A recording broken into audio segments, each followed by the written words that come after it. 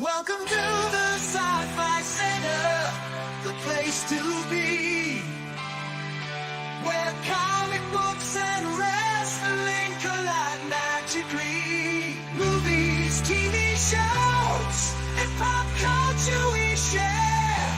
Get ready to rock, we're here to take you there.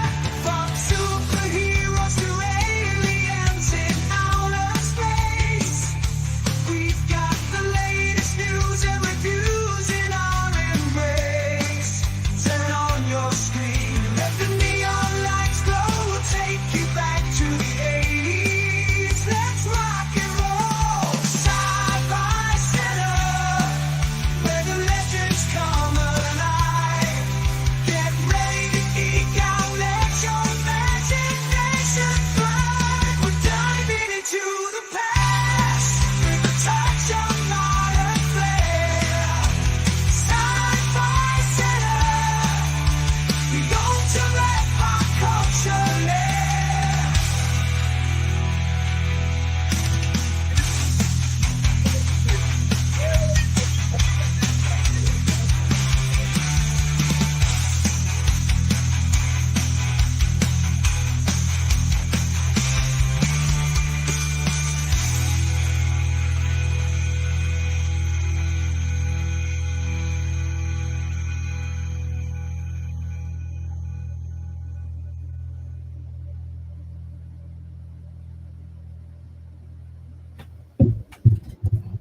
The transformative effect that a espresso frappuccino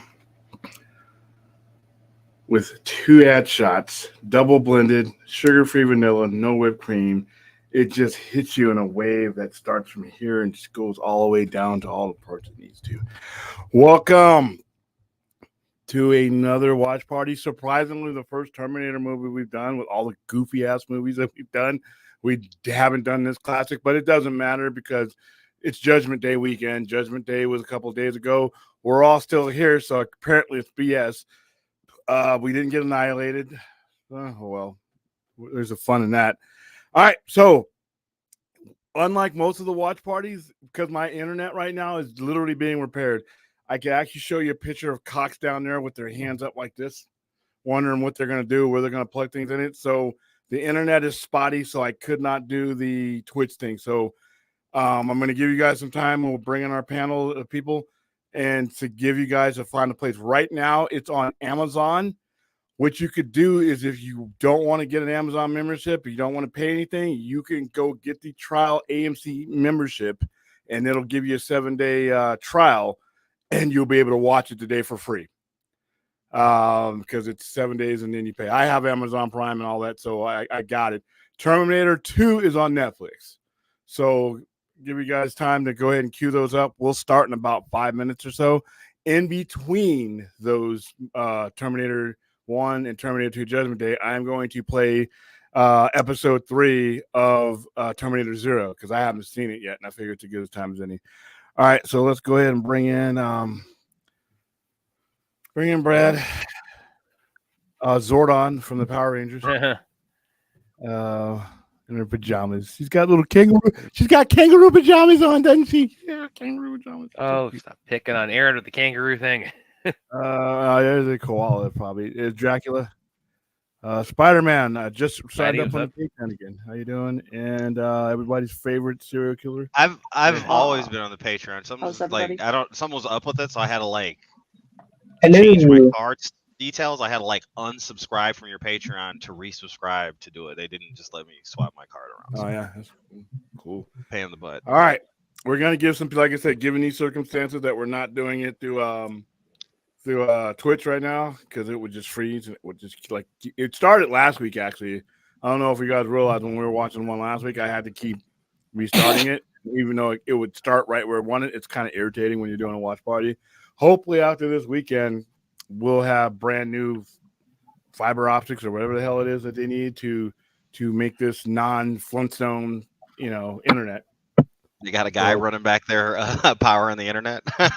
He's running barefoot on a hamster wheel. It's a hamster. Sometimes it feels like that, but hamsters got more energy than my cable does sometimes. So. All right, so okay, I'll say hi to everybody in the chat, but everybody in the chat gets really shit at the moment because. What's that, Ozzy? My internet is a bit shit as well. Oh she yeah, has Cox Australia. Oh wow, well, I would love Aaron, it hasn't been so shit that you haven't managed to like make one of our images on KFK's Hall of Fame with Brent Foster go kind of viral for us. Just saying. Hey, so she has, dude, kangaroo powered internet. That shit should never die. That should be like. What's going on, Ruth? How you doing? Internet. Hey, Spidey. Hey, Nerd. Hey, Aaron. Hey, Brad. Hey. everybody. How's everybody doing? Hey. It's getting colder now. It's definitely getting colder. It's supposed to be winter down there in Australia, and you guys had what 107 or our version of 107 the other day. I guess that's 40 Celsius. Yeah. Well, no. It was a lot colder. It was a lot colder. Okay. It would have been around about 18 degrees Celsius. Okay. I don't know what that is. That's Canadian. That's Canadian. What about Fahrenheit? Oh. Well, let's just say 83 degrees. 83 Fahrenheit is around 28 Celsius. Oh, so she's in her 70s. Wow, that's not bad at all. I wish I could live in a place where it just says 70 all year long. What's the weather like for you, William, at the minute? It's what? Oh, it's about 100 even, I think. That last weekend we were in the mid 90s and we stayed there. I was like, we were breaking out the Christmas trees, man. I wish. Real quick, I just want to say, for anybody that's on the Discord, I'm gonna run the movie on there. Awesome. Anybody wants to join that voice chat, you'll be able to see and hear the movie. By the way, guys, I'm still in the Discord. It's just that sometimes things get kind of crazy, and we can't always control how people respond to each other on there. And I don't want to limit that for you guys. So this center is a business. So sometimes we got to get ghetto on the Discord. I was like shocked that day that happened. I was taking a nap when you sent me that message, and I looked at my phone and I was like, "You gotta be fucking kidding me!" And I'm like, I don't want to. I mean, that's your guys' place to come and to have those conversations. But like I said, I can't. When I'm responding, that's your guys. Oh, that's fourth. It's fourth. Fourth, you're echoing. Yeah, it's just like I said. Fourth is probably other William too. Yeah, that we're not doing that tonight. By the way, we're not doing the William. Just like Brad says, he doesn't want to watch certain movies every time you say certain avatars don't come up. Not only do they show up, but then they bring their little non-existent friends. I'm not highlighting them though. I'm not getting in conversations with myself. They'll take over, William. You'll bite. Yeah. You always bite. You'll bite. Hey, by the way, one last thing. What the hell is that? Somebody's getting a message in the Matrix. Apparently, it's reverberating. There's about 80 messages in the Matrix. Just be me, but we just had 80 people take the red pill. Apparently, I had somebody message me a few minutes ago that I think would be an excellent additional mod, which is Dracula. And I think no. Come on, man. Fuck no. I'm just kidding. You don't want Dracula to be a mod. He's up all night. I mean, he's up 24 hours. He's the calmest person on this entire channel, and you don't want him to be the mod. That's the funniest thing is he's probably in real life. He's probably like another Ruth. I mean, you're accusing him of murder now? Well, we don't have a serial killer here in the fucking valley, so I think I can vouch for him. There's no news of a serial killer anytime recently. Well, you don't know. You don't know. You have. Well, wouldn't the news report the missing bodies if he's really getting away with it? No. You know what? That's the fascinating thing about serial killers, right? The ones that don't want to get caught quite yet. Then he pulls out a knife when I try to defend him. Like, dude, Yeah. what the hell? I'm telling you, man. Serial killers are a fascinating group. Because, like I said, you can have like the I-15 killer, and a lot of these killers, they didn't start putting together that it might be the same guy until they messed up the pattern. Something happened, and they were able to connect one, and they were able to connect people. So it's like, so you could have a serial killer in your midst and not know about it until years later. You trying to tell us something, William? No, I mean Ruth is. Do people always come back safely from that Rocky Picture Horror Show? Is that what you're trying to get at? You might not come back safely from a visit in the story. We don't need a special event. So I'm threatening. That's fourth. Yeah. We almost put fourth injured his thumb or something holding a ladder David, for you. David Riley, we're not running it on Twitch.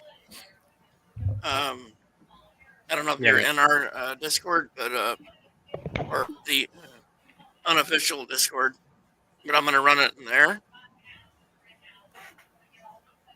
Yeah, my internet's just not going to do it. It's just not going to do it. Yeah, and like I was telling you, the internet that I'm on has like kind of a strict bandwidth. But the bandwidth, like if I do it through Discord, it's not as bad. It uses like you want to put the you want to go ahead and put that link and just tie that to the top of the it has to be an invite to the Discord. Yeah, there's kind of a invite process with Discord. Even if it's an open one, you still have to like invite yourself to get in. Yeah, I just don't want to put it on this crappy internet and then have to keep starting the movie over. That's what happened. Somebody close to me told me to tell that Kosa, you're going to need a bigger blade than that if you're going to solve some problems. Oh, Blade? Blade said that he's not worried about the little stick he got going on there. Blade could be a Crocodile Dundee on Dracula. He said that you could be a... Go ahead. He said that you could be a sidekick pocket knife if he needs one, but you got to clear it with Aaron before you start bringing up Crocodile Dundee, because that's Well, Blake can keep enjoying his baby food and prune juice at the old folks. All right. His career's over. All right, so I sent that invite link out. Also, Marco Sinostra, go ahead and type in the chat. Is this movie online? Just like what's that? For free? Yeah, you can go to Amazon and get the free. You can get the trial membership for AMC, and you get this movie for free if you want it. He's got a wrench. Man, that's gonna be some scary shit. Can I get a wrench? No. I love the way he just went, no. This means Dracula can fuck up the channel at will. All right, well, hey, it'll be fun. Yeah. Is everybody ready? Yeah, I'm ready. I got already queued up. Yeah, I'm about to start sharing on the Discord. Okay. All right, where am I at here? AMC. Who's doing the countdown? Let me somebody else, because I'm tired of getting Ruth. Ruth, you can do it. Right. Hold on, man. Hold on. Let's give us 2 seconds.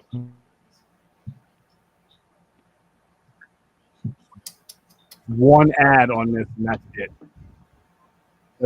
Oh, by the way, that's another thing. I got my money back from my Hulu. Yeah, they figured that out because you had we were watching that second. Yeah, they had to stop the membership and restart it because I guess when I upgraded, it didn't take. Hold on. Yeah, so they fixed it and gave me the month membership. All right, hold on. I just want to make sure. Are we all ready? No, hold on. I just want to make sure that it's past this. There's always one. All right. You're right, fourth there is. Anyway, try fourth. Hope you're well. Whatever. All right, I'm ready. Right. 3, 2, 1, go. Come with us if you want to live. All right, the Orion stars are up. I got Metro. I have the lion. Yeah. How long is your ad break, William? It's over. I waited till it was over before we had to start. So it's not even in the middle. That's cool.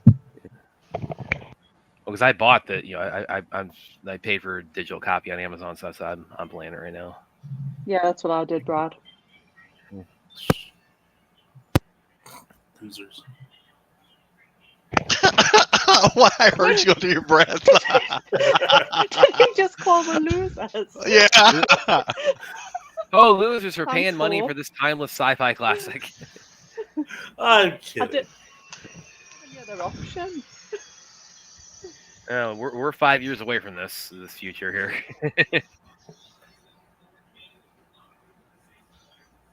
The stop motion future. 2029. Yeah.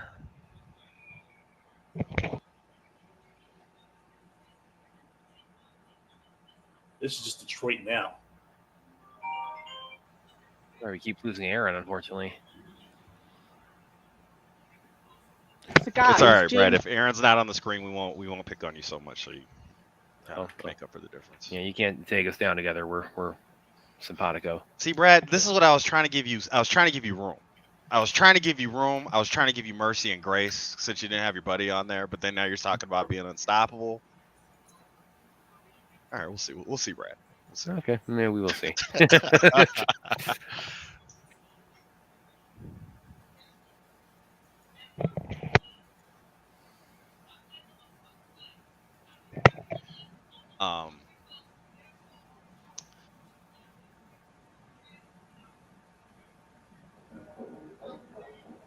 So guys, you got your Wikipedia out, Brad? Second. You got your Wikipedia out. What were you saying? Howard? Oh yeah, let me go and pull that up so I can read off trivia. So I was just about to say this. The reason that this film was originally created was he actually had a dream about Cameron. Yeah, it was about the flames and obviously about like sort of the robot and taking over the world, etc. And then he drew a vision, didn't he, Brad? And then developed it from there. Cameron had this nightmare about a cyborg, this like this Skeletor cyborg, I guess is the term I'm looking for. Skeletal?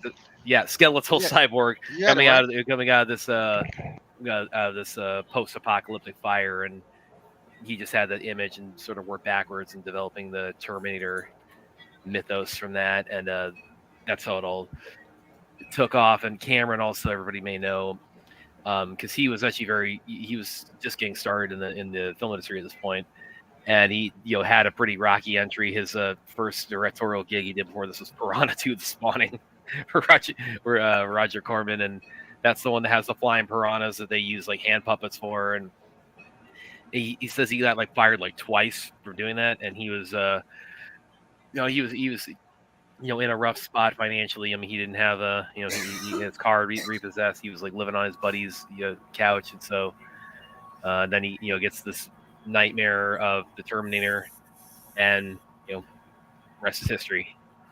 So when life throws you lemons. Second. When life throws you lemons, you make $2 billion movies on a regular pretty basis. much, yeah. Like if you're Cameron, yeah. So originally, when you'd obviously written this movie, it was meant to be a slasher movie, wasn't it? That's what he like, sort of. But I know that obviously the comparisons it's between this movie and Halloween. Yeah, that's one thing Cameron has cited as a influence is Halloween, and you could definitely see that like when it comes to like tone wise, this one much more so than the than any of the follow-ups. This one has much more of a feel of being like a horror movie and having a slasher movie quality to it. So yeah, that's what and it kind of does the same trick. Terminator does the same trick the Alien did, because Alien started out very much as a horror movie and went shifted into action with aliens, and of course here's Arnold coming through time now. Whenever they de-age Arnold in the movies, they use this scene as their base. Pretty much, yeah. Well, what got James Cameron the directing gig for Piranha was that we start off with special effects, and there was one gig where they tried to get some worms to kind of wriggle and writhe on command, and he had the idea of electrocuting them. Wow. Whoa, are you serious? Insect cruelty. And needless to say, they performed, and the rest is history. No, Cameron. Like one thing you look over Cameron's career, it's like when he says jump, people say how high.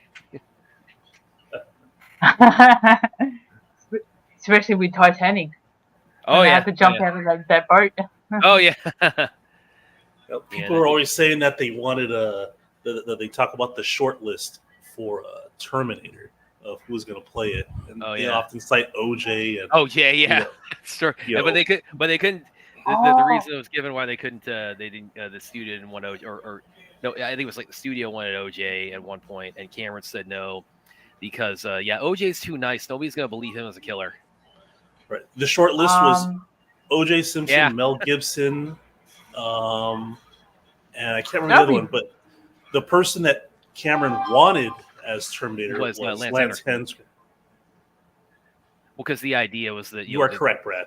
Yeah, the idea is the Terminator is supposed to be this infiltration unit, so he envisioned the Terminator as like somebody who would just disappear into crowds and wouldn't stand out among humans, and that was what he thought it was originally with and then it was going to be Arnold they had thought about for Kyle Reese, and Arnold read the script and he was kind of gravitating more towards the Terminator. And there's a story where Cameron, before he heard that from him, Cameron said, "Okay, I got to talk Arnold out of being Reese, so it's like I got to go pick a fight with him." And then they go to this meeting, and Arnold says, "No, I'm actually kind of I think the Terminator is something I'm kind of more down for." And Cameron said, "Actually, might have something there." And again, there's history.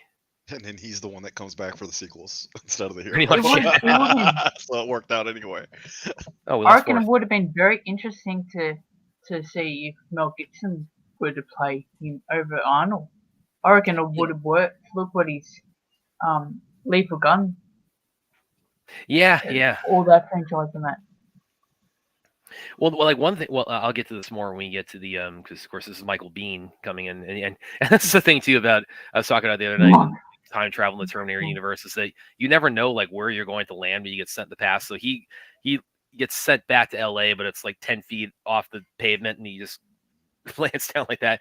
But I'll get more to this when we get into T2. But apparently, one idea Cameron had for T2 was that to bring Michael Biehn back as the T-1000. So it's like, that could. Well, Michael Biehn can't run like the guy who played the T-1000. That motherfucker's crazy. Where they land? They know where they're in the first couple of movies. They know where they're going to land because that's where the time machine is in their future. Mm-hmm. It comes back to the same spot. That general area is where the time machine. They have a network of time machines, and in the future, that's where they are. So they're transporting them. They're not moving them. They're just moving them through time. In LA, the main hub is underground in LA. Yeah, we lost Ruth. But I think it was Clint that brought it up last time when he said that. It still would be based on, even if the place is in the right spot, that doesn't take into account where the world is as far as like orbit around the sun or spinning. I'm pretty sure if you have the technology to send somebody back in time, you probably have some extra, could account for that. Yeah, just need to account for that. Yeah, I remember seeing this like when COVID. It also said time travel doesn't exist, but yeah, I get you. I remember when COVID started. I remember when COVID started. I saw this meme circulate with Michael Biehn right there going all around where it was something like when everybody's like finally allowed to go outside again, and it was the meme of Michael Biehn going, "What day is it? The date." I just know for a fact if William was in a time machine, he would make it back to Sister Kim somehow. He'd land like in the kitchen. Well, then he has a limited. Didn't Sister Kim start within the last since 2019 or something, or has it been there longer? 2022.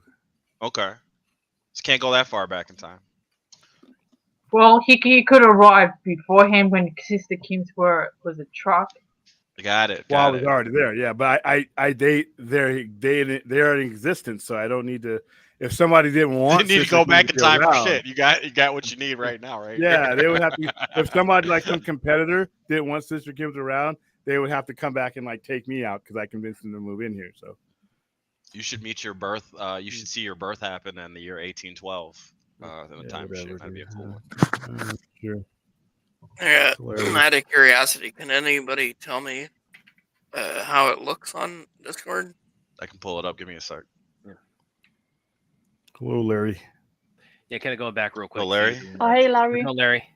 When Lance Henriksen, when they were considering him for the Terminator, he really went like full like method actor where he when he was prepping for it, and Cameron, he was going to bring him into this meeting with the studio heads to kind of sell them on the idea of him as the Terminator. And looks good, Vince. Looks good. Okay. And so Lance Henriksen, he came in, he was sitting out in the waiting room, and he went out there. He was in character and in full costume, and he put tinfoil in his teeth to really enhance the idea that he was a machine. And he apparently just scared everybody shitless in the office. And then like one guy says, yeah, they were pretty close to calling the police on it, but then that's what Cameron came in and said, oh no, I got this. This is the guy I'm pitching you on for the Terminator. And in the end, it's like, Henriksen, he did kind of get to, because he ended up being Bishop in Aliens. So, ended up eventually being, a cyborg or synthetic human for Cameron. There was a legal issue with this movie, though, wasn't there, Brad? Say again? There was a legal issue with this movie. Oh, it was basically. Are you talking about the whole Harlan Ellison thing? Yeah. Yeah. He was a writer on Outer Limits, I think, and he saw the movie, and he felt like it was like a lot of elements were too. It felt like it was heavily influenced by a couple episodes he did of Outer Limits. I haven't seen the episodes in question, but apparently like one he's referencing does involve like a soldier from the future going back in time and stuff like that. So there was a little bit of legal action there, and eventually they settled out of court. Cameron was, of course, not. He was definitely not happy about that. But that's why at the end now it says, in the credits, acknowledgement of the works of Harlan Ellison. And Cameron's talked about like he's very much pushed back on the idea that he was kind of pulling it all from that. And this is without casting aspersions at all in anyone's direction, but that's just a little bit of Terminator trivia. Some people say that you might be casting aspersions. Not me. I'm just saying. I'm just reporting that the lawsuit happened. I'm just like, what's your breath?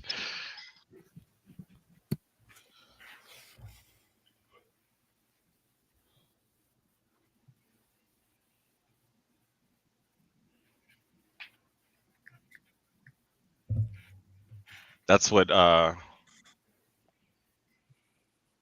kid deserves to be terminated. He's up there with Tito, right? The kid right, nerd. Ice cream in her apron.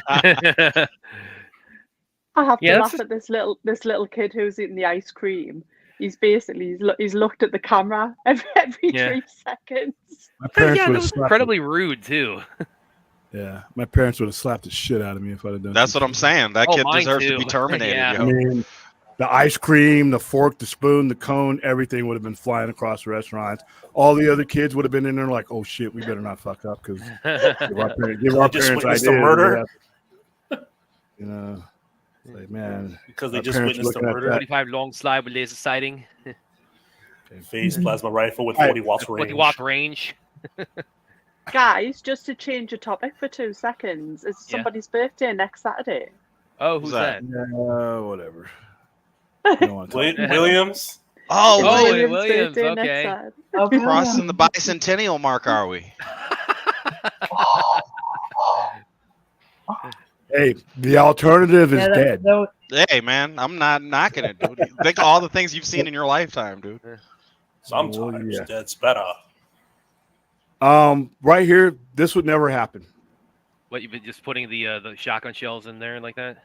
Yeah, you wouldn't even have them out. Even back in this day and era, you would not have them out there like that.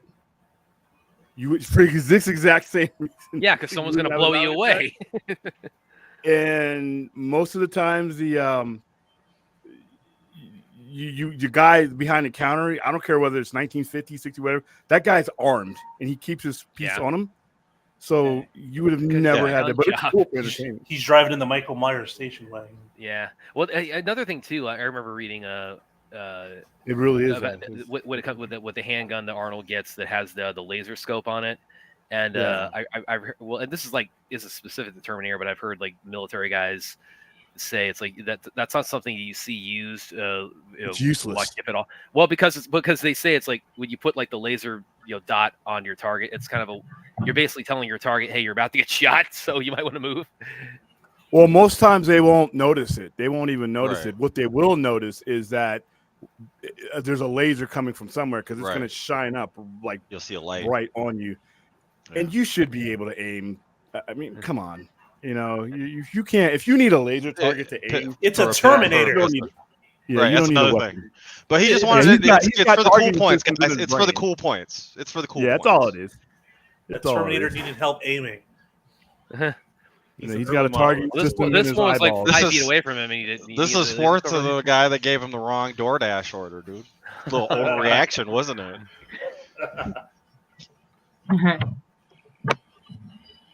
Back when you could smoke in the restaurant, in the back, the front, everywhere.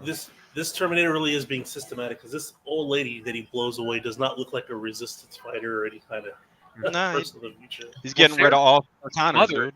He's not playing. He's not playing the Sarah Connor risk. So your eggs have dried up. Playing the time waster risk. What did you just say? That your eggs have just dried up. You can't birth the resistance future.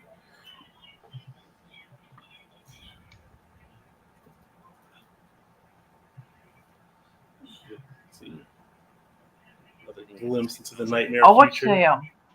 I watched a YouTube video. It said what you couldn't get away with now, and it was all about the 80s, all the stuff that you could get away with during the 80s and 90s. Yeah. And one of them was smoking in restaurants. Oh yeah. Yeah. Well, because you used to be able to smoke on airplanes.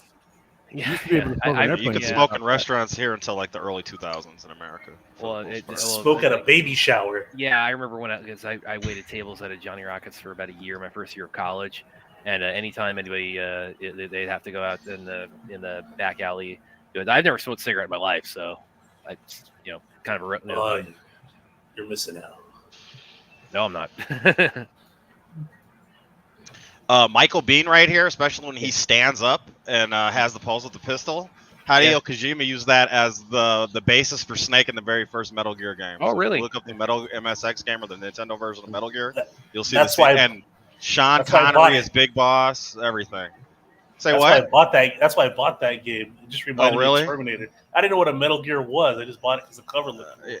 Metal Gear is like the shit, dude. That's what it is. But no, yeah, this whole like you said, the cover. That's exactly you're gonna see the same scene from the movie in here.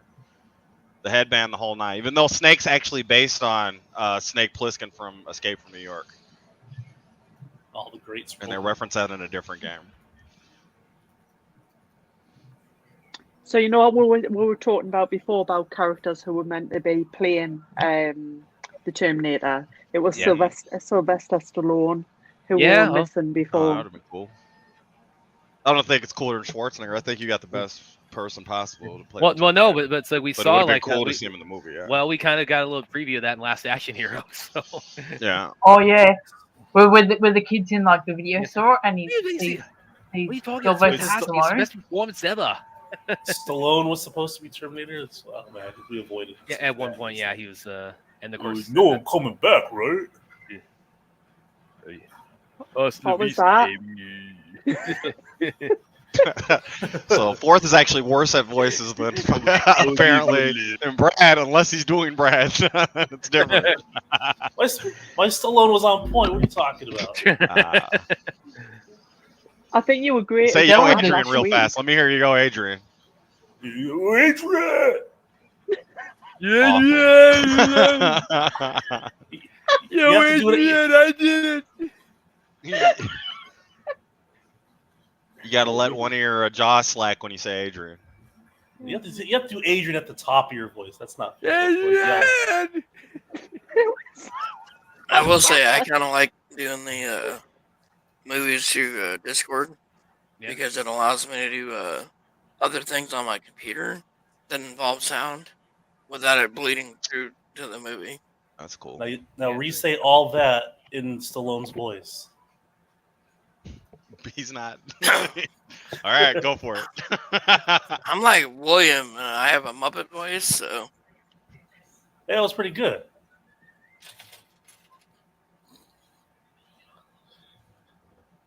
It's many years of smoking cigarettes worth. Oh, I wanted cigarette voice, but it just never came. Yeah. If all of those damn things were healthy.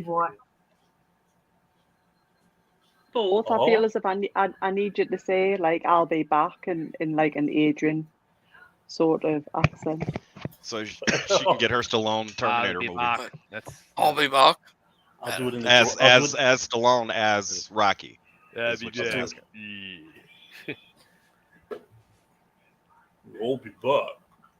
Yo, Adrian, I'll be back. That was quite good, bro. Like, wow. You're watching on Discord. You don't hear anything other than the movie, right?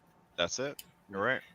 Apparently, Stallone actually he was one guy they considered for Mr. Freeze and Batman and Robin. That's another one I kind of like. I've always taken like quotes like, "Yeah, you did music, we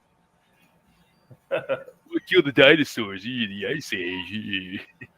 No, it's not even true. I like. Arguing probably would have been more believable in the past. Like Patrick Stewart also, he probably would have been most comic accurate if they had gone with him because he was considered. Yeah. What's that movie with this Schwarzenegger, Running Man, where he kills that one guy? Sub-Zero now. Absolute zero. I'm like, that's higher than Sub-Zero. You just elevated the guy. And then Jesse Ventura was like the bad guy at the end. The only reason I was asking Spidey is I'm also watching a college football game on another tab on my on a web browser. By the way, I'll read a little bit more trivia here. This is from like the casting section on the Wikipedia page. Arnold wasn't he wasn't too keen initially on he didn't think this had high prospects when he got it because according it says Schwarzenegger was not as excited by the film during an interview on the set of Conan the Destroyer. An interview asked him about a pair of shoes he had which belonged to the wardrobe for the Terminator. Schwarzenegger responded, some shit movie I'm doing, take a couple of weeks.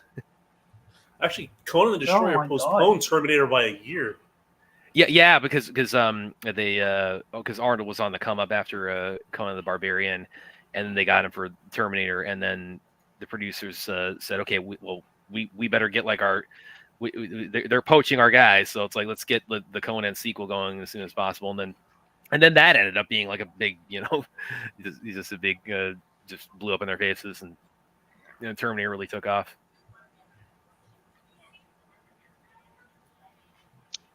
You should do your hair like her, Ruthie. What, the perm? What, you talking Sarah's roommate? Sarah Connor herself. No. The mullet perm. Shall I try that for next week for you all? Well, you'd have to take about like 8 inches off. Can you imagine? Yeah. I would do it if I could, but I'll just let you have all the fun. What should I just cut my hair just to have that hairstyle? Thank you, guys. Guys, stop encouraging Ruth to modify her body so much. You had to try a tattoo, and now you want her to get like. She didn't. Nobody encouraged. She came up with that idea all by her lonesome, and then decided to share. I'm convinced she got that because in the mirror it says art. It does say art. You're right. Yeah. It does say art. You're right. Yeah. We still haven't watched that trailer. Oh, it was a great trailer. I've watched the trailer, so. Brad, do you think there's any chance that we could watch it? Maybe tomorrow. I mean, if William wants to. Look at William. William hasn't replied. Oh my! And we also need to watch that. And we also need to watch that that Peter Pan trailer too. Oh, there's new Peter. Oh yeah. The Whoverse. But William's got an interview set up for the Tinkerbell. He's interviewing Tinkerbell. Yeah, you mentioned, yeah. Is it busy out there today, William? All right, get back to us. Yeah, my 14. I was gonna say my 14-year-old was like, "Can we go to see the Terrifier 3?" I'm like, "No." Your mom, give it a chance. I was Dad. like, I was like, chance. I was like, your mom can take you because his mom is like super into horror. His mom hates Terrifier, and I'm like, "Yep, it's not for everybody, dude." You should give him this. You should give him the tactics, the knowledge of just like sneaking in. Oh no, switch your son. He's all into it.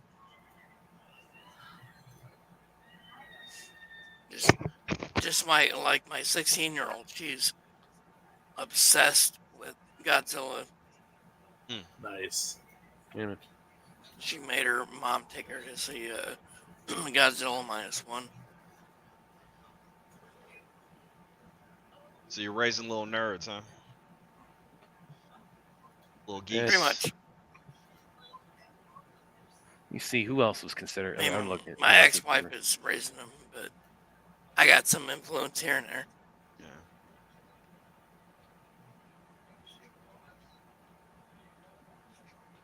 So, Brad, am I correct in thinking this gentleman who's talking now, who's dressed as the cop, he was the one who they sent in for the when they were like presenting the screenplay? Is that? Oh, you mean Lance Henriksen?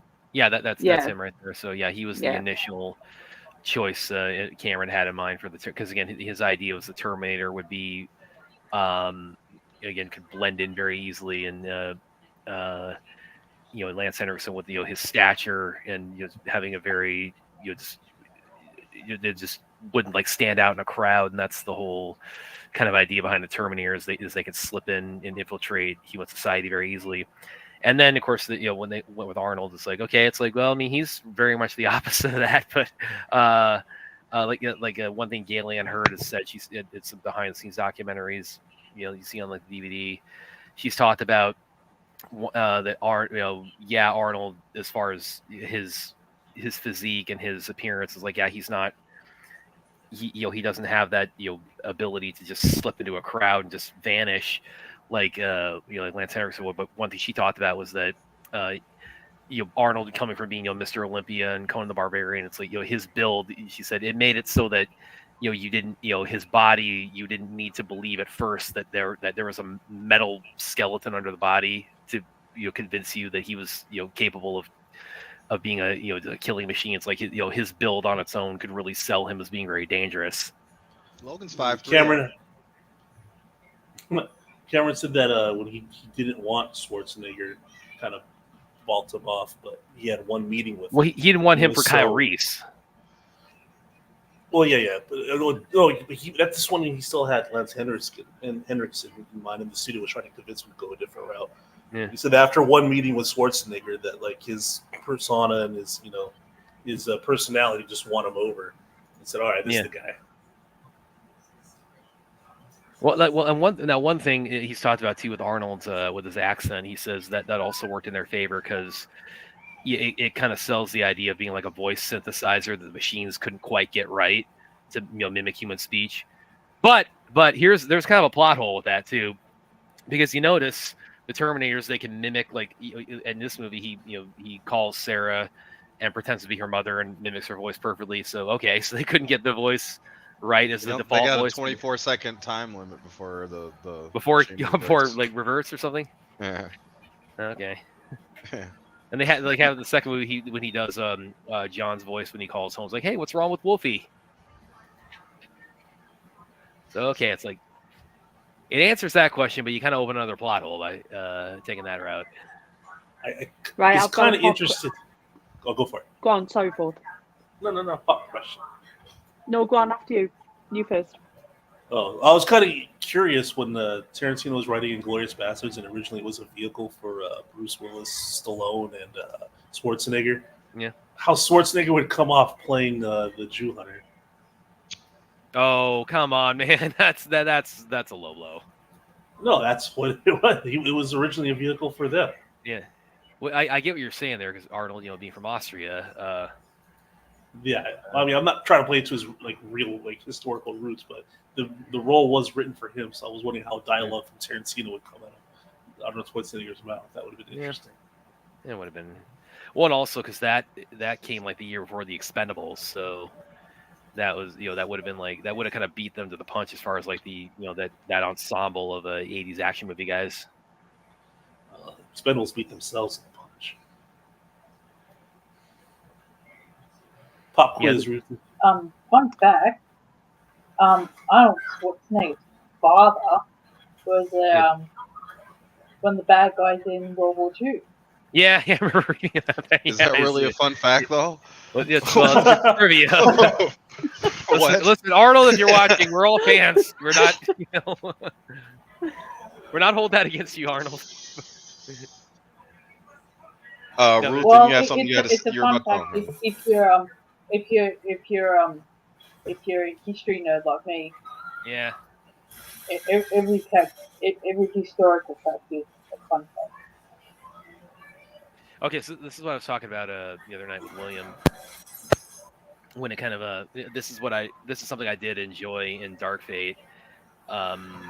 What happens here is that for a minute or two, he thinks he's completed his mission because he killed the other two Sarahs, and he's having to kill all the Sarahs because they don't know what she looks like. They don't have any information on her, so they just know that Connor's mother is Sarah Connor.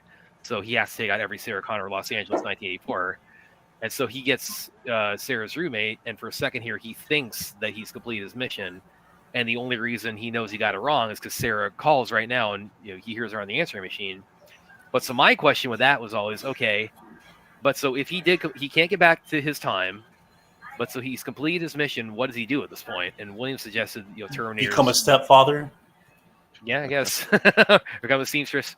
But William suggested, the Terminator's the most logical thing Skynet would do with them is have them self-destruct once they complete their mission.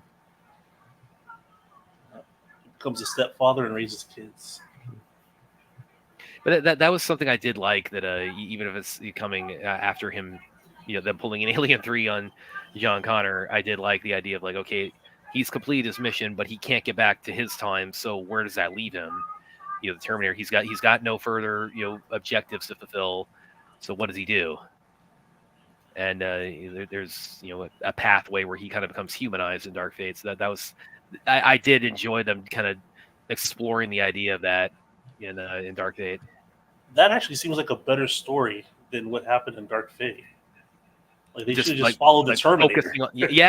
That's something. I think that should be something maybe they should think about. I mean, Cameron's got this reboot he's got in the works, but that's maybe something that they should maybe dive in on. It's okay, a Terminator, you send him back in time, he completes his mission, but he's got no means at this point to get back home, and he's got no further mission to fulfill. So what does the Terminator do with himself at that point? He destroys himself. Yeah, that's what William suggests. But also he can't. That's what would happen. But he can't do that. They would have to program that like a self-destruct mechanism, because he says in the second movie, I can't self-terminate. So they would have. Yeah, but that one was sent back by humans. The one sent back by Skynet would have that programming, and they would be able to do whatever is needed. The one programmed by humans would reflect human values. So yeah. But the one sent by Skynet in Terminator Dark Fate didn't self-destruct itself. Yeah, but that movie's full of bullshit, though. That's pretty much what it is. No, it's that movie. No, that movie canon. But if you look at what happens, as soon as John Connor dies, even in that movie, more than that changes. That movie's pretty much bullshit from the moment he dies, and it's not very good either. But no, they got. I like Dark Fate more initially when I first coming out of theater. I saw it, but I've kind of mellowed on it since then, because really when you look at it, it's okay, John Connor gets killed. They've reset the timeline from T2, and John Connor gets killed. But okay, so now it sets up this new future. But really, the new future is really the future we already got. It's just now it's called Legion instead of Skynet. We've got this new human resistance leader, so it's Skynet with a new code of paint, basically. Yeah, it just doesn't make any sense. Anything after T2 is kind of BS canon. What'd you say? Because T2 didn't wrap itself up properly in order for there not to be an explanation. T2 made the whole time travel of everything that happens in these movies pointless if you can't stop the future from becoming the dystopia that it becomes. Well, no, because they didn't know where. Remember, the biggest disadvantage that the Resistance had, and no one knew when it started or how it started. It wasn't a particular person, Well, there was a line that Schwarzenegger says that it's inevitable or something, or it was always going to happen, or it's unpreventable or something to that effect. So all these movies are pointless of going back in time to stop it. Was inevitable from those the John Connor and what's-her-face Claire Danes character. It was inevitable. They didn't have the means to stop it. For them, it was inevitable, but there is a point where you can stop Judgment Day from happening. But it's just not at any point in their time. There's nothing those two could do. I mean, he was a damn near a homeless dude, and she was some kind of a veterinarian. I don't think they were going to be. Yeah, they were not going to be equipped to stop Judgment Day So in their case, it's inevitable. But they've proven that nothing's inevitable because they've changed. They've changed stuff. I mean, the whole point of them being able or having the willingness to go back in time is that nothing would be inevitable, even in a closed loop. Even in a closed loop scenario, they wouldn't have been able to do it. That's why Terminator 2, at the end, the most one second. Hey Vince, the movie popped off the Discord, and you also have it looks like Bruce's on Discord watching along. So the movie stopped in the Discord, Vince. Guys, can I ask a question though? There was a deleted scene at the end of this movie where Sarah Connor was actually going to go back, and she's got obviously a telephone directory, and she was going to go back and destroy the what's the place called? Sorry, Skynet. Cyberdyne. Yeah, that was it, Cyberdyne. And then would that not have stopped the Judgment Day? Yeah. No. Well, yeah, but what William's talking about is for making more. Well, also, but I mean, what William's talking about when he talks about how the necessity of the story Terminator 3 tells is that the way T2 ends, it's like the Terminator destroying itself, and John Connor, it's like if the future that Kyle Reese comes back from doesn't happen, then John Connor shouldn't exist. So that's necessitates Terminator 3 explaining, okay, why is John Connor still around when we have averted the timeline where Kyle Reese comes back in time to impregnate Sarah Connor. If that doesn't happen, then there is no John Connor. So if Sarah does that too, if she goes back in time and takes out Cyberdyne, but it's like her decision making it's being influenced.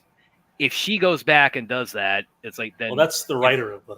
Sorry, yeah. The writer if she goes back, if she doesn't, if there is no Cyberdyne in the future for her to decide to go back and eliminate, then she doesn't go back and do that. So how does it happen?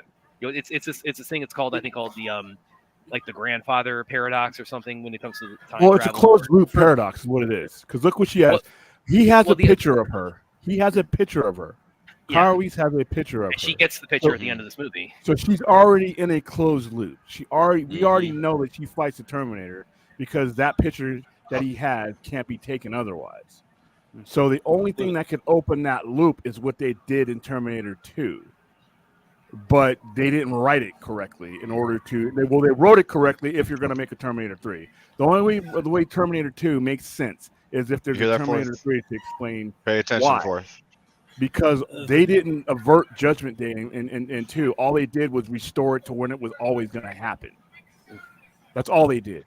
Well, and otherwise, the real answer is time travel is not supposed to play that major of an event in these movies. It's just supposed to set the plot forward so that these. No, it is the movie.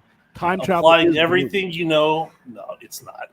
It's just supposed to initiate the plot. You can't rewrite their rules. You didn't write the movie. If you're applying everything you've learned from time travel from every other movie, it tears Terminator apart. You didn't write the movie. I didn't write the movie. We're going by their rules. No, what we think is irrelevant. We're going by the rules that they established. That's all. Now, you can apply these theories, of course. Wait, you ignored the rules from the other movies just because you didn't like them. No, it's a linear timeline. Even the shittiest Terminator movie falls back on their own rules, and they fail when they go from their own rules. Like Terminator Dark Fate was garbage because they immediately go against their own rules. They set the rules, not me. That's because they're only using these things just to make more plots happen. The time travel thing is just supposed to be an initiator for this plot to happen. But it is not supposed to be grandfather clocking and jumping in and out of portals every episode. The whole point of the movie is time travel. It cannot be minimized. What I was saying a second ago to Root's point, like the whole the loop, the time loop element of this, it's like in science fiction, the principle I think is called the grandfather paradox. It's the idea that if you were to travel back in time to kill your own grandfather, you wouldn't be born, so you couldn't go back and kill your own grandfather. So that's a way, that's an explanation when you're talking about linear time. We're not talking about like spaghetti theory or when Marty started dating his mom and Back to the Future or multiverse stuff like that. It's like if you're talking about linear time or cyclical time, then that theory posits that you couldn't go back and change events of the past because those events have to happen for you to be able to have a starting decision making in the future. So that's the theory of time travel that Terminator is based on. So the storytelling can't function if they're going outside of that, which is why it makes no sense. And you start overemphasizing the time travel in these movies, it tears these plots apart. No. I didn't overemphasize anything. That is the story. They made the time travel and the stakes as part of the story. There's no way for an outsider like you or me to overemphasize shit. They did it. They wrote the movie. They wrote this into the movie. They wrote a close. It's just part of the catalyst to initiate the plot. No, it is not part. It is the movie, dude. It is the movie. It is the entire point. Your opinion about it not being, that's notwithstanding. It is the movie. Without it, the movie doesn't work. There is no movie without that element. It doesn't happen. You see what I mean? Yeah. You guys are turning this into Time Traveler's Wife. No, this is the Terminator. This is the Terminator. See, like Sarah Connor Chronicles. Those are even then, they wrote themselves a way out of their own loop, and they did it correctly. They followed, even Sarah Connor Chronicles, they followed the rules that have been set up. So what is correct versus incorrect? Can you give an example? Well, it's not correct in there's any. It's correct in what William's talking about, like the version of time travel they establish, and what he's saying is, again, there's different approaches. You can take different theories about it, but what Terminator establishes is the linear time or cyclical time. So what happens at T3? It's like that's the only logical outcome to the sequence of events we see in the first two movies, because if you don't have that, then John Connor, it's like as the Terminator is like lowering himself into the steel pit, John Connor should be like fading away like Marty's photo. Yeah, you've broken the loop. You've broken the loop, and the movie, the entire purpose of the movie is now ended. The cycle is ended right there and then by their rules, not mine. Well, William, do you think now? Well, now this would definitely change T2 and the franchise up a lot, but it's like if that were if that had been what happened in T2, like we got like a big surprise ending, like, oh, we're eliminating this future, so now John Connor vanishes and we've completely restructured the time. Does that? I mean, like that logic, if that's the rules they set up. Next time we see her, should be in her little maid uniform at her cafe with that badass kid putting ice cream. But that works. If that's Antonio, we're about 44 minutes into the movie, and then Dante has something to say to both you guys regarding what you guys are talking about. But that's they clearly. Hold on, go Brad, go ahead. But that would work if that's the internal logic they established, right? By their logic, by their rules, by the story that they've written into how Terminator 2 should have ended should have been a flashback scene of her just going about her life, because that night never happened that way. Why didn't they end it that way? Why didn't they end it that way? Because that's not the version of time travel or how time works that Terminator has established. Well, no, they were probably, Well, they wanted to do more too, yeah. Yeah, he left it open-ended. So yeah, he did ignoring time travel rule basics, because it's just not the story they wanted to tell, where people are disappearing like Marty McFly and all that. Dante's the real theory for the confusing timeline is the series made more money than they thought. So, yeah, that's, I mean, from a business standpoint, that's definitely a good explanation. I mean, you could apply that. Well, and they were talking about doing T3 for like years and years and years after T2 came out. But once because Schwarzenegger had a whole big career in between 2 and 3. Yeah.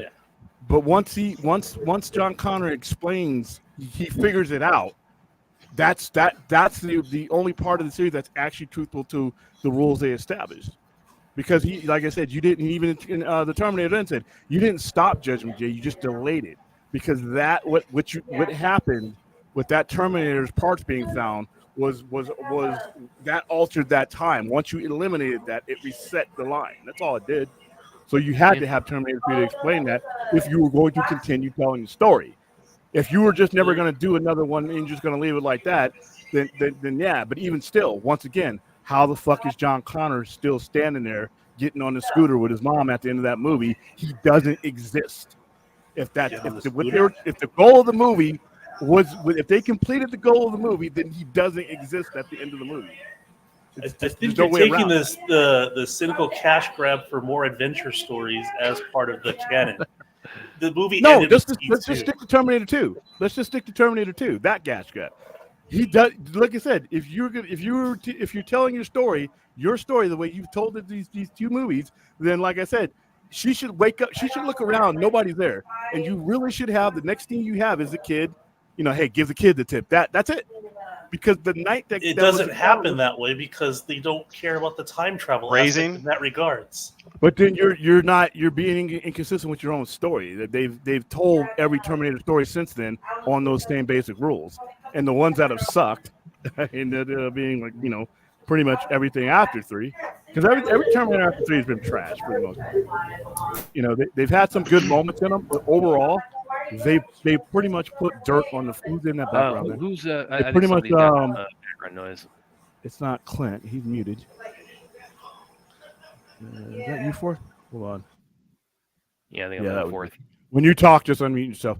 But yeah, like I said, I didn't establish. There's a whole bunch of ways you could do time travel. They chose this one.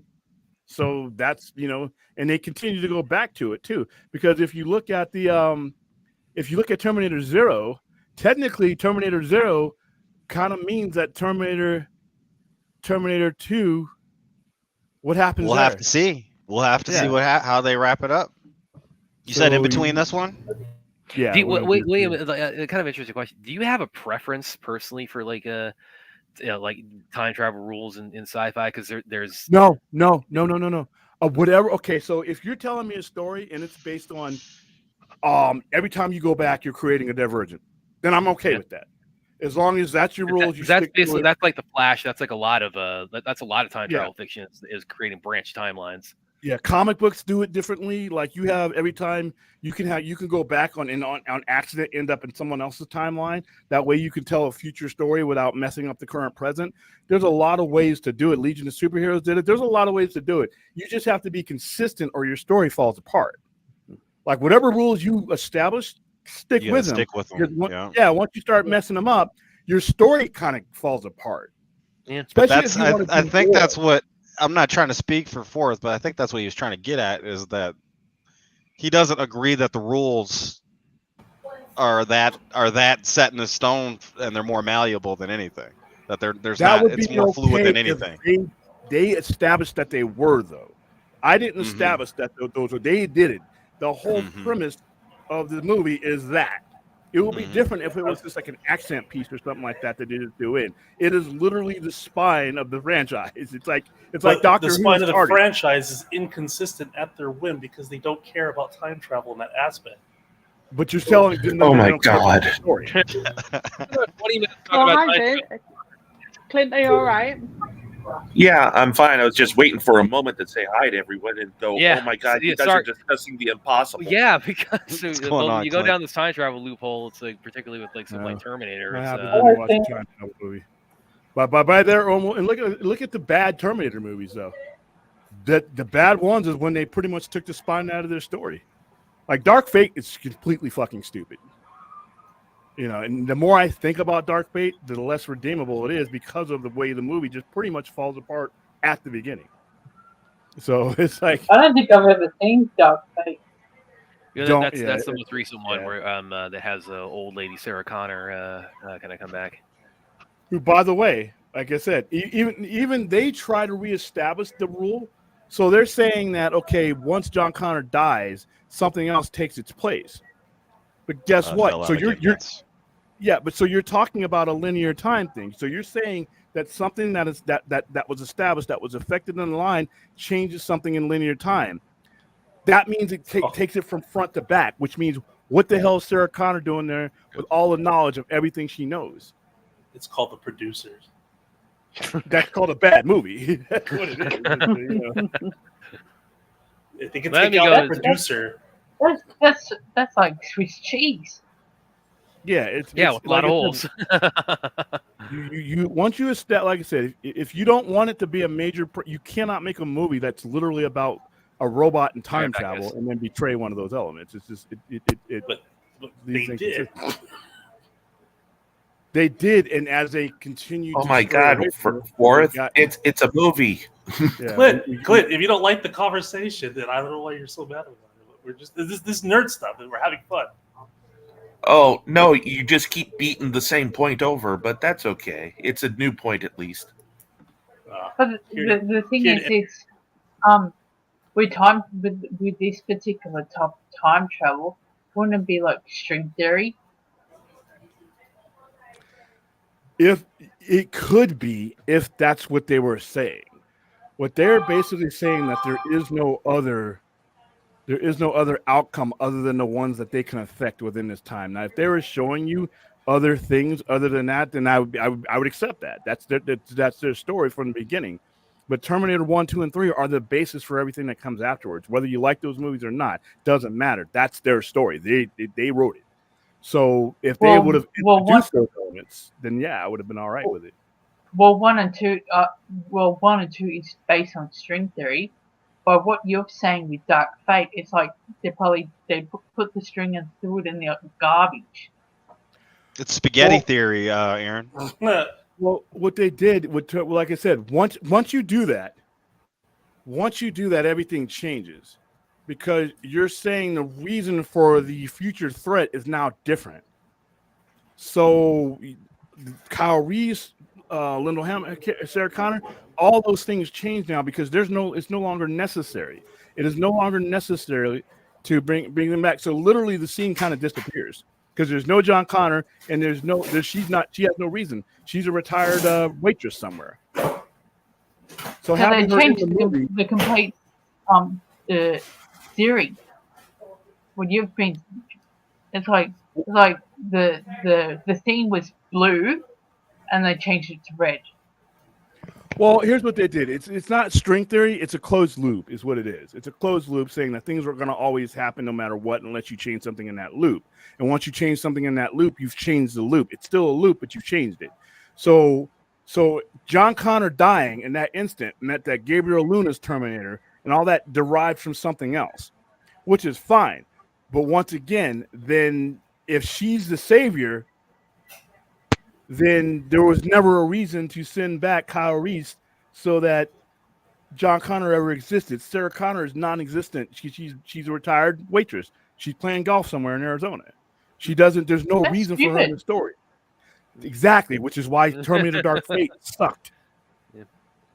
It doesn't make any sense. It doesn't. They tried to reestablish their own loop that they started in 1984, but they didn't. They did the same thing that they did in Terminator 2, except with Terminator 2, they followed it up with Terminator 3 and explained it. With Dark Fate, the movie just begins to suck and it doesn't stop sucking. Yeah, like I said, I liked it more when I initially saw it, but I've definitely mellowed out on Dark Fate a lot more the time since. Now I sat through it. I'm like, okay. As soon as the bullets hit him, I'm like, okay, they're going to kill him, which is really stupid. But yeah, I knew that was going to be controversial as soon as they killed John Connor right at the beginning. I'm like, this is dumb, but okay, so now what happens next? You're going to tell me now that the whole reason why you guys are here, if you're going to make the movie about the girl, then make it about the girl and Mackenzie Davis's character and all that. You can't have Linda What's-her-face there because she literally is off doing something else. Unless she's just a good Samaritan. It'll be like making a Matrix movie and killing Neo in the beginning of the movie. There's one where they killed Neo at the end, and then they brought him back in the beginning of another movie, unexplained. And then they made fun of the movie they were making. And then they had CSI quality fight scenes for the Merovingian, who was dressed as a bum. It just gets worse and worse. There's COVID masks that get blended into the green screen. So when there's action going on in the green screen, certain people's masks have the same action going. That movie is so bad. It's awful. Keanu Reeves is literally on strings when he's flying around. You can tell he's on like wires. It's not even. No, you know what? They didn't want to make that movie. Aaron, they made it badly so they didn't get a sequel. No, Aaron, you know what it's like? You know what it's really like? The killing off John Connor. You know what it would be like? You know what is very similar to it if this were to ever happen? It'd be like making a raid. It'd be yeah, rim shot. No, you know what it would really be like though? It'd be like if they made an Alien movie and they had two characters who survived to the end of that, and then they had them not only die right at the beginning, but also they killed them off screen and handled it very unceremoniously. That's what it'd be like if they ever did anything like that, which they totally never would. But that's what it would be, the closest point of comparison. Oh, something I want to ask, William. You're planning on doing an episode of Terminator Zero between the T1 and T2. Yeah. 3. Anthony's got a question. Episode 3. Panel, what are you guys talking about? Seems like a divergent timeline, but it seems like a divergent timeline. Yeah, time travel talk gets pretty crazy, Anthony. Yeah. That's how it goes. Yeah, it's smartest. Which is why it's like I want to ask everybody. Like I said earlier, Dr. Silver's a dick in these two movies. He's a royal prick as far as being a psychologist. But he it's as far as like Reese explaining everything here. Because what's everybody's thoughts? He wouldn't. He's explaining how this all happens to everybody, but he has to know they're going to think he's crazy, right? He doesn't have a choice. He still has to. Yeah. Choice isn't time to mess with it. He just has to do what he can do. That's why one of the best movies to handle time travel was Looper, where they just ignore it. It gets dumb. Looper's kind of awesome, though, right? Hey, kind of awesome. I was just talking. Looper's awesome about Looper. Have you guys ever seen Predestination with Ethan Hawke? I don't think I have. No, and that keeps coming up in conversation lately for some reason. You know what I'm thinking about? I like that one. That's what I'm thinking about it. After we do T2 on Discord, I'm thinking about playing that movie on there.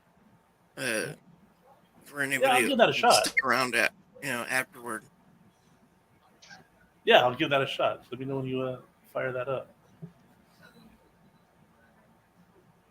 Yep, will do. What's up?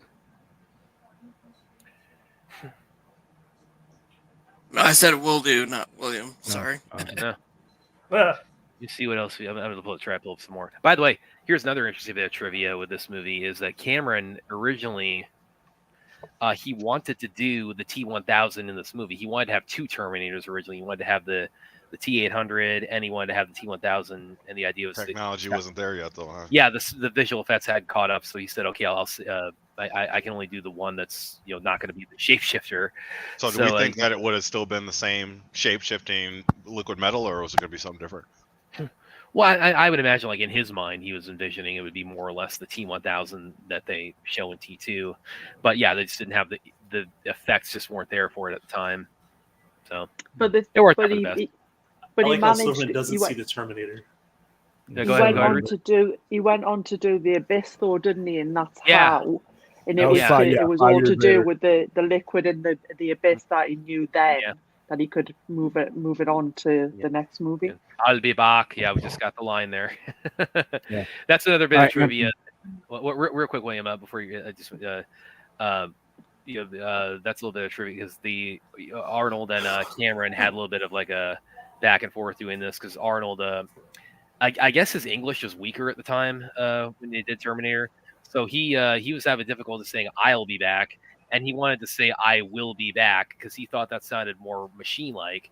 And Cameron, was really kind of, he really had his heart set on so they stuck with "I'll be back," and they tried it with it was like "I'll be back," "I'll be back," I'll be back, kind of a whole bunch of different inflections, but they went with that one, and became Arnold's his catchphrase. So sorry, I just wanted to get that little bit of trivia in, but go ahead, William. All right, Anthony, then William, how does Terminator justify being in a linear timeline on what you guys are talking about? Seems like no, because they justified it by not giving you an alternative. They justified it by not giving you an alternative. They justified it. There is no alternate timeline. It is everything that they're doing within the one that we see affects everything else in that loop. There is no alternative. They didn't give you one. They decided not to. But once they did that, then you have to stick with that. Otherwise, if you're the Terminator is a time traveling story, period, with technology added onto it. If you there's not, it's not deniable. It's not something. It's not like that's not an opinion. That's what it is. William's saying it's like if they're diverging from what they've said, they're violating their own internal logic, and then your whole story. Or they chose not to tell you that, and it's their story. They chose not to tell you that if you make this decision, 2 or the 3 branches of things. They said no. This is the consequences here. So in order to have a story in the States, you have to have consequences, and you have to have the plot, and you have to have the plight. So everything, all of those things are tied to time travel. And especially in the first 3 Terminator movies. So like I said, you can't really argue against the rules that they set because they set them. Once they have set them, though, if they don't keep consistent, it weakens the story. That's why you have shitty movies towards the end of this Terminator run, because they did stupid stuff. But when they were telling their story like that, like I said, you can't really do some of the things that they're doing and have it make any sense, unless you're just disqualifying Terminators 1 and 2 and 3. You have to disqualify all the first 3 Terminators in order to just rewrite the new rules. Then there's no use having along with disqualifying the Sarah Connor Chronicles as well. Yeah, because John Connor's not there. There is no John Connor. Three movies and a TV show. So 4 things you got to disqualify. Yeah, that all function on the bullshit. same. Are you saying Sarah Connor Chronicles is canon in this universe? Yeah. Until they tell you it's not. But here's the thing about time travel movies, though. Whoever's writing the story, who's snorting? Whoever's snickering at you. Okay. Whoever's writing the story, if it's a time travel scoffing, story, if you will. You're not the writer of the story. You don't make the rules. They did already. I don't. They did. It's not for you to reinterpret unless you are going to write a Terminator movie and then interpret their past. Otherwise, we're just audience members. So we're taking what they gave us, and that's what they gave us. So it's not really, like I said, it is the premise of the movie. I don't see how anybody could watch Terminator and not get that. But now your opinion about the interpretation, that's kind of meaningless. Not saying that your opinion is meaningless, but it's meaningless to their interpretation. This is what they gave you. This is their rules. Chronicles is the Smallville of the Terminator franchise. You can say that. It was on a network that actually was in business instead of one that was perpetually bankrupt. But yeah, that's fine. But even still, they followed the same rules that they set in 1984 in order to make that. And when they needed a way around those, they applied their same rules to even alter that so that they were within the loop and didn't damage the loop. So you can't really, say that, it's not about time travel when it's entirely about time travel. It's the point of Terminator. Disagree, but I hear what you're saying, William. I just want to add to what Brad was talking about with the Terminator with Arnold not wanting to do conjunctions. Yeah. Like Brent Spiner said the same thing when he was doing Data and Next Generation. Oh, okay. I was aware of that. Cannot. That kind of stuff. Well, with Arnold, I mean, I think that was kind of born out of a little bit English being a second language, which is so weird because it's like if you watch him in interviews, I mean, it's like his English is. I mean, And I mean, this is not a rhetorical question. I mean, everybody, honestly, like when has anybody here ever heard Arnold speak German? He's Austrian. I have. Yeah, well, it's like, and it's like that's like, Aaron, how'd you see it? It's like you like Google like a YouTube like an interview he did in Austria or something. Yeah, YouTube and that, yeah. But that's something you have to actively seek out, because Arnold, with his the image he's built for himself, is like he's I mean, he became such a big star. It's like, I mean, and his English is his English is perfect. So that's what's so kind of weird to me about that. He couldn't do interviews for Conan. He couldn't. His interviews for Conan sucked because his English was that bad. You couldn't understand them. Back then, but again, listen to him. In the ensuing years, it's like, I mean, the only reason English is the second language is his accent. Yes, his English is perfect. Get to the chopper. Yeah. Well, he had to learn English in order to get better roles. Quiet! Sorry. His English improved by necessity, because as the muscle-bound look could only get you so many roles. Yeah. Well, especially in T2, where it's like he's when he says things, I have detailed files, and it's like side by side. He sounds even the machine like nature of his speech. It's like it's even more detailed and articulate and descriptive, that his English had to be. He had to have a very strong command of English by the time of T2, because he has so much more dialogue in that one. Hey, Spidey. Thank you. That was a cool thing. I'll tell you what. About Schwarzenegger, because he really wanted to be seen as an actor. Schwarzenegger wouldn't have been able. Arnold Schwarzenegger would never be able to do any techno babble in Star Trek. Really? Yeah, and most of his roles. You look at most of his beginning roles. He has 20 lines total. Yeah, what was it? Was Hercules in New York?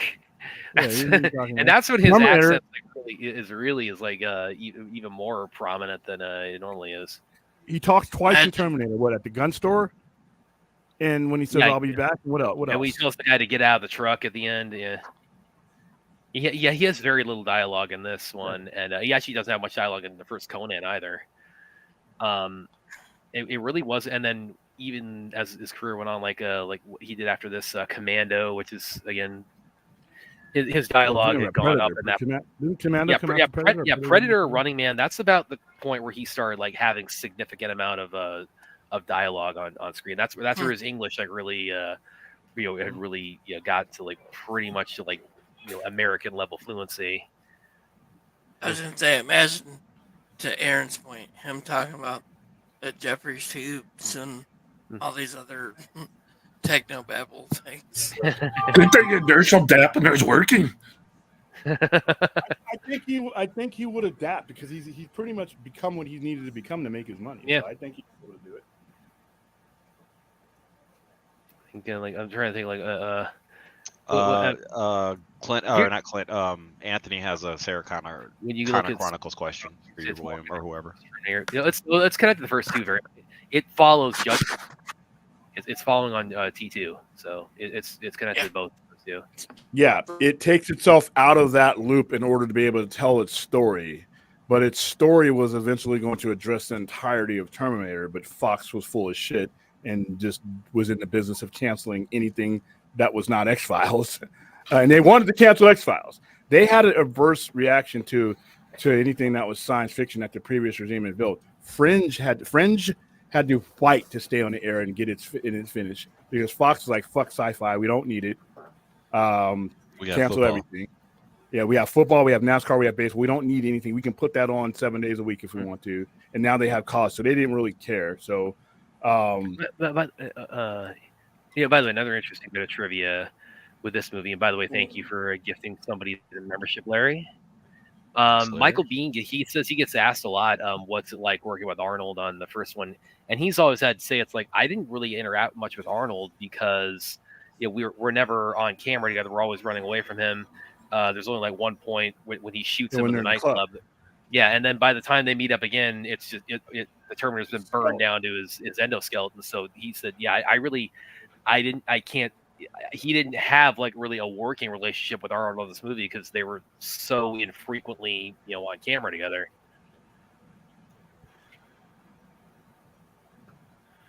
So that's kind of a little bit, but that's kind of like an alternate sort of version of T2. I'll probably talk more about this when we get to T2 in a little bit here.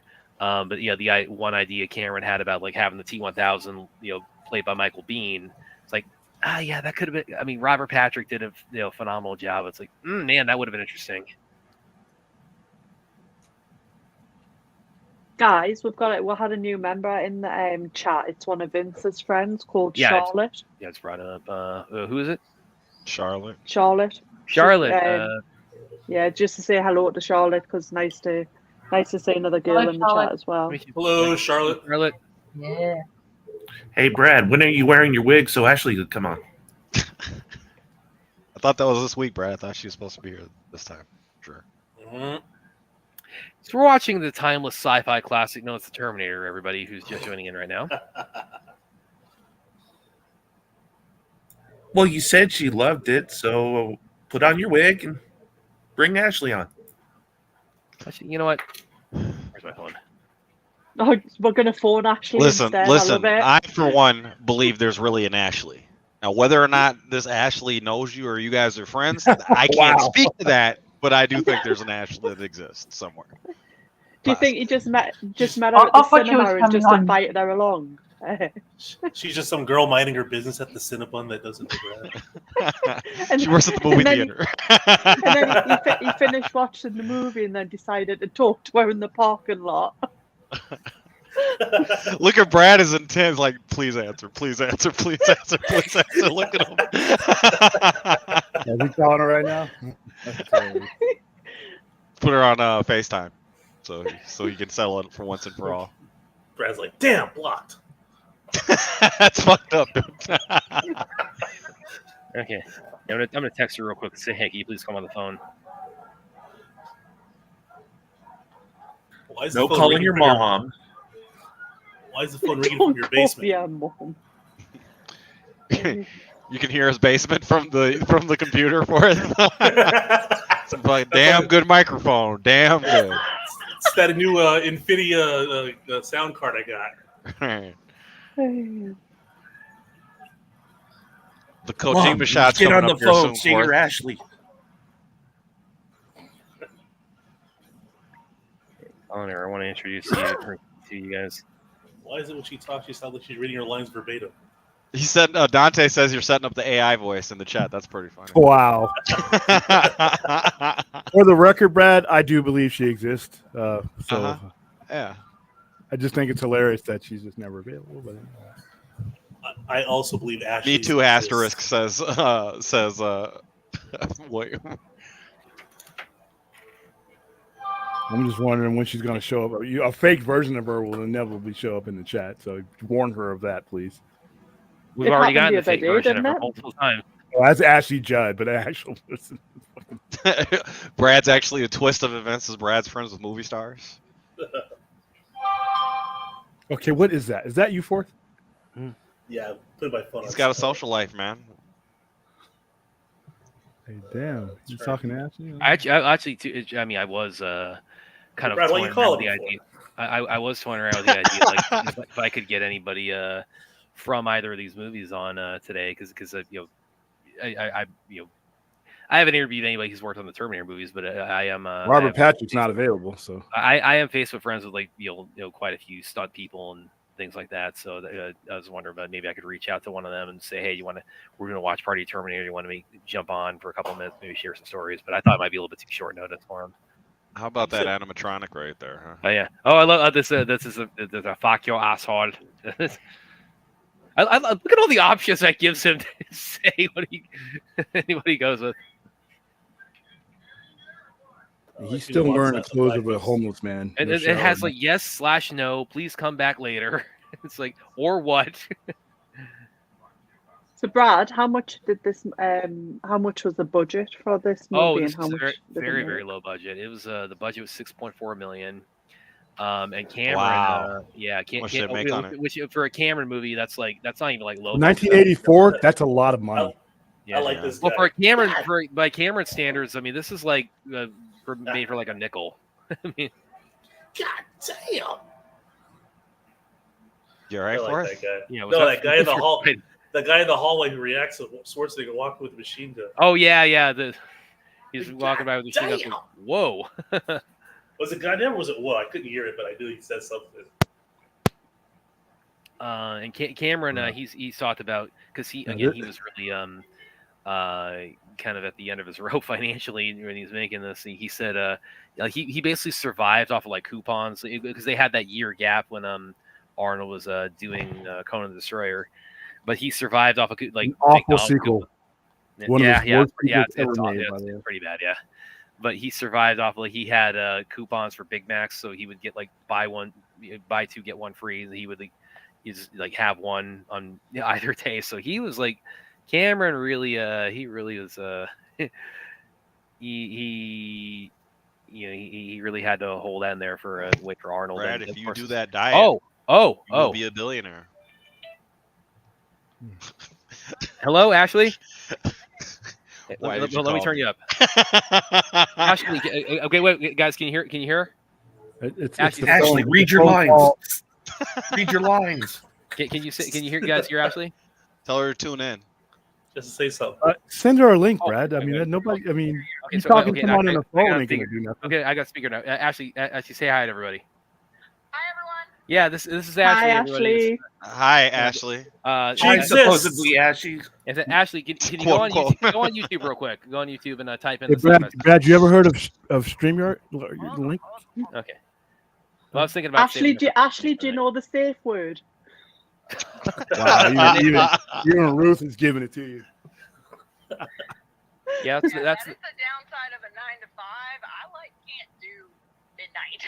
Yeah. We're not at midnight. It's like 2:33 in Pacific time. I made it to 10:30 and I was like, nah. Yeah, because I was trying to because they were all driving me crazy the other night about like, oh, Ashley's Brad in a wig, and so I tried to get you on the phone. He says it to her. Okay, do you see? Are you? She's gonna hate us. Hold on. Yeah, my computer wants to be my computer. Yeah, we're doing it's the Terminator double feature watch party we're doing right now. You're invited, by the way, if you want to come on. You can watch along on Discord. I don't know why Brad is using prehistoric technology to try to make this link when he's got StreamYard. He's using it so she can get her lines right. The Sci-Fi Center for the Terminator double feature watch party. That's the name. By the way, like and subscribe while you're at it. That's what we're doing right now. Yeah, you'll see me on there. Talking on the phone, he could be sending you a link. On the internet. She's gonna. I just want to ask David if this is his first time watching. All right, so I pulled. She's gonna be like, "Which one is you, Brad?"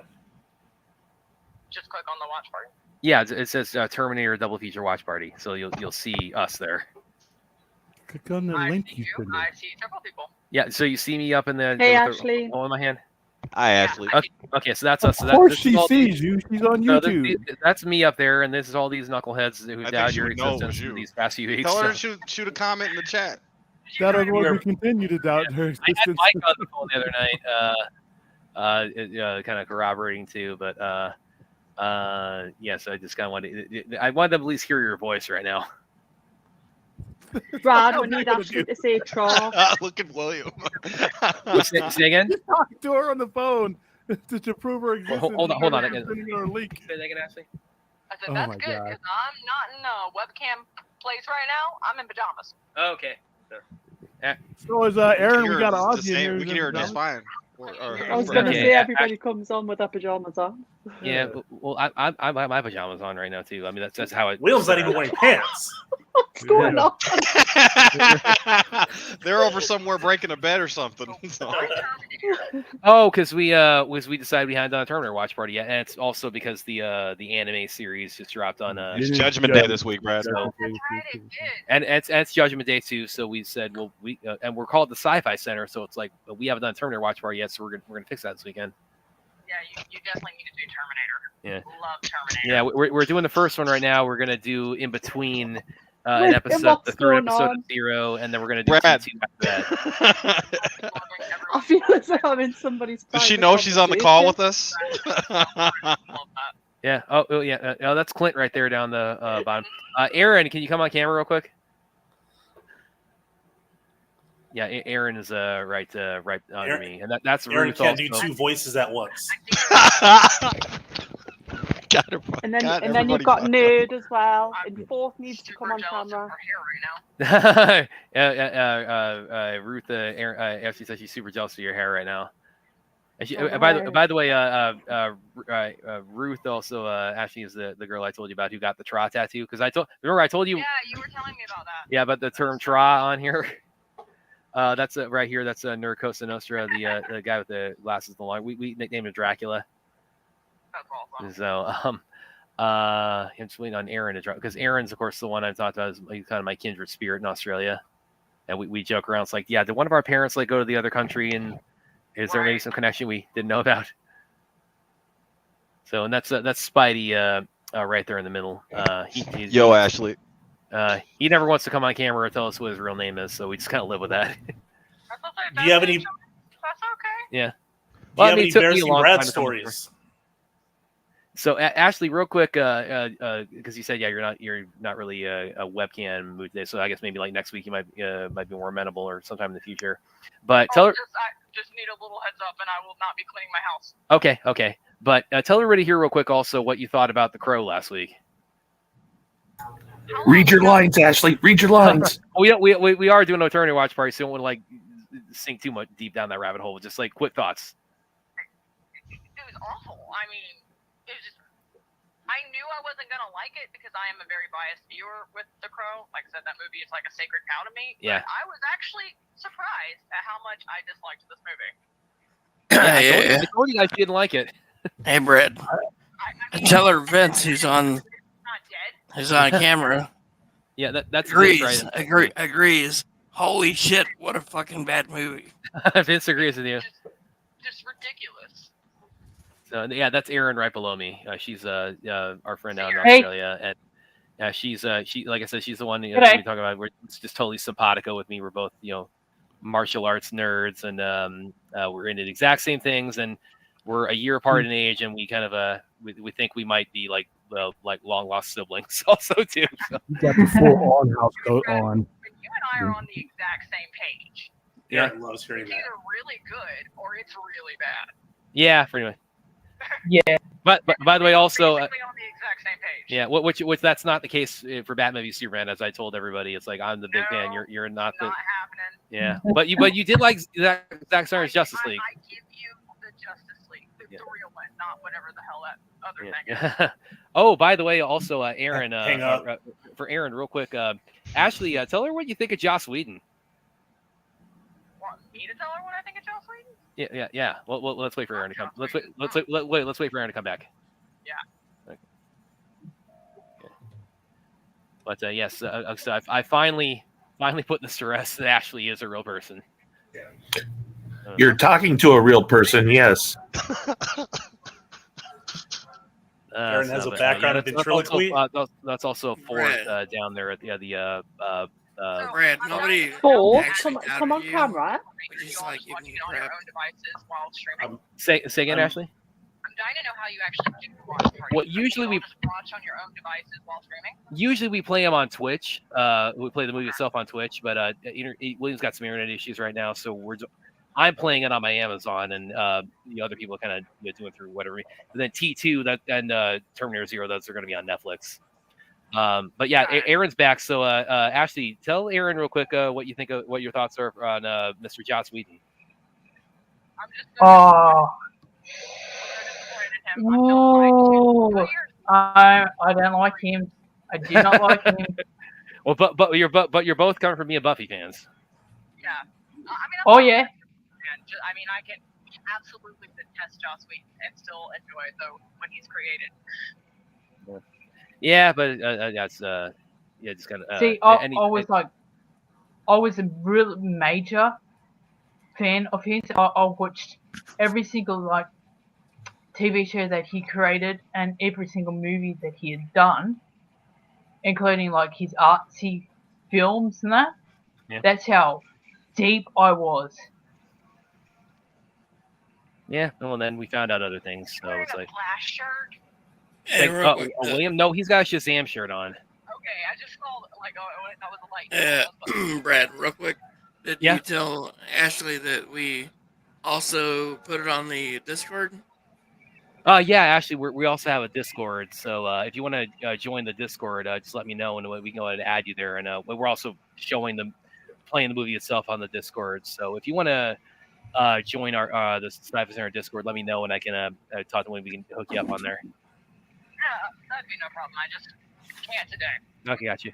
Well, yeah, we're gonna go ahead and jump back into because we're getting towards the kind of the final chase scene here. But which is awesome. Yeah, it Ashley, is. So, nice to meet you. Yeah, but I want everybody to finally meet that my friend Ashley is, in fact, a real person. So yes, nice to meet you. Supposedly actor playing Ashley. Okay. So when we get a chance, hopefully we'll bring Ashley like on camera for one of the watch parties. But I did want everybody to get a chance to meet her. So we're gonna finish up here. But Ashley, just thank you for dropping in, and let me know when the next one is, and just let me know how late I need to plan to stay up. I'll take naps. Okay, sure, I'll let you know. All right.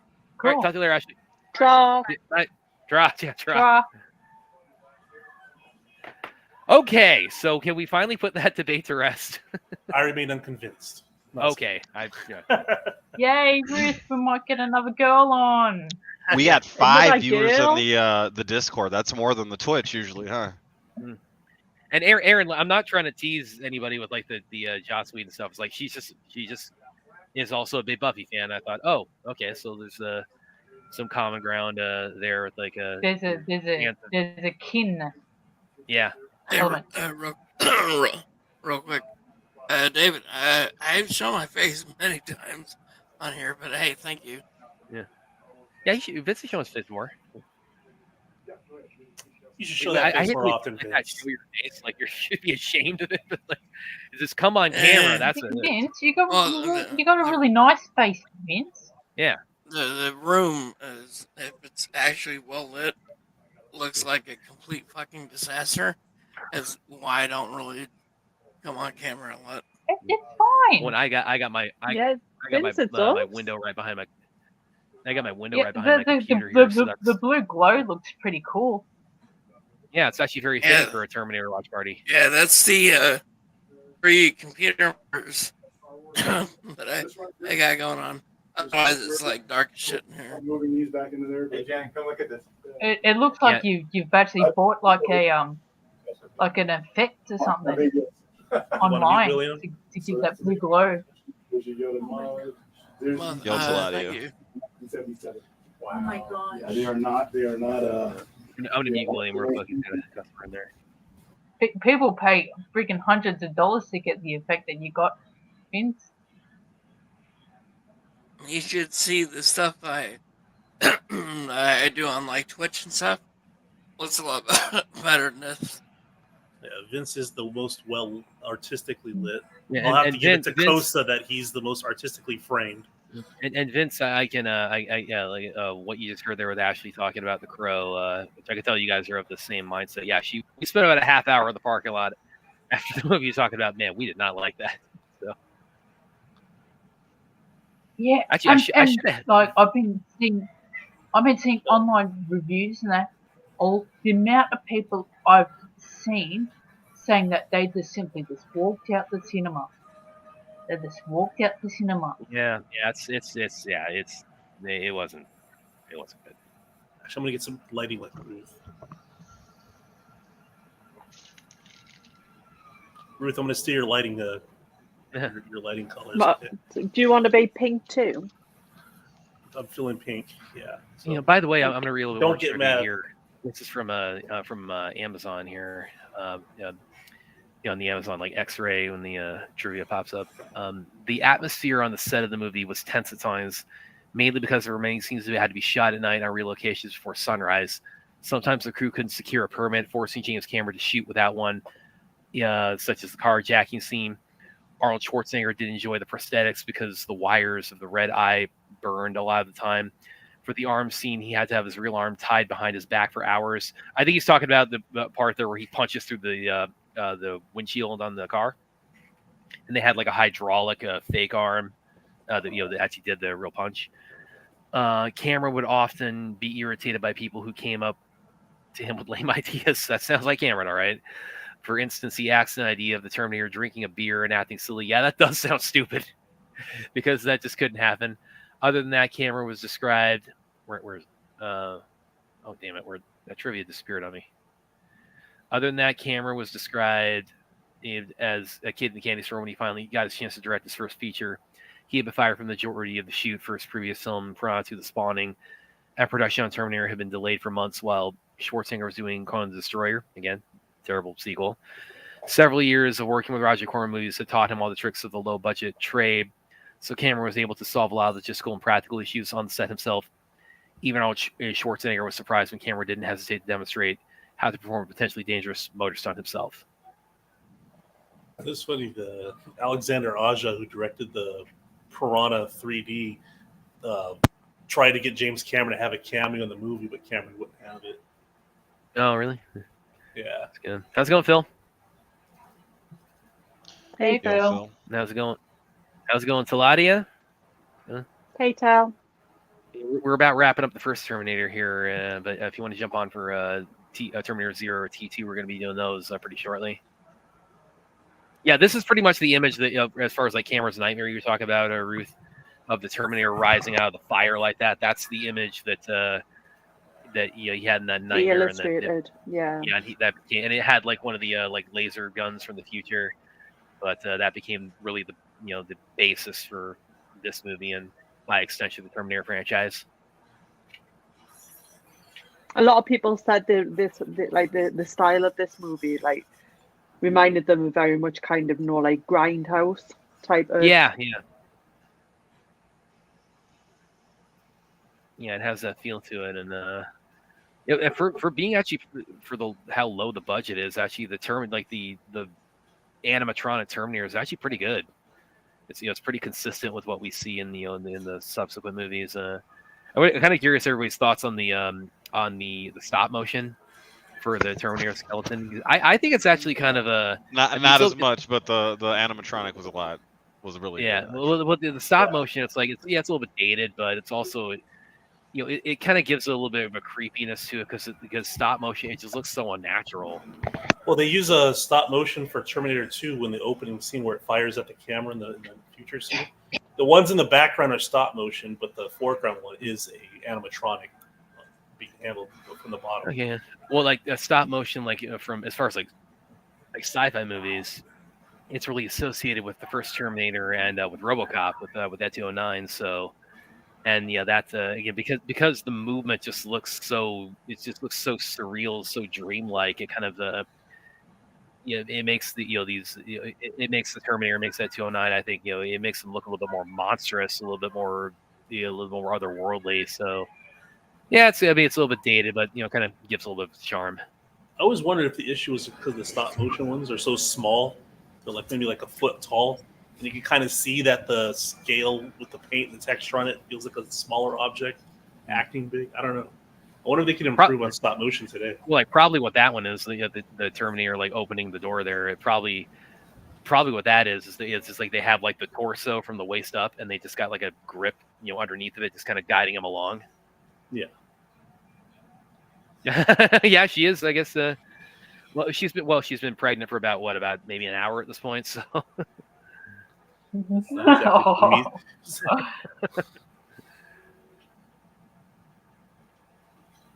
He hasn't got a baby bump yet, so you got to be careful.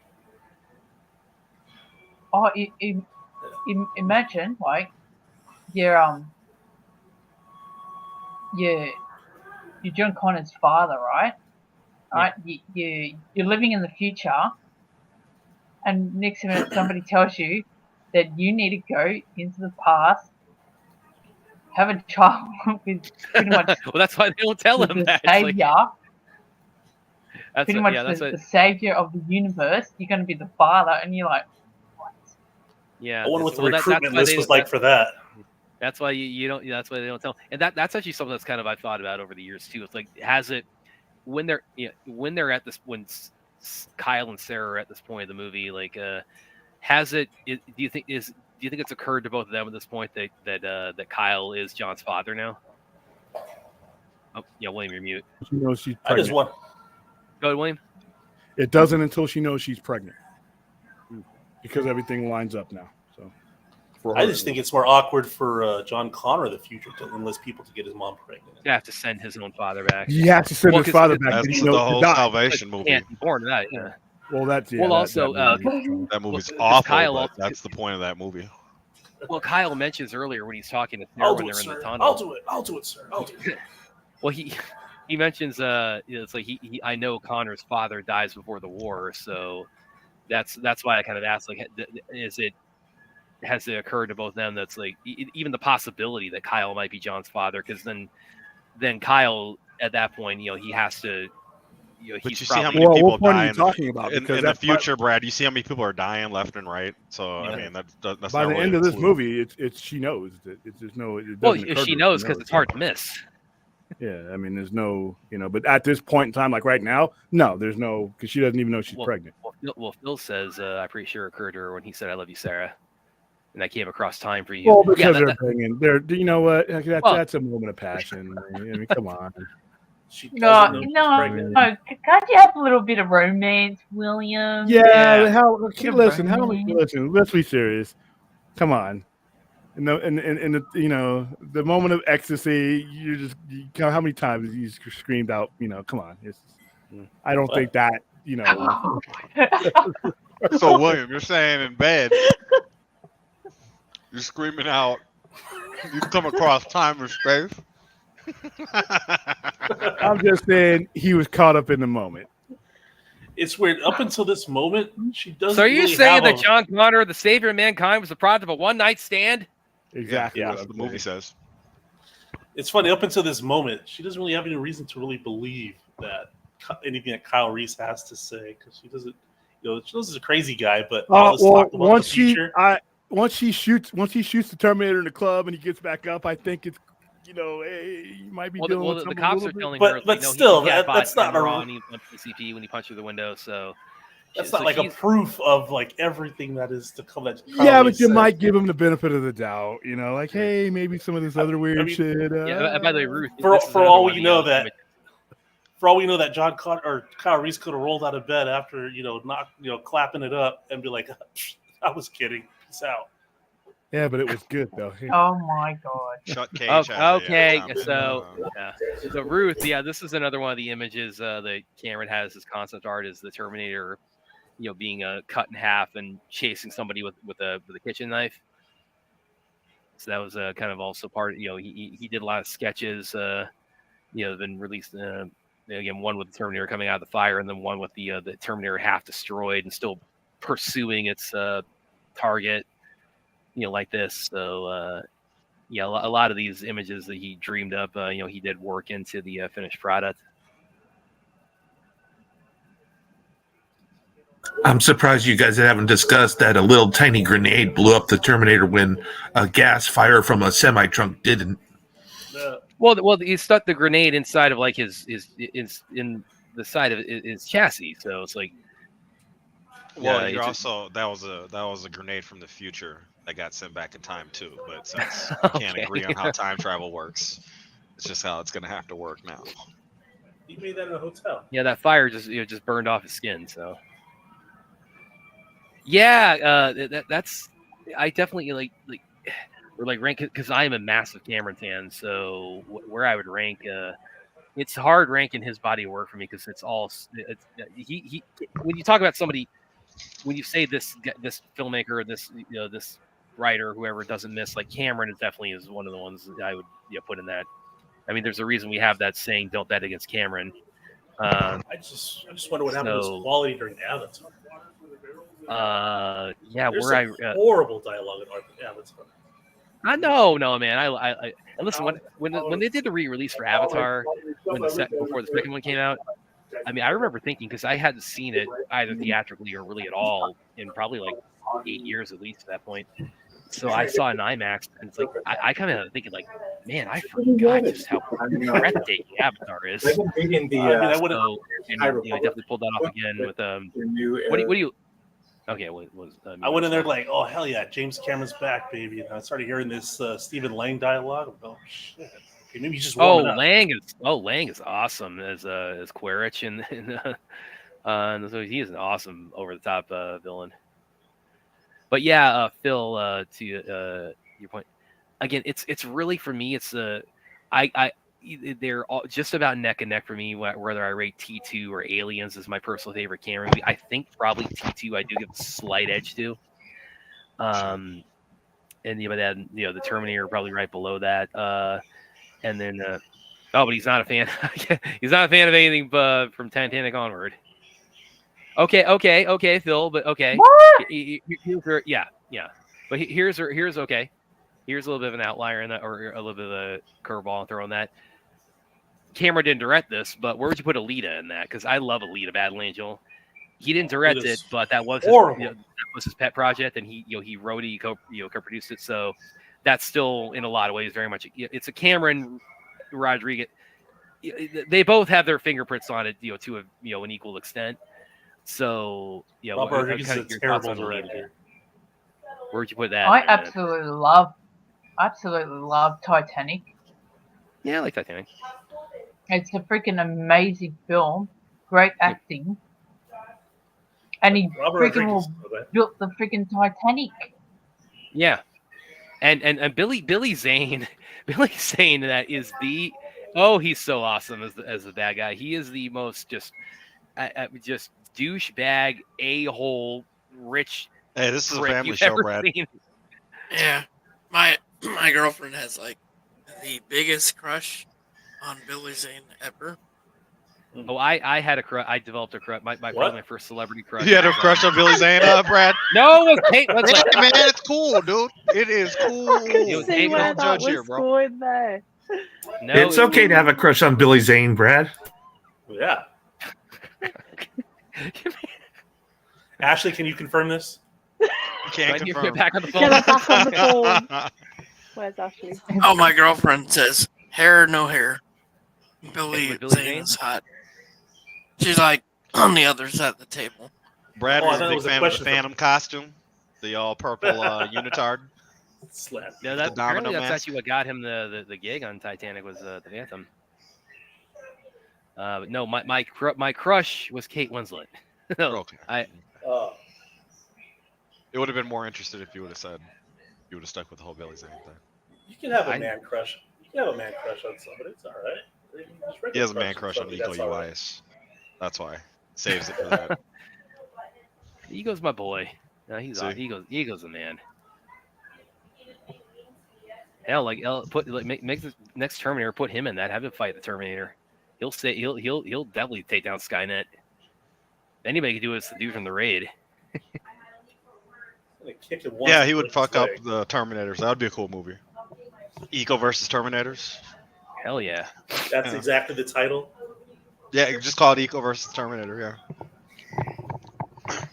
For I was looking to try and find where I could watch the first Terminator. I decided, you know what, I'm gonna go on Tubi, right? The Terminator. You wouldn't believe what I found. What's that? Was it the Raid? A knockoff movie called The Terminators. Asylum one. What? Oh yeah, no, they do that. Oh, the Asylum movies like Transmorphers. Yeah. Pirates of the Treasure. No, I didn't forget about you, Claudia. Come on, man. In fact, like I said, it's like we're gonna, because we're just we literally just ended Terminator right now, so we're gonna do episode 3 of Terminator 0, and then after that T2. So you want to hop on, man? You're more than welcome. So wait, Scotty, 1 second. So when you guys were talking about earlier, Kyle being the father, do we really know that? Because if we remember earlier in the movie, the guy she was seeing called and stood her up over the answering phone. How do we know it's not his kid? And John Connor, bastard and he just stood her up, and then Kyle just happened to be around, and It is, we really don't know who the father is. This could be this unknown person we've just never seen in the series. It could really be. Are you telling us that the father of the savior of humanity has been getting screwed this whole time on like residuals for like saving the world? So instead of John Connor, he's Jon Snow. You never know. I was hoping it was just going to be a love story, and then nerds just absolutely destroyed it now. So thank you for that. Thanks, nerd. Hey, by the way, sorry guys. Sorry about that. Can you do spoilers next time for this one? Oh yeah, I can handle spoilers for T2. No problem. Oh, we're gonna spoil the hell out of T2. You're gonna go to town on T2. I'm getting. Yes, he did, Phil. Yes, he did, and he did rock with the second one as well. Okay, so what do we want to do? Do we want to like have do you want to just jump into zero? Do you want to have a quick break? How do we want to do it? I got it lined up on the zeros right now. The Netflix in is up, so okay. I'm ready when you guys are. I think it'd be smart to take a little fiver since the movie just went off. But hey, that's just me. William, how you want to do it? Just gonna roll right into the next one. No, he's talking to a customer. We'll wait for him to come back on. So Phil's pretty far along. What are your thoughts on Terminator Zero, Phil? Because I'm liking it so far. I'm definitely liking it so far, and the reception seems to be pretty strong so far.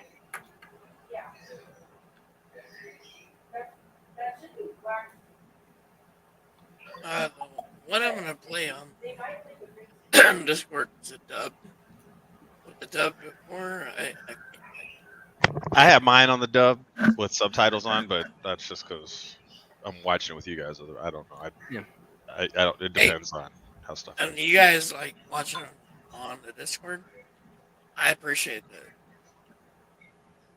Yeah, you got like as many people watching on Discord as you probably got on YouTube right now. There's a whole panel. Well, like even when I was in on Twitch, and this is something I was telling William about. It's like, yo, Claudia. Hey, what's up, everybody? Hey, what's going on, Claudia? Hey, Claudia. Hey, what's up, everyone? Yeah, man. I was getting like 10 or 11 viewers on the Twitch, and I'm like, kind of makes you ask if the bandwidth was really worth it. And seeing I think the bandwidth is like a lot less when it comes to the Discord. Do you want me to do it, Vince? Because I have a bit more better internet than you. I'm good. It works fine for me. It's just like every once in a while I'll be right back, guys. Like, wait, you actually have internet in England? Yeah. Always, crap. I don't know how Ruth's internet compared to mine's, because she's from Newcastle. So, according to William, she's from Scotland. She's from deep in the Highlands. With the pineapple. So she's with the McLeod. The Scottish pineapples.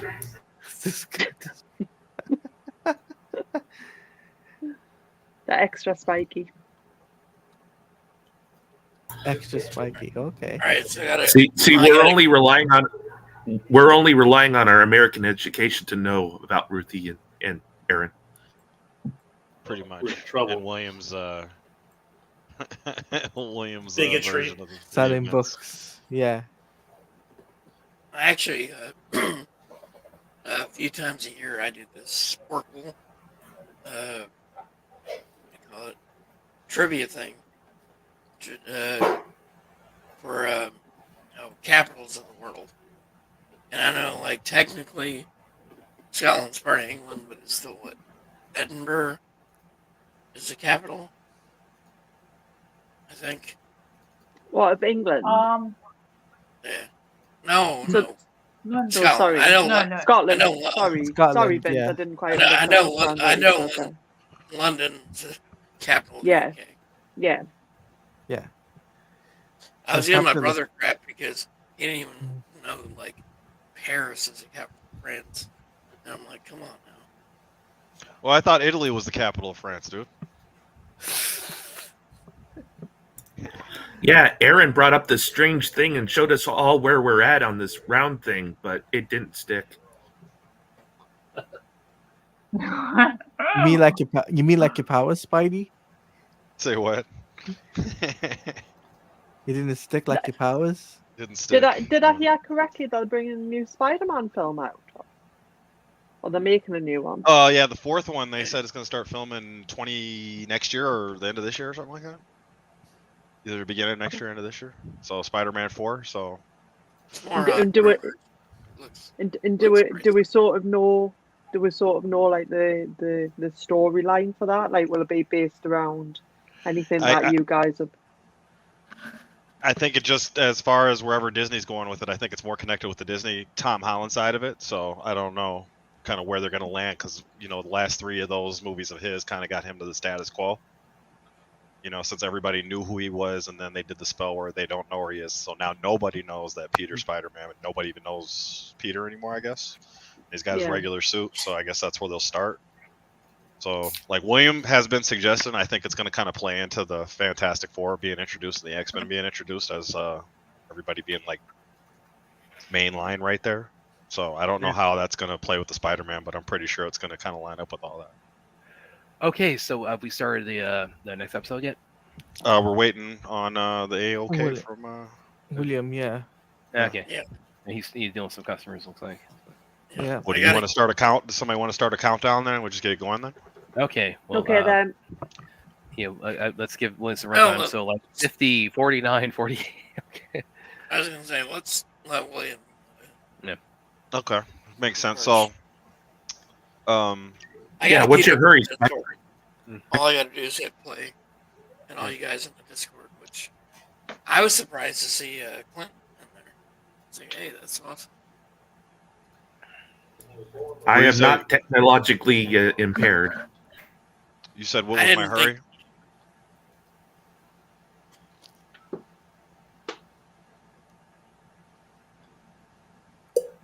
All right, awkward silence time. Anybody want to break some tension? No, they have not announced, which is really bizarre to me. That we're just with how big a hit No Way Home was. That we're still waiting on the news of like when Spider-Man 4 is going to officially get rolling. So yeah, that's. I think they'll say something next year, sometime. Yeah, it's just so weird because No Way Home was was just such a monster hit. I mean, yeah, it goes without saying they were going to do another one, but just and I mean Tom Holland, he's a busier guy now with between Spider-Man and Uncharted, so he's also got like input in terms of like the story, and he's producer on it now, so they're doing another Uncharted. Yeah. I think the problem with the movies this year is the strike hangover. Yeah. Oh yeah, that's 100%. Yeah, that's unfortunate. So that means we should just do re-releases of the raid to keep everybody fighting over. and put out like we need disaster movie right now. God, Life After Fighting 2. Yes. I want a sequel to Life After Fighting. Damn right. We need to do the Final Destination film. People have already said that to Bran, and he wants it. Yeah. Mm-hmm. Yeah, and again, Aaron, thank you so much for doing that. That'll shout out for us with Bren having KFK's shirt on the Hall of Fame, because that's been taken off. People like been retweeting that, sharing that, and giving all kinds of love, and Bren himself did. So thank you very much for doing that, Aaron. Yeah, I showed my girlfriend a picture of Bren Prosser. He deserves it. God, imagine him as a Terminator. Imagine sending him as a Terminator, and you send him back in time to protect Sarah Connor. It's like, I don't care how many. You send like 10 T-1000s back. They don't stand a chance. He's gonna spin kick them all into oblivion. Mm-hmm. But Brad, what I was gonna say to you, we need to watch Final Destination. We got to start watching those. Oh yeah, those are. Well, I have kind of a weird with those because Don't tell me they're like just the scary movies. No. I don't. They're definitely not that low. But I like the first. The first is okay. 2 and 3 were kind of for me. The Final Destination, people tend to really not like. I actually thought it wasn't bad. I thought it was pretty good. I like that one, mind you. And then Final Destination 5, that's actually probably my favorite of the series. Yeah, definitely. Because that's the one with the bridge collapse at the beginning, and has all the like some of the craziest deaths in it. So, yeah, I dug that one.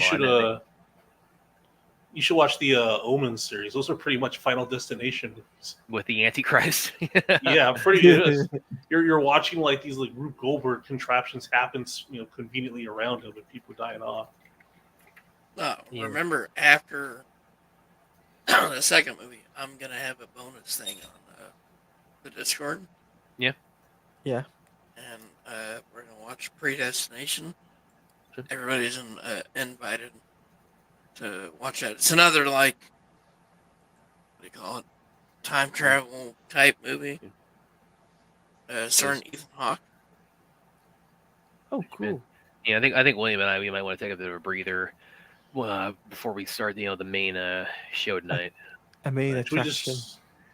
William's in the same position talking. Should we start it? Yeah, let's go ahead and start. No, we'll let him know because again, it sounds like he's really talking to somebody about some kind of like big sale or something there. So yeah, let's go ahead and start the episode. So, is everybody queued up? Yep, on the zero. Discord. Yeah, I see it. Vince, are you sorted? On the Discord, are you sorted yet? Right, ready for 3, 2, 1, go. Thank All right. you, Bruce. And we're off. Yeah, William. Well, if you can hear me, you're really you're talking to a customer pretty extensively there. So we had to start off on the third episode of Terminator Zero. So this Terminator was brought out in 1991. Is that correct? Terminator 2. Yeah. Yeah, that was 91 when they came out. Are you watching Terminator Zero, Ruth, or are you watching Terminator 2 right now? No, we're watching Terminator Zero right now. We're not starting the second movie yet. We're doing the third episode of Zero right now. I'm gonna assume. Are we watching Zero? We are watching Zero. No, we're gonna do Terminator 2 after this. We wanted to get in one more episode of Zero before we got to the next movie. Oh, I saw him playing Terminator 2. I've started playing Terminator 2 as well. You got to use those active listening skills, everybody. That's how you catch on to the things. Okay. Thanks, Spidey. I'm so glad I was here for this. Okay, so do we need to pause the episode for a second to give everybody a chance to catch up? Sure, we can just start from the top. Why don't we just start it from the top since it just got started? How about that? Okay. What are you guys doing? Hold on, filming. We're watching Terminator Zero. Okay, let me get in here. Let me get in. We had a miscommunication apparently with a few people who thought we were starting. Sorry, I had a customer to deal with. All right, I'll be back. We'll take a break. That's fair enough. So let me know when to restart on Discord. So is this on Netflix? It's still on Netflix. Is this on Netflix? It's also on Netflix, yes. This is on Netflix. Yeah. It's 30 minutes, right? They're all 30 minutes. I'll be back. Yeah. This one's actually 25 minutes. So actually, no, hold on. They and we're watching the third episode.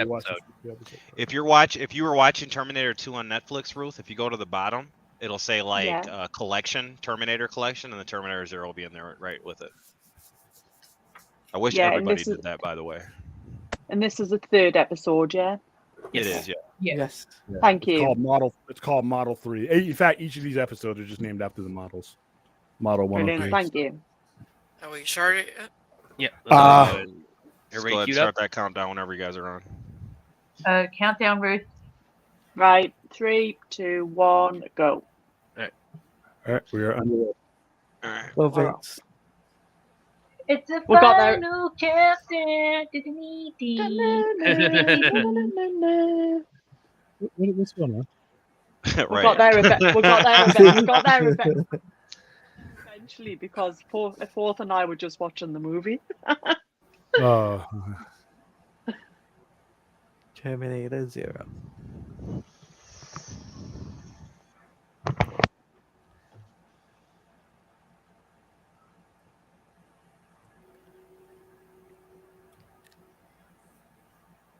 This series, man, I can't say enough about this series. Yeah, well, Phil, he is very enthusiastic about it. He says it's the best Terminator thing since T2. Really? I'm approaching that. I'm approaching that because I think the violence is like, holy wow, damn. Yeah, I mean, little bullets are just ripping people's arms off. I'm like, okay. Yeah. Like, hey, I'll take it. Fuck it. Oh, who invited Taladia up in here? Let me get rid of him. There we go. No, that was rude. No, bring it. No, don't do Not that. cool. Not cool, William. Not cool. I did. I'm just fucking. Everybody likes Taladia, William. Hey, you know you stick me that last time I let you in. I'm like, oh, I can't make it, man. I'm like, I got a hot day. I'm like, all right, fine. Hey, I don't worry. I finished early with Jared anyway, so I told him, dude, I gotta be there for William. Tell him you're leaving him for me.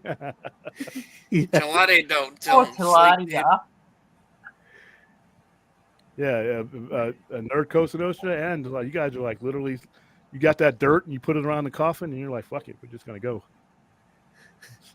No sleep. It'd be like midnight for me on any stream, and then Taladia be there. Yeah. I think Taladia just stays up all night and all day, don't you? I stay up till about 5 o'clock in the morning, and then sometimes I stay up. Sometimes I pass out till 3 o'clock in the afternoon. Okay, that was. Yeah, I'm a real night owl myself. I wasn't a real rat, Peter. Don't come after me. Yeah. Well, yeah, we are too, obviously, William and I. So.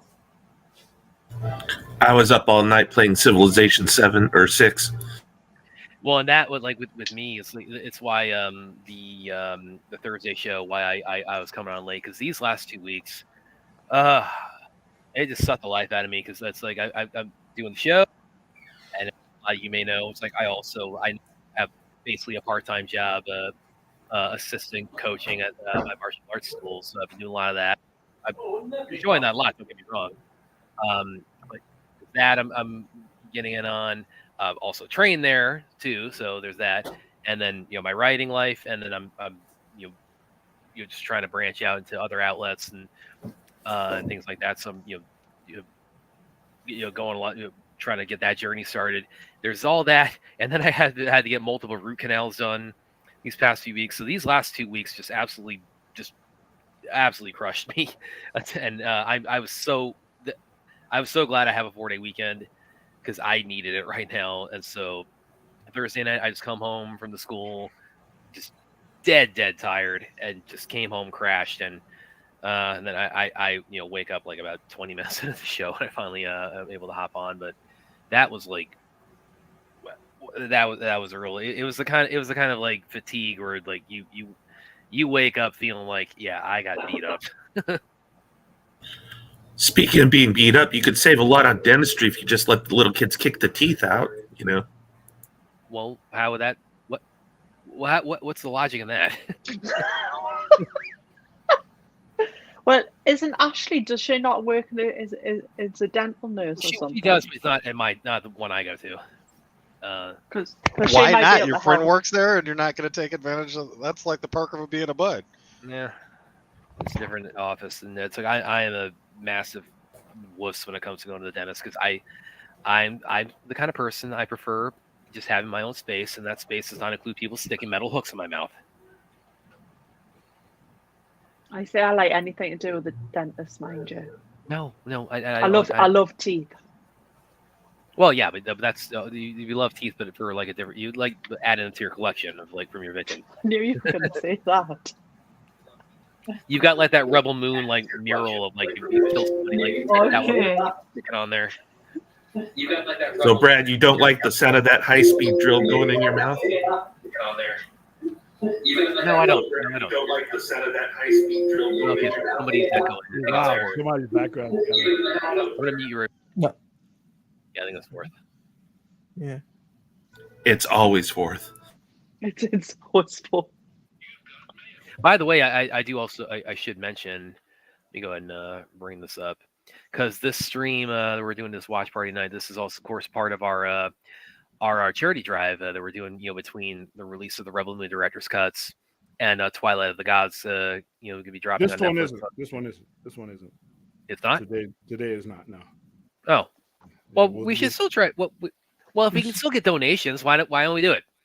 Well, yeah, you just got to make sure you give people proper notification if they want to donate, they can be ready. But if you want to donate, yeah, we can put the link in there. Yes, I'm going to put the link in the chat for our Tiltify for our AFSP drive. So yes, anybody who if you can, please consider a donation for AFSP. It's in the link right there for anybody who's not aware.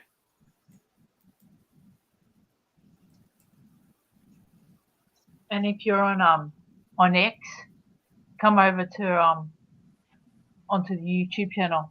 Yes, please.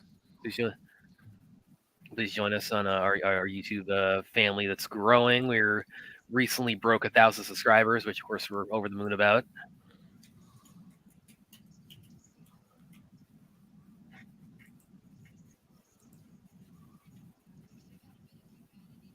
Did you hear what Brazil has done? Yeah, the Brazilian government.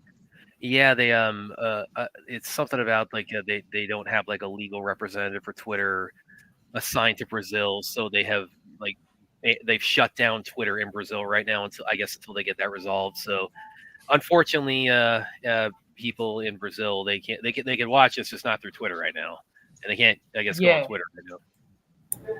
They've never heard of a VPN then. Yeah, that's true. Oh no, they can't use VPN or they'll get fined over $8,000.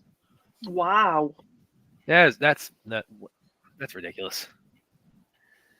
So yeah, Elon and all the people running it, please fix that for our friends in Brazil. Yeah, well, it was the whole Brazilian government done all that stuff. Yeah, because they also want particular censorship done. They want X to pretty much go by Brazilian law rather than American law. Yeah. The thing is, X is an American company. Yeah. You can't go by a foreign country's law. You go by the law in which your company is located in. Yeah. Mm-hmm. That's not necessarily true. If you go into a different country, you have to obey their laws. Well, yeah, but we're talking about social media, Well, it's still a company, but you still have to obey their laws if you go into a company. I mean, country. But the headquarters is in America, not in Brazil. Yeah. But you're doing business in Brazil. Just like cars. I mean, you can't make an American car for England. You have to make it for England. Well, no. Because they drive on the wrong side of the road. Oh, well, yeah. So you're talking about specifications of the car. Yeah. But with Australia or England and that, they set up specialized car manufacturing headquarters. Yeah, but I wonder what does this mean for CCXP then in Brazil, because that's a big thing. Yeah.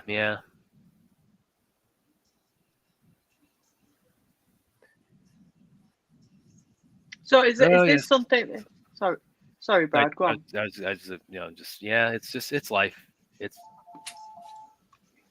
You're cutting through like a big Gordian knot. But yeah, Ruth, what do you have? I was just going to say, is this something that was obviously pre?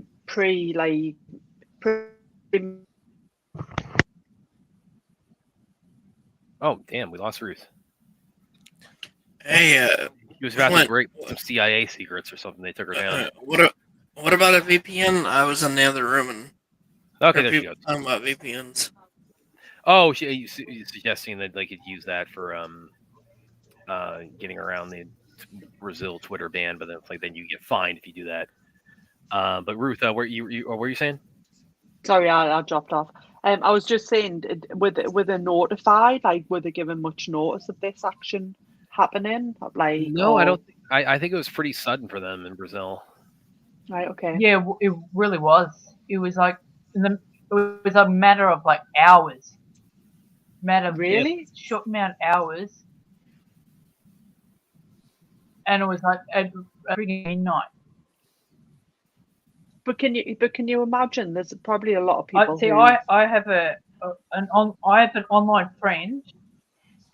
You're going. I was going to say that it's probably people who run their businesses and like etc. Like just as they are all around the world. And then all of a sudden to have that kind of the rug pulled out from under them like that. Yeah.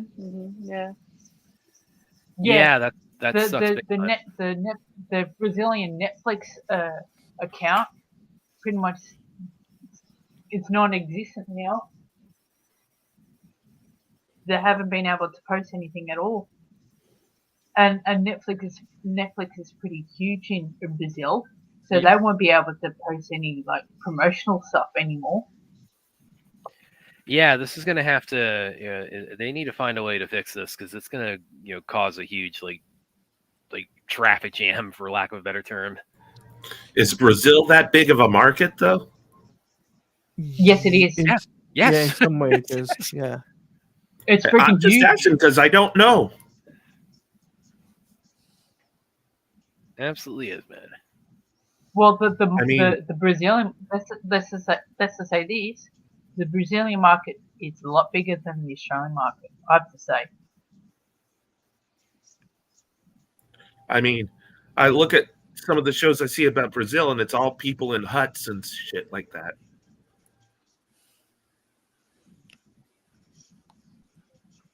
Well, there's definitely a lot. Brazil's a lot more expansive. So. Hey, I've never been there. I don't know. Like for instance, was it 2-3 years in a row? Netflix has hosted the Tudum over there. Yeah. Yeah, they're gonna have to. This is too big to just leave Twitter banned like that, and just opens up too much of a can of worms. They need to find a way to get this resolved. I'm pretty sure China bans Twitter. Well, yeah, but it's kind of like with the China only allows 20 foreign movies imported into the mainland a year. But then you look at the people have ways around that. That's the way to put it. It's things get banned in China. When you look at the people of China, it's like, yeah, that's never stopped them before. And China, VPN's banned over there. You can face prison time. Yeah. If you get caught using it. Yeah, but a lot of Chinese companies though, you actually have to be your home office or your corporation has to be within China. A lot of even American companies, you can't go into China and do business without getting a special license to do so and approval by the government. And even then, you have to be in a joint venture with an existing Chinese company to even do business. Yeah. Yeah, a lot of bureaucracy. In the UK, they want to extradite people from other countries who have dissenting opinions online against the government. You guys really all making it sound like maybe we do need Skynet to just kind of hit the reset button on mankind. Imagine if that happens. China's doing this, and Brazil's doing this, and the UK is doing this. It's like, maybe Skynet ought to just simplify things for us. That's why the West is the best, Brad. Don't worry. My government was trying to do pull the same trick on X a couple of months ago. And they had to back down like that. Oh yes. Wow. But Elon put the whole put the whole flame on the government. They're trying to force Elon Musk to sell it. That and the other. Yes, and Aaron, listen, we have an election happening this year in this country, and that's never fun here. So please don't remind me of that. That's one thing England does so much better than us is elections. 3 weeks done. Well, England and Canada and France and Australia and everybody does elections better than we do, basically. Election year's fun. It's like when the circus comes to town. I just want to, because I have knowledge of this. Most legitimate VPNs will never give up their customers' data.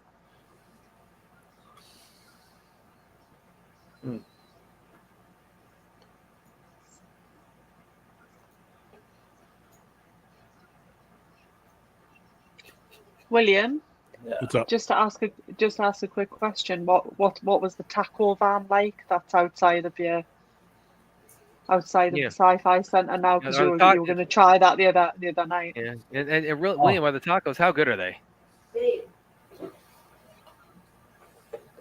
Nah, the taco stand was really good. It was Got a burrito. Got about a. Was it hard or soft tacos?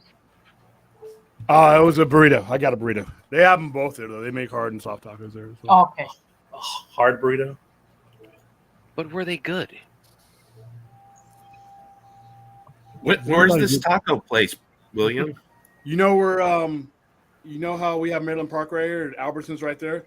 You go up the street on the other side of the street on Maryland Parkway. They're set up right there, and it's big too. It's got it's not just like a stand. They have an entire kitchen type thing set up, and it's I go past it. I'm like, I'm going to stop. And last night, like I said, with everything being closed at not a decent hour, and the food was good though. Next time you're up here, I'll show you when we go to the movies. It's like right there. Should make a hard shell burrito.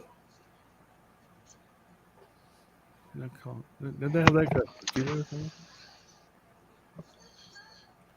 Why not? You train your kids for this situation here, Brad? Creepy guy walks up on him, tries to snatch him. Actually, it's funny you should say that because we actually were taking them through some, like the youngest students. We were taking them through some recently, some kind of like don't talk to strangers kind of lessons. Mm-hmm. It's a couple of them. It's like I would take. We did some.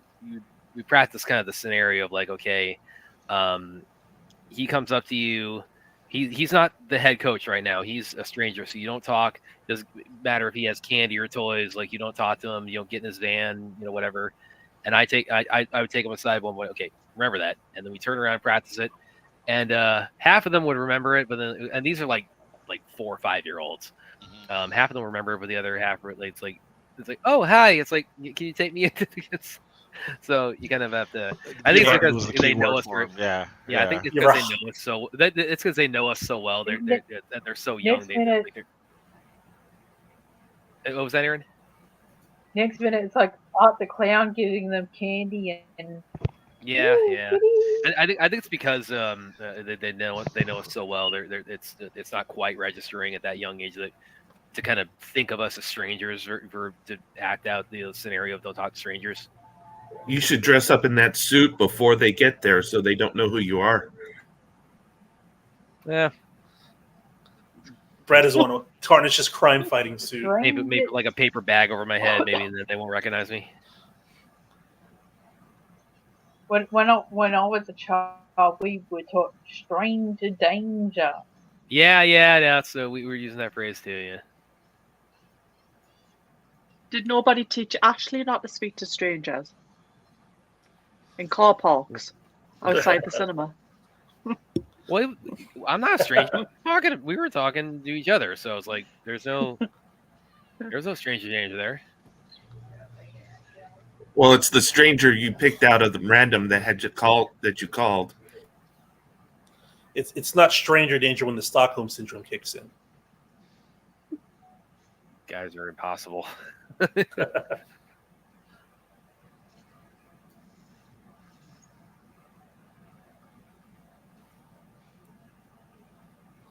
This is actually kind of interesting too with this these Terminators, because they are kind of like working the Lance Henriksen idea in now of the Terminator who's very is the opposite of Schwarzenegger in terms of stature and physical strength and all that.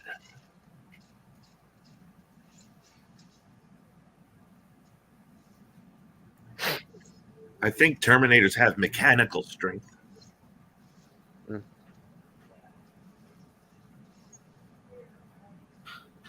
Well, he has a crossbow built into his arm. That is totally unfair. I think that's pretty cool that he's got a crossbow in there. Yeah.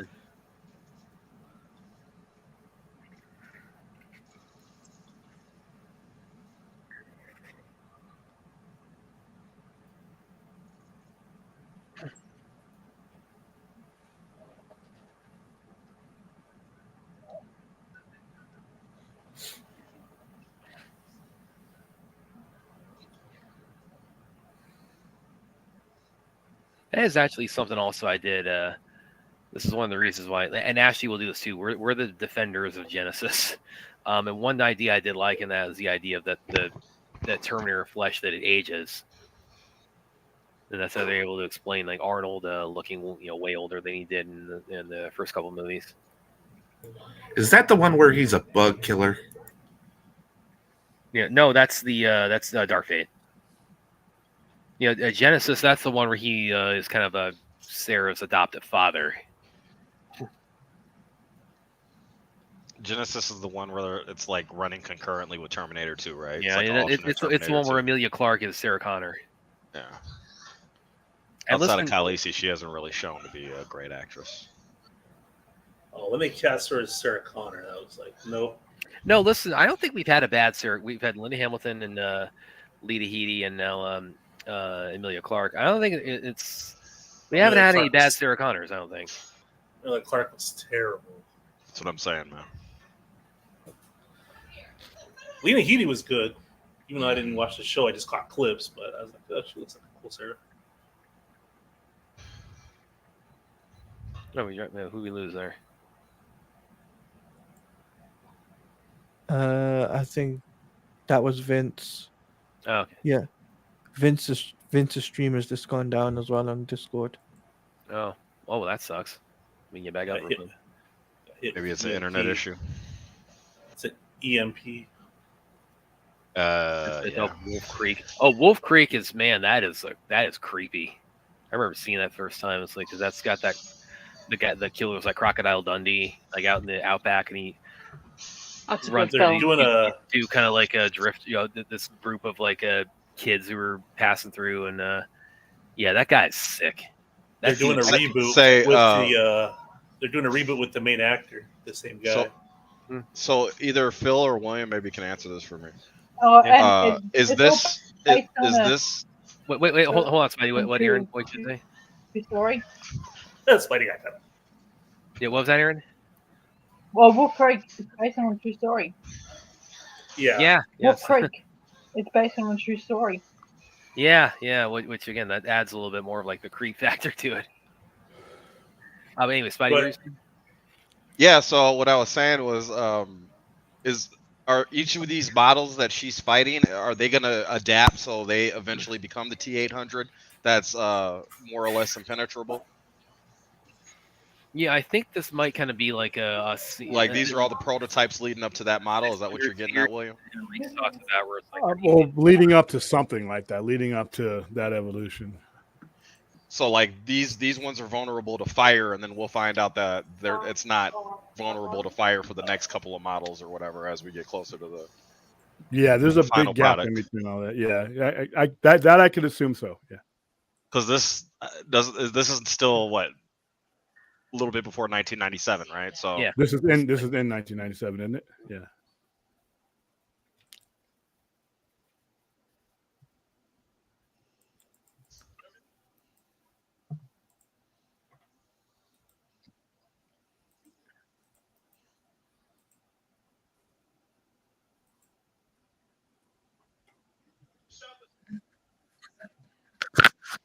Vince is back, but yeah, I'm getting the Discord thing going again. A little bit of a hiccup. Damn Cox cable. All right. Actually, T-Mobile in my case.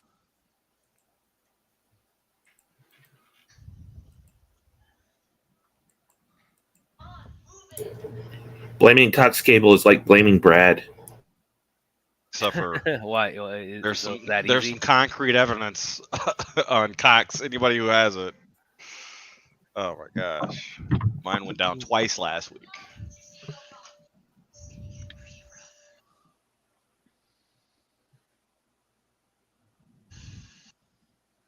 I'm just waiting for this stupid Inferno to end. It's just going to be over 100 for the next weeks.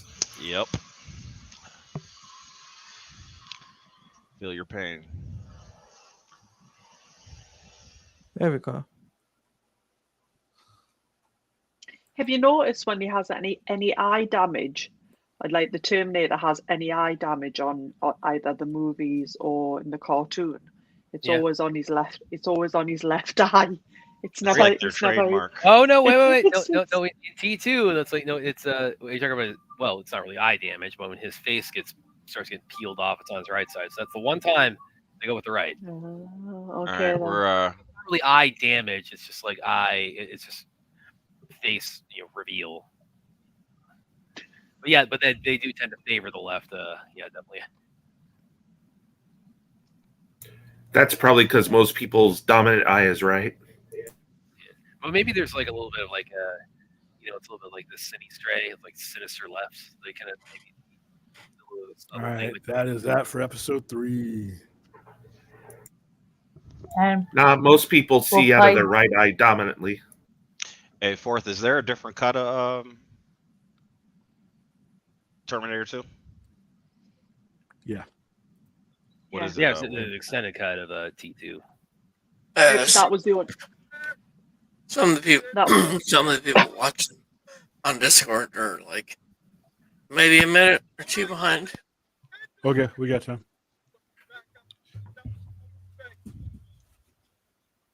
Well, so is that re-pulling up from Netflix? How are we doing it? I have it on Netflix. Yeah. I've got it on Netflix.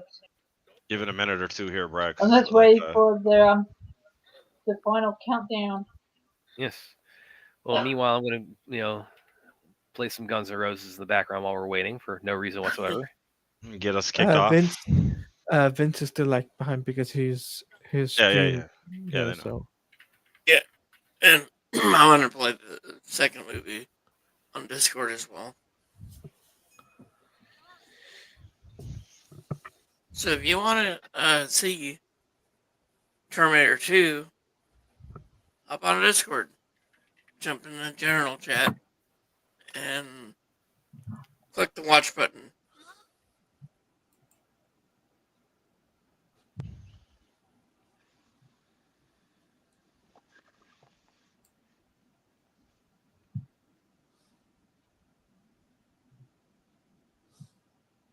Yeah, if anybody's watching along with us on Twitter at the moment, if you want to, we do have a Discord which Vince very kindly runs, and you can dive across and click on and watch the movie. Yes, please do. Please join us. We are preparing to watch the seminal classic sci-fi and action that is Terminator 2: Judgment Day.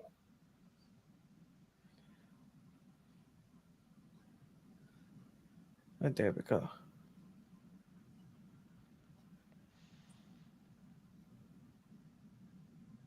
God, I was little when this came out. I was about 4 years old when Judgment Day was released. I was just born when Judgment Day 2 came out. Too bad Vince can't play disaster movie for a surprise for you. Oh yeah, too bad we were missing out on that. Real great tragedy. I can play whatever you want. We got.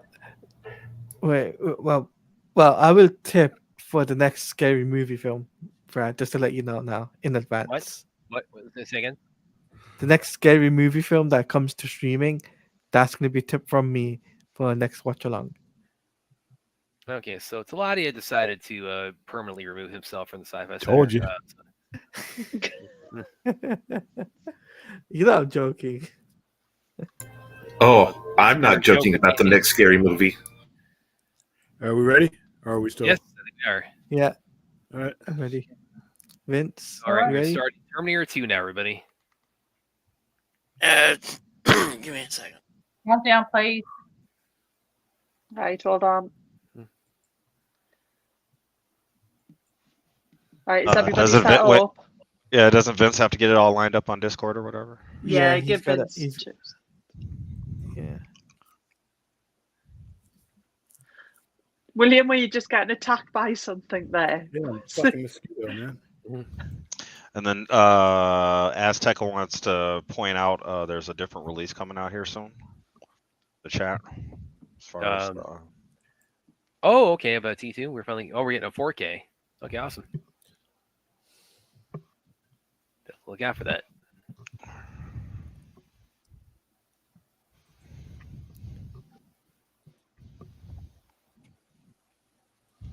On Discord, this is the remastered extended. Oh, okay. 2 hours and 17 minutes. How long is it? Yeah, so this one, 2 hours and 17 minutes. That's the one I've got as so well. we're all watching the same version. That's cool. All right. Yep. This one's 235. Oh, what? Yeah. What the hell? Oh, wow. Okay. Yeah, no, that's why I was asking. That's the extended version. Yeah, that's the extended version we got. Yeah, the one I'm watching is 2 hours and 17 minutes. Yeah, we got the original cut here. Yeah, that's the one I'm watching too. So who's watching what? Aaron, you got the extended cut or the original? I'm watching the one on Netflix, which is 2 Okay, for so me. that's the theatrical version. Is there a way that we can petition Netflix to only put fucking extended cuts of movies out?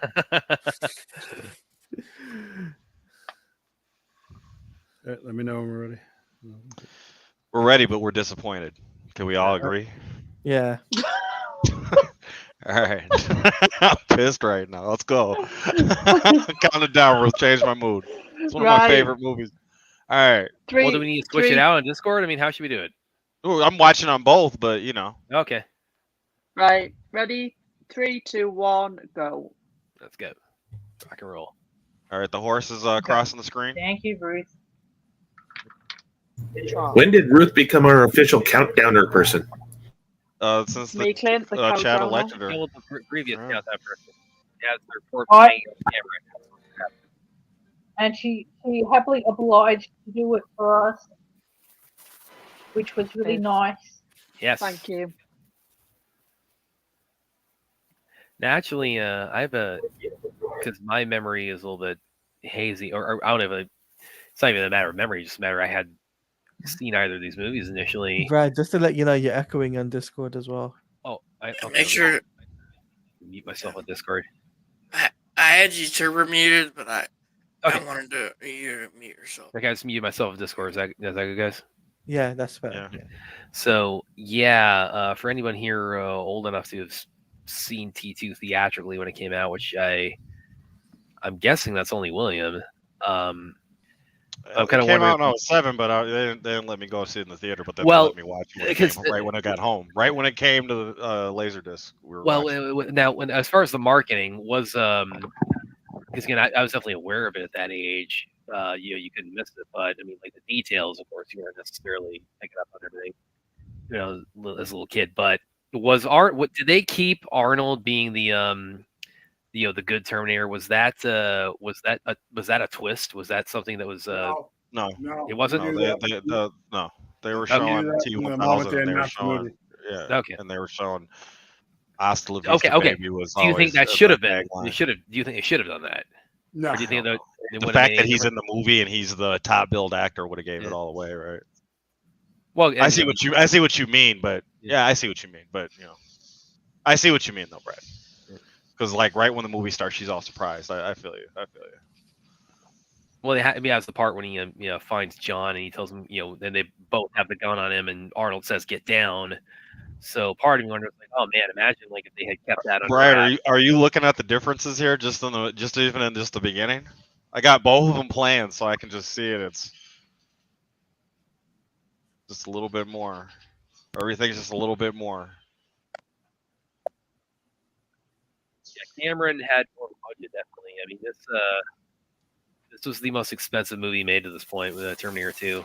91. What was the budget? It was like $102 million, which today is pretty commonplace. But back then, that was enormous. Huge, yeah. There was a lot of money. Yeah. Yeah, it was. And then are you back? Wait a second. Cena Fourth is back. Yeah, and it made. No, let me I look up. don't think he is, yeah. Look up what it did. And it made. The budget was 94 to 102 million, and it made about 520. So, and that would almost certainly be equivalent to $1 billion today. So, and I think T2 at the time was like the third biggest movie ever made to that point. So it was a monumental hit. Was the closest we got to $1 billion at the time. And these guys are annoying me, all these soldiers, because they're doing, William, they're doing it again. They're doing it with the salute. The salutes all look like this. It's this, okay?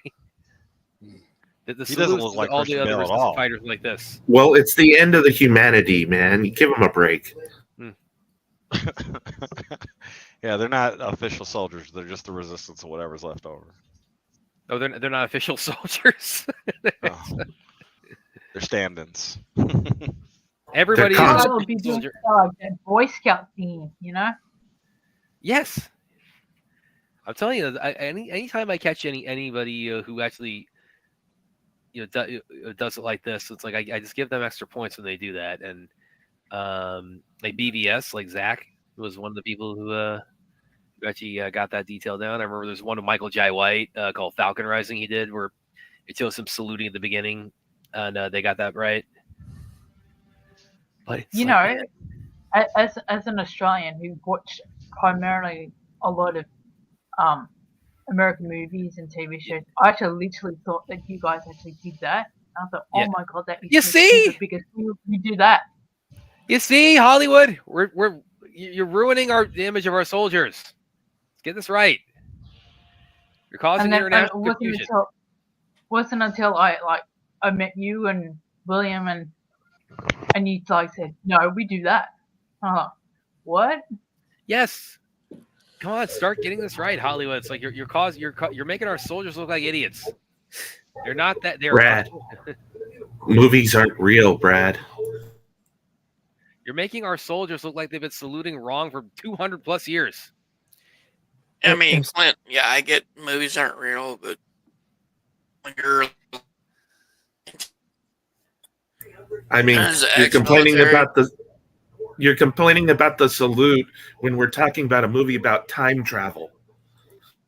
I mean, we can still complain about the attention to detail, dude. Yeah. Well, I mean, if it was a war movie, I would understand more. But this is sci-fi and fiction, and this is the most metal like image ever of the Terminator, like engulfed in fire as the theme goes ba ba ba ba bum like that. Now, if they messed up saluting, like in Saving Private Ryan or something like that, then you could really bitch about it. But what we're talking about is an overall thing, not this particular movie. I'm talking about me, an Australian, watching American movies that are embarrassing our soldiers based on war and stuff, and thinking that you guys saluted in one way when it was actually the same way that we salute. It's nothing to do with this particular film. It's just overall. A trend. So, guys, just a quick one. They originally wanted Billy Idol, didn't they? As T-1000. But he was in a motorcycle accident or something like that, so he couldn't. Yeah, something along those lines, yeah. He couldn't oblige. That's sad. Yeah. That would have been actually pretty lit. Yeah. Well, that probably would have maybe elevated the movie a little bit more. Yeah, well, you notice, Robert Patrick, he actually doesn't look that far off from Billy Idol in his overall look. You're not wrong. Well, but that's where I also kind of I was mentioning the idea earlier that Cameron had at one point had played around with the idea of like bringing Michael Biehn back and having him be the T-1000, just kind of flipping the dynamic of Arnold and the Terminator and Kyle Reese from the first one. It's like, yeah, that could have been something interesting. That really, yeah. Curious what that would have been like. That alternate version of T2. Yeah, I think Robert Patrick did a really good job. He got the intensity of, I'm going to kill you face right. Yeah, he's definitely well cast. Oh yeah. Look at this waitress who comes up to Arnold right here and like sees a naked dude walk in, and she's like, "Oh, hey." Mm-hmm.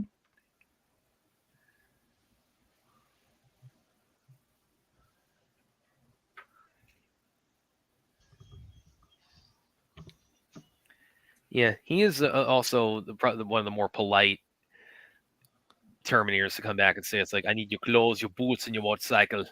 He just beat the guy up and take him. He says, "Oh, I'll ask politely first." Are you guys still on Terminator 0? No, we're on 2. No, we're on T2 now. No. When he's gone into the biker bar and he's trying to get the clothes from the biker. Is it good? Huh? Is it good? Is what good? Terminator Whatever 0 you're smacking on. Yeah. What are you eating? Oh, peanut butter jelly sandwich. Oh, nice. Peanut butter jelly time. Oh yeah. We're on the Double N's. selling the Dwight Yoakam. What, peanut butter on both ends? Yeah.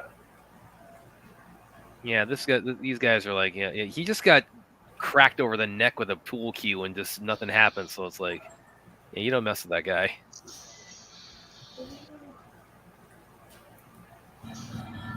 All right, he's going down the freeway on Bad to the Bone or what? He just walked out the bar and got on the hog. Yeah. Oh, okay. Now it's starting with Out of the Bone. And on the director's cut on Discord, he's just now walking out of the bar. Yeah. Or the extended cut, rather. Oh, there's that guy also, by the way. He's just still kind of writhing in pain on the hood of the car. He threw out the window. Oh, and listen. The shotgun Arnold gets this. Because I was probably like 12 years old when I first saw T2. What, the 1887? Yeah. I thought that was the coolest thing in the world. The way he does the spin cock. I tried to get that right so many times with one of my little toy shotguns as a kid.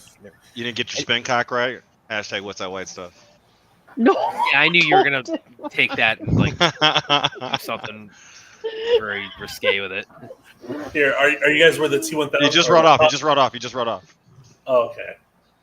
On Discord, he's just got the shades and now on the bike. God damn it, Spotty. That's lined up what I got. That. What did you say, Vince? Stop baiting Brad into that.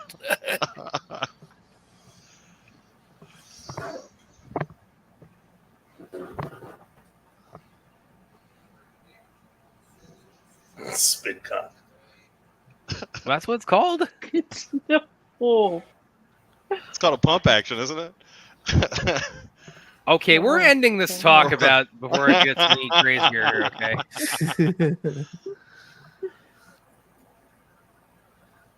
Oh, by the way, this is another kind of, I don't know if I call it a plot hole, but it's a question I have because the T-1000, he can shapeshift into anything, but does that mean did he even need to take the cop's clothes here?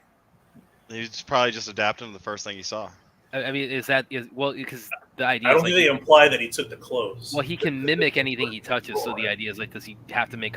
He doesn't even like take the clothes; he just touches. No, he just touched him when he killed him.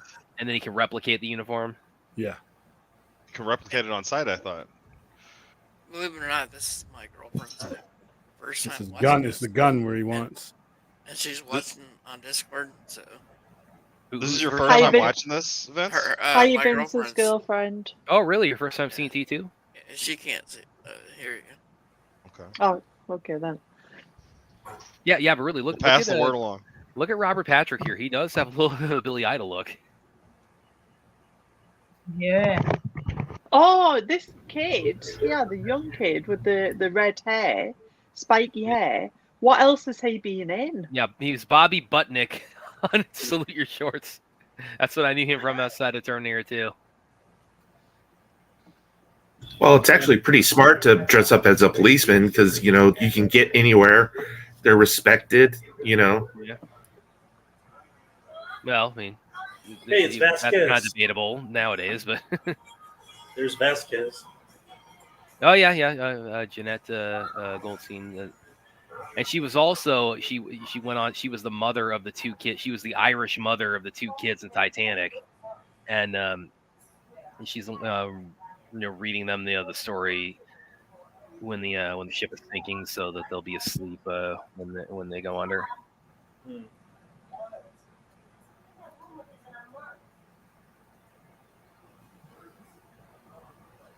It's Edward Furlong, right? Yep, that's right.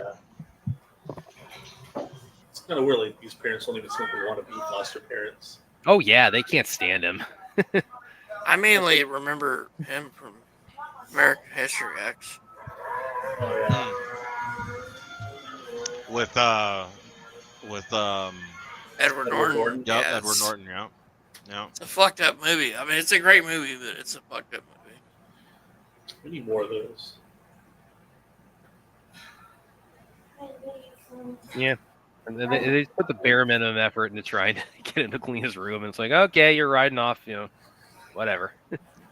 Erin said this is part of her daily routine when she wakes up and then she starts doing pull-ups on her bed. I mean, you gotta love the development between the movies, though, for Sarah. Oh yeah, that shit's so good. This movie is great. So, well, that's part. She's definitely earned her badass status by the time this movie comes around. That was part of part of the impact that T2 had back then, because it's like because you were used to seeing Stallone and Schwarzenegger and Van Damme and all like the dudes who had muscles who were doing action movies back then. You didn't see women in action movies like getting just in this kind of crazy shape that well, just even outside of that, even when you compare it to what you see today, like I said, she's definitely earned where she went from a waitress at a diner, right, being randomly hunted by a killing machine, into what we're going to see, how they start her out, how she's basically dealing with the situation she's in from the last movie, and then where it's going to go from there. So some of you say you're watching the director's cut? It's on Discord. Discord director's cut. No, so we're going to be in different timelines. Well, I'm watching both. I'm watching on Netflix and on the Discord. Or I have Discord pulled up. Yeah, I think the rest of us are just watching the normal one fourth. Well, like right now there's no like added material. I think that's been added in. No, there is. Well, there's added material right here. Right, there's added material in the beginning, and some of the scenes or some of the shots are a little longer each time, so that adds up. All right, I guess. I don't know if I mentioned. I've never mentioned it here before. I did actually get to meet Linda Hamilton about 9 years ago, and Mike and I went to Tampa Comic Con. That's cool. Yeah, she is a real sweet lady.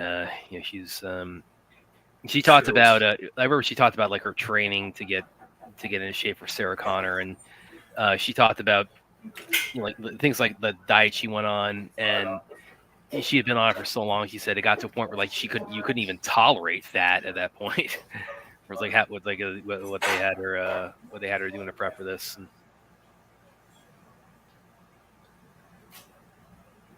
oh yeah, this guy, I'm in the extended cut. These guys with the tasers in the night. Yeah, she's getting beat up in the psych ward right now. Yeah. Well, these guys extended what they get later on. While we're on the Robert Patrick family scene, foster parent scene. It's but you exist in two different timelines.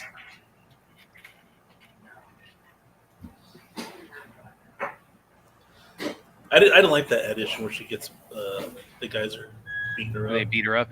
Yeah.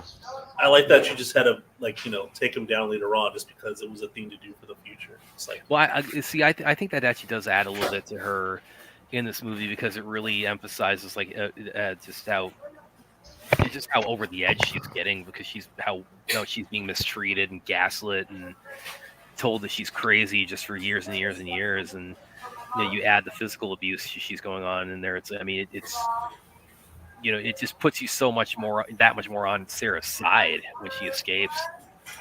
Yeah, true. I didn't like the idea that they deserve it but just that, hey, in order to survive, you got to do what you have to do, and these people are going to stop you. And so that she had to go through them the way she did. Kind of puts it like almost in a moralistic gray area. By the way, also the parents, the foster parents, it's kind of, again, talking about when you say it's like they don't even want to be foster parents, and it's pretty obvious because like it doesn't even occur to them. It's like, yeah, we had a guy on a motorcycle and a cop show up looking for our kid this morning, and we're just like totally like, okay, whatever. Like how the slower T800 was a step ahead of the T1000 in that aspect.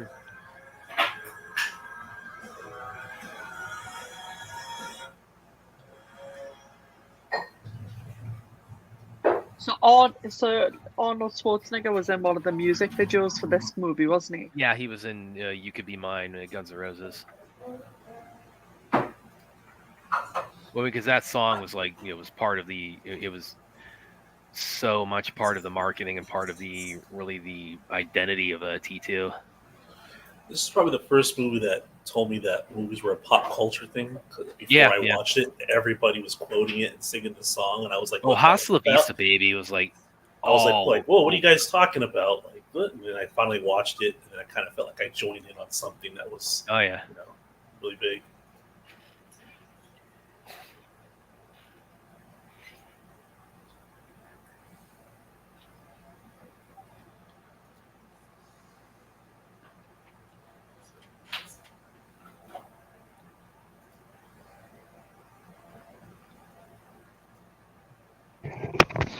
Man, that's such I don't know. Back to the Billy Idol thing. It's such a shame that he wasn't able to be in this movie. It would have been. It would have really helped his career out a little bit more. Yeah. Sure. Grape gas. What's the new batch? Grape gas. Okay, and if you're watching the extended cut, this is the Michael Biehn cameo here. Sarah has the dream of Kyle visiting her.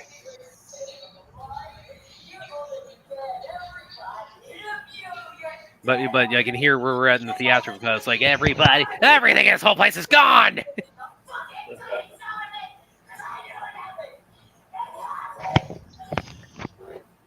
Fun fact: the co-writer of Terminator is also in this movie. He plays the guy that's taking pictures of Arnold in the mall when he goes to the glass. He was the same actor as the cop in T1 that Arnold smashes into his police car and takes his cruiser. Oh, really? Yeah. Oh, that guy was the cop? When he comes up. Yeah, when he comes up taking pictures of Arnold in the mall, he's the cop and co-writer. He's the cop that Arnold bumps his head and then it says, "This is 1L19." Okay. Yeah.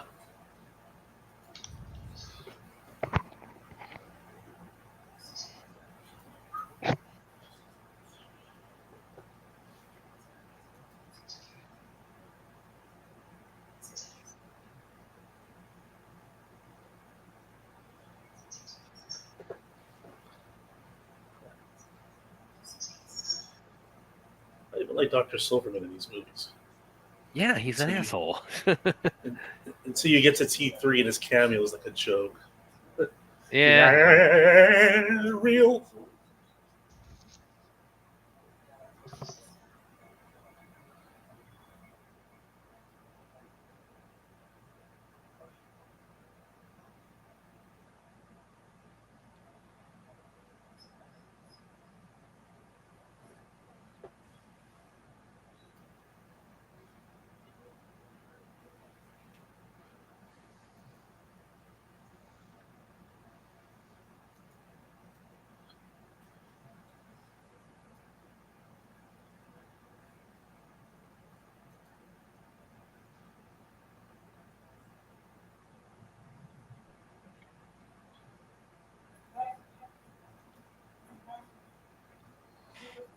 This scene is exactly what it's like going out during the middle of the day in Las Vegas.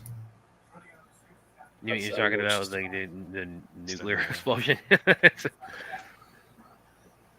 Question: how far are we in the movie? Because my Netflix glitched a little bit.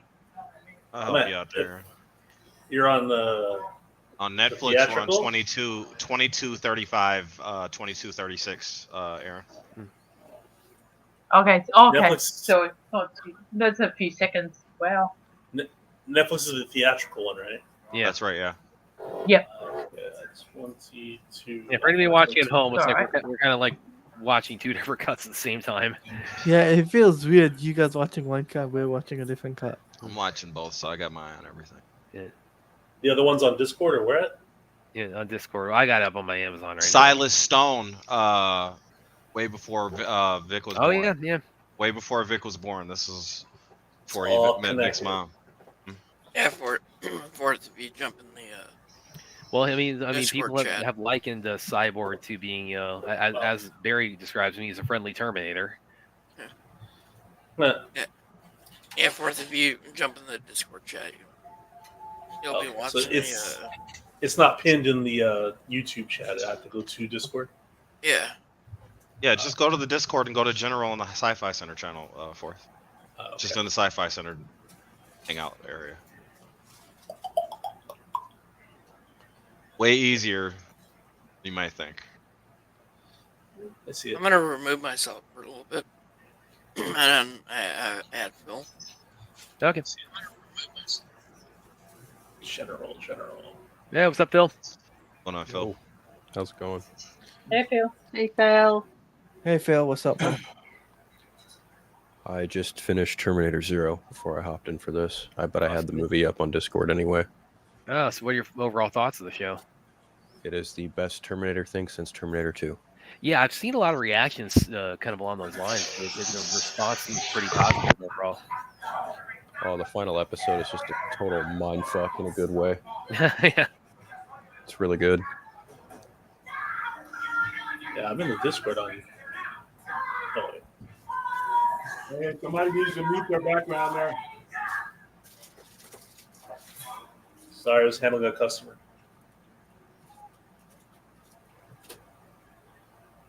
You had a plane? Dude, Linda Hamilton fucking sold it.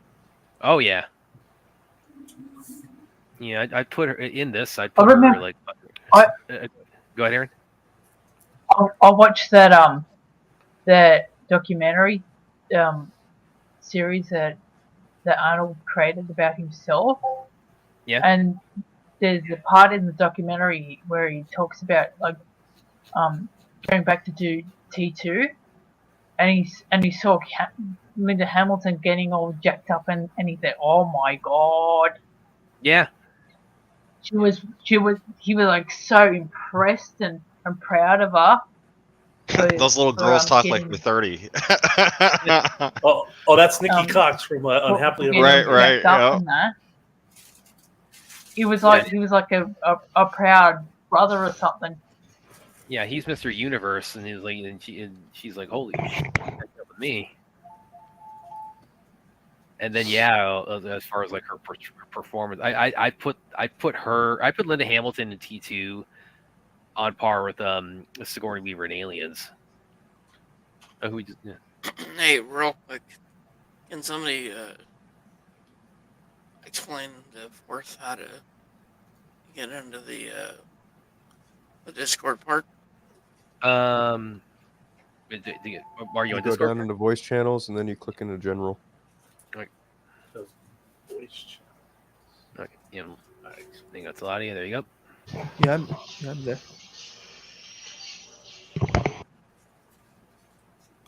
Oh. There you go. This scene right here is reordered in the director's cut, Brad. Yeah. Yes. These things happen in a different order. Yes, they do. When did the extended cut?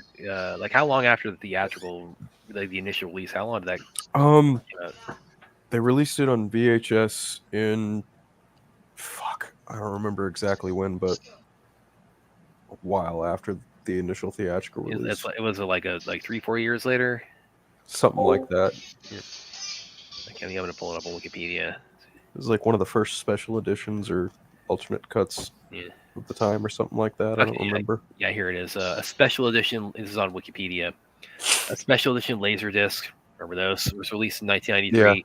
featuring a 15-minute extended version of the film that restored deleted scenes, interviews cast and crew, etc. etc. So Cameron did not use the label director's cut because he considered the theatrical releases to be definitive, and the extended versions as opportunities to restore depth and character made unmissable by theatrical running time. Right. So this is this is that's the reason why you don't see the label director's cut on Terminator 2. I'm kind of curious what his if he feels the same way with Aliens with the extended cut on that, because that adds about the same amount to it. We had the Laserdisc cut growing up.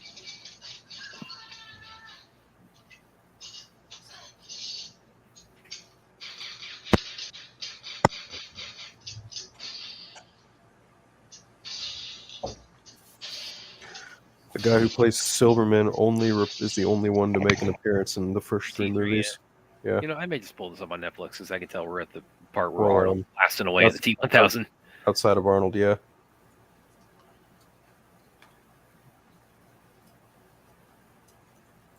He's also in the Sarah Connor Chronicles, but not the actor, the character. Yeah, that was actually, I think it was the guy who what was that guy's name? He was the dude who plays Senator Kelly in X-Men. Right. Shit. What is his name?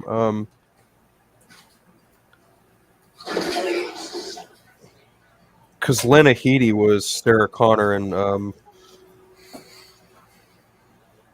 Chronicles. John Decker, Tyler I don't remember. Thomas Decker, I think, is John Connor. Yeah.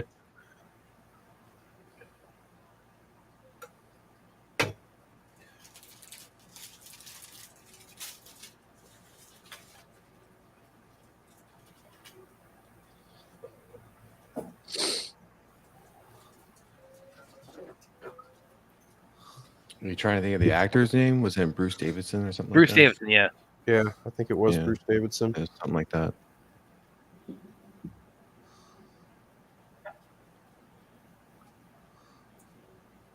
Here's another bit of trivia too, since we're watching on Netflix. That when the T-1000 chase scene first starts, Robert Patrick.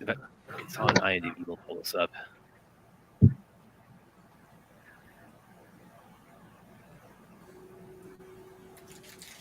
I love the stunt for everybody.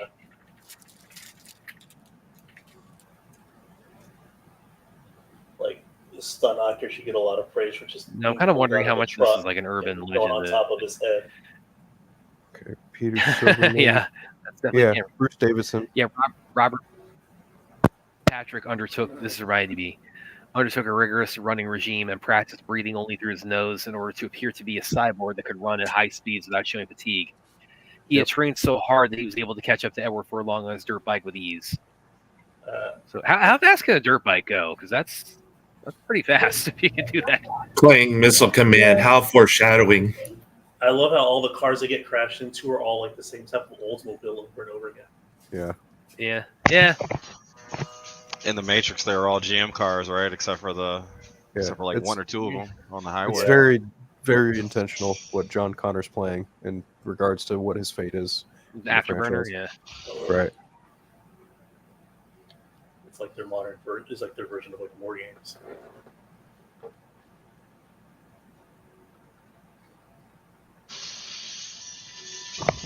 Yeah, Cameron also when the T1 when he crashes the semi through the bridge there, the camera had to be at like the right angle to catch it. The camera he wanted like right under the bridge. Yeah, and nobody wanted to do it, so he's like, okay, I'll do it. He did it himself. Yeah, he did it himself. It is without a shadow of a doubt one of the best action sequences of all time. It's the best car chase ever shot. Period. Yeah, Cameron's got cojones, man. He's like dude, he peaked with this movie. I'm sorry. Like he's a really fantastic director, but this is without question his best movie ever. Yeah, I definitely put his as my number one for Cameron. Yeah, definitely. But he doesn't let anybody tell him no. It's like he doesn't let anything stand in his way. He has no problem telling you to go fuck yourself. No, not at all. Yeah, and I admire that about him. Even though I'm not a fan of his later stuff. I know lately he's been calling out people who are trying to illegally go down the bottom of the sea. Yeah, he's talked with that one the commercial accident that happened there, and he also had to emphasize, no, people, I'm not making just because I'm the guy who's associated with deep sea diving, I am not. The one thing they did for this, they did not show in the marketing at all which one was which. So when this twist happened, it was a genuine surprise in theaters for people when they found out that Arnold was actually the savior Terminator this time around. They almost kind of give it away because they say he's back for good in the advertisement. And here's the spin cock. Like I said, it's like, God, I thought that was. This is just such a magnificent display of computer-generated imagery for at the time. 1991. This is just so good. Yeah, it was so ahead of its time. Because when the initial blast comes from, they used like pop-up foil to showcase it, but that was genius. Yeah, that was all CGI. Well, and you hear like a lot of VFX guys talk about one movie is often like a stepping stone for another in terms of where VFX are. Right. And a lot of people will cite like Terminator 2 as like one of they'll say things like we couldn't have done Jurassic Park or we couldn't have done X, Y, or Z at the point that we did if Terminator 2 hadn't come along, because that that advanced the technology so much. Yeah, this movie changed the game. I swear on Discord this version has like a type of different color grade than the other theatrical version we watched. Well, it's probably again that's has like a green tint to it. Gray tweaking.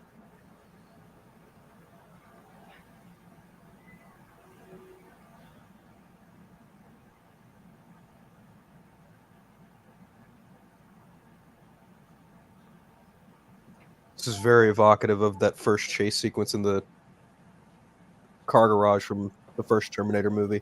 But this time it's like on foot. It's an on foot chase. It's fucking spooky, and Cameron knew how to make tension out of it. Big time. I actually thought, by the way, because when I was a little kid, when I first saw T2, because I'd seen pictures of Cameron in the media where he has the beard, so I thought that one biker he says you forgot to. I thought that was Cameron making a cameo when I was like 12.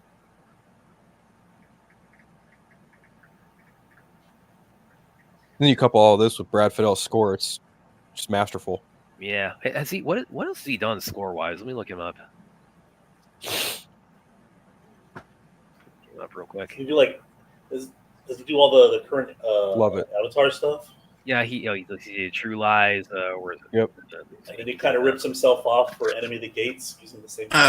Real quick, fourth. That's because this is the remastered edition on the Discord. Oh, okay. This is good. This right here is fucking masterclass right here. This is so good.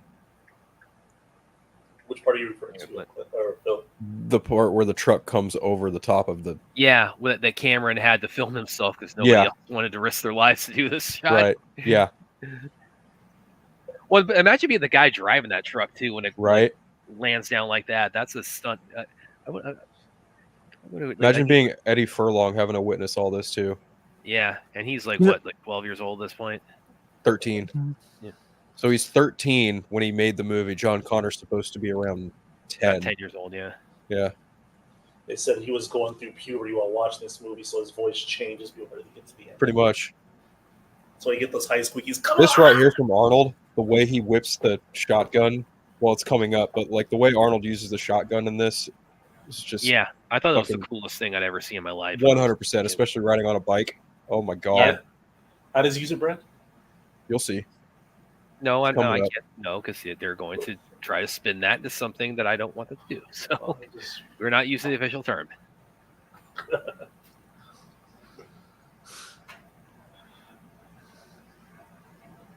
Right here. So guys, for the time that this movie was made, was this this one of the most expensive movies that was? It was the most.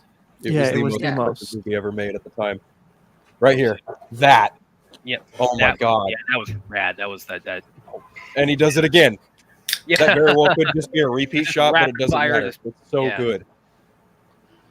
Dun dun dun dun dun dun dun dun dun dun. I like how practical the launching of the bike into the. It's just so fucking good.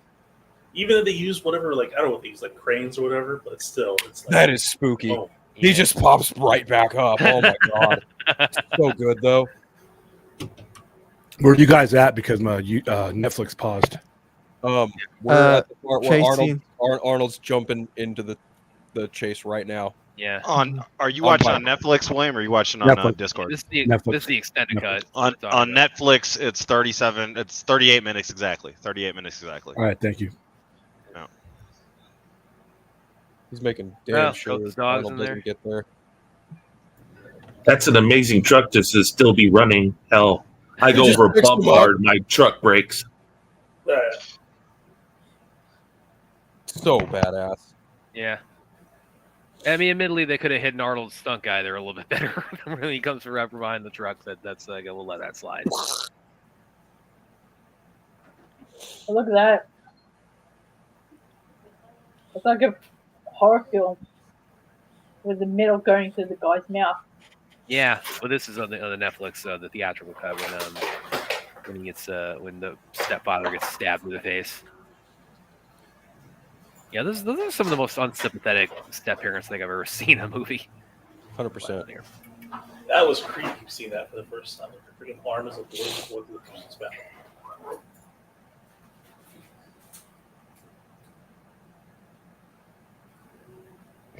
Seeing the liquid metal the first time and her, the whole scene right here, yeah.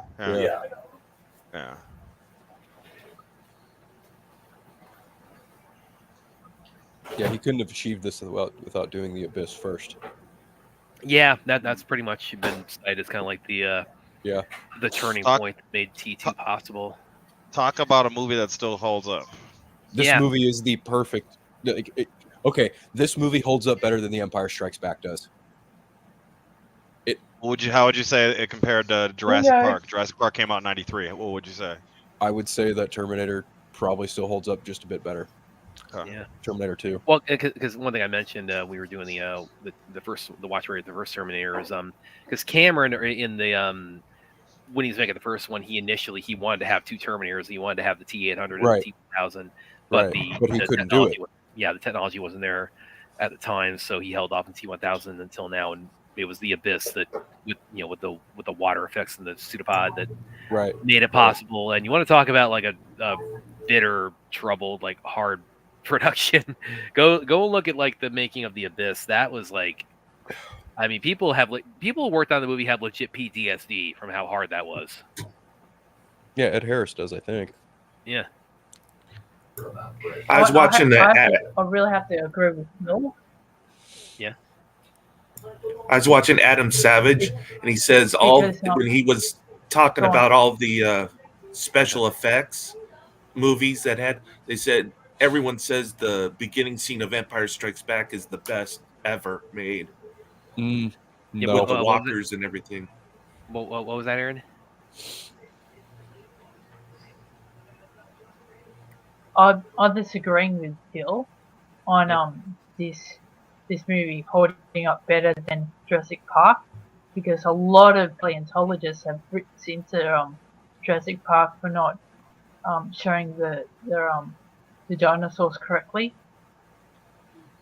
Yeah, they've talked about that. Many of the dinosaurs, like the T-Rex and Velociraptor and that, have feathers and stuff on them, and they're a lot brighter. They should be. Velociraptors are actually like the size of like turkeys in real life. Well, that's it. Well, like the one kid who says like that looks like a 6-foot turkey. It's so crazy because like you look at like artistic renderings of like based on the findings of dinosaur fossils and like them like adding like, okay, here's what they would have looked like. It's great. They look like big turkeys. They look like. Why don't we just ask William? He saw dinosaurs up close. Oh, come on! How big were raptors? Velociraptors, William. No, come on. You can ask William in Jurassic World Dominion if a Velociraptor would make for good military ordnance. Let me meet you real quick, William. Look, you little dipshit. Did you just call moi a dipshit? Put your leg down. If you were a kid seeing this, you wanted to be John Connor like so bad. 100%. Yeah.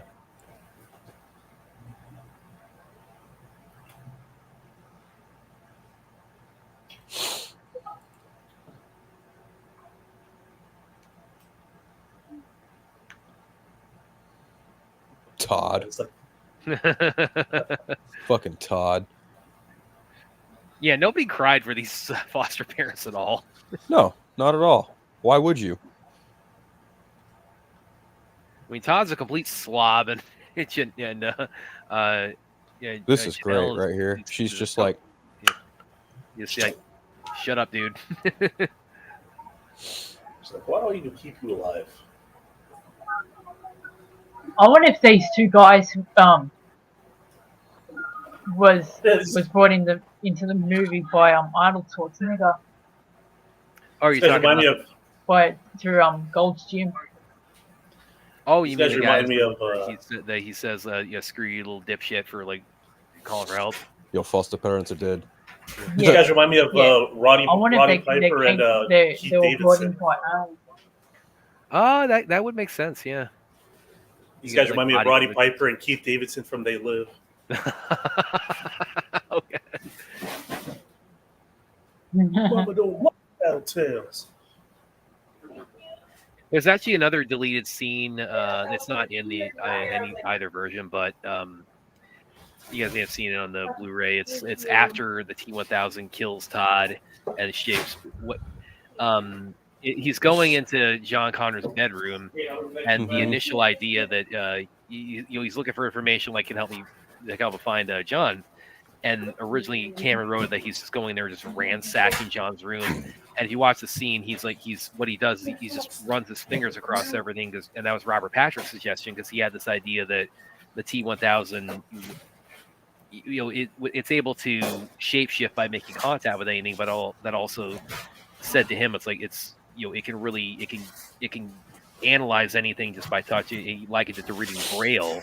So when he goes into his bedroom, I recommend go watch that scene where like everything is like he's just running his hands very gently across the walls, across the poster, across the bed, and then he's eventually able to get some info to help him track down John. But it's not in the extended cut, but it's still pretty interesting scene as far as showing this like the capability of the T-1000 as far as tracking down target. It's also explained later too. Oh my god, what a great! So I understand why Cameron cut it, because it felt a little reductive. Yeah, I see that. Yeah, as I said, Aaron, that guy deserves what he gets. Yeah, I hope he does get something as well, mind you. One absolute vile person.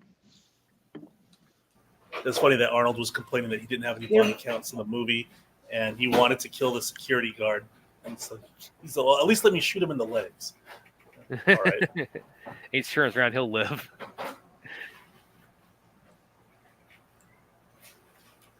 Yeah, this guy's a piece of shit. The disorderly. Yeah, the doing it right now in the director's cut or the extended cut, Brad. What you were saying. Yeah, he's doing that right now. Robert Patrick is. Yeah, you get shot in the leg. That's a fatal wound if you get it right. If you get him in the ephemeral artery, yeah, they can bleed out. But he's got detailed files on human anatomy, so he's probably a better shot than the average person. Sorry, unmute you. I wouldn't be shooting that order in the leg. I would be shooting him somewhere else. just saying. Sorry. Where might that be, Ruth? Yeah, are you gonna pull a RoboCop on that guy? And we should all listen to Ruth, expert in this. Just say it would be nutless by the time I've finished with it. So. Oh, right in the pineapples, huh? Exactly.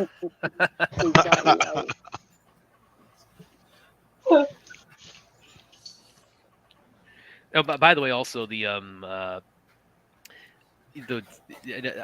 of curious what your thoughts about this, William. When what the Terminator says about the T-1000, he can't.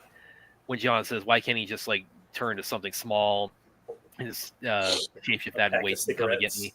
And the Terminator says he can only mimic something of approximate size, but then he turns into the floor a little bit here. So it's like, so is that a plot hole, or do you think there's like any like? No, you can't tell where the floor begins or ends. Yeah. Okay. He's still the same size. He's just a different shape. That's all. Right. The only plot hole that they put in the room is why he comes back in time like he is. People thought that well since he's metal, how did he come back in time since you can't take anything? Because he should be encased in human. The last thing he touches, they don't tell you that, but the last thing he would have had to touch was human flesh. So that he's human flesh when he comes through. He's interspersed with human flesh. Yeah, so that's why he comes through that way. And the next thing he touches is that cop, and there you go. Other than that, that's the only. But yeah, his shapes and sizes is consistent with everything you should know about him. Touching human flesh. Check. Yeah, and since John touched his piece, theoretically, he could have turned into John Connor at any point in time too. Yeah, because he saved it in his database. Right. But he couldn't have anything else in his database when he came through for the very first time, other than human flesh. Or the time machine would have taken him. Does it have to be physical contact? Because he didn't touch this cop. Oh. We didn't see him touch the cop, but he did touch the cop. Yeah. Could we realize? I thought it was an on-site thing with the T1000. Yeah, I realized it was a tactile thing. No, he has to touch it. Yeah, he has to touch it. But then when he spreads out over the floor, it's like the cop steps on him, and so he's made contact that way. But Ruth, you had something? I was going to say, did anybody realize that Linda Hamilton's twin sisters in this movie? Yeah. Yes. Well, it's when the T1000 turned at the end of the steel mill when he shapeshifts to look like Sarah. So they brought in her twin sister for the parts where they're both on camera. Because that saved them some money on that. It was costing it, so they can have them both on. They don't have to film her in two different spots and splice it together. Her sister actually passed away, I think, about 2-3 years ago, unfortunately. According to Google, he doesn't have to touch you to mimic you. I don't know where they're getting that from. By the way, also, I'm kind of curious. Yeah, from him. When they were saying it in the movie, he comes. Yeah. It comes in the physical. I always thought when they say contact, just like in your presence, he has to do it. No, because it's a metal. It's a polymetal. He had to actually be able to feel it, density, and all that stuff. He wouldn't be able to know that just on site. At least according to what they say in here. But like I said, once again, we're talking about a franchise who they don't always play by their own rules. Yeah. Well. Okay, Ruth, here it comes. And Aaron, here it comes. I will say that moment of comeuppance. Terminator Zero has the best explanation of how time travel works in the Terminator franchise, bar none. Really? Yep. Matt and Tomlin fucking figured it out. So they fixed that salvation bullshit, huh? Not even so much fixed, they justify it. They justify everything in Terminator Zero. It's fucking bonkers, but it works. Yeah, we're gonna watch another episode tomorrow, Wayne, during the stream. If we do, it'll be later on in the evening. All right. That'd be cool. Of course, I'm a Terminator. Yeah, I love that little skip that she gives right when she picks up the nightstick. She's it's almost like a little victory dance she has if she nailed that guy. Getting on her toes, Brad. Yeah. She's priming up. I love that. Imagine you being casting this movie, right? And they will require you to call your twin sister, say, you've been casting this movie too. Pretty much. I forgot what the short list was for Linda Hamilton, but I know they didn't want her at first. They had all these other actresses. For T2? T1. Or for T1, okay. Because they were saying the problem was her only acting credit was Children of the Corn or something. Yeah, she was pretty fresh at that time. So who did they have in mind besides Linda Hamilton? That's a good question. I might need to look that up. Yeah, I forgot what the short list was for her. That's some Batman type shit right there, Brad. Yeah, with a nightstick, yeah. To tell him there's 215 bones on the body and that was just one. That's a Batman threat right there.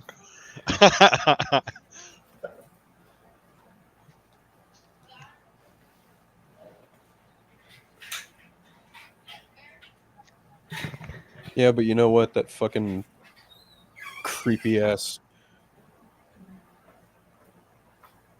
Oh man, yeah, this guy right here. This creepy orderly fucking deserves every bit. Oh of yeah, it. yeah, 100%. Fucking weirdo. He's got a little buck action going on from Kill Bill. For sure. Oh yeah. Fucking weird shit. Both kneecaps. Both kneecaps. Who called it earlier? Who said he had the auto targeting system on ready? Yeah.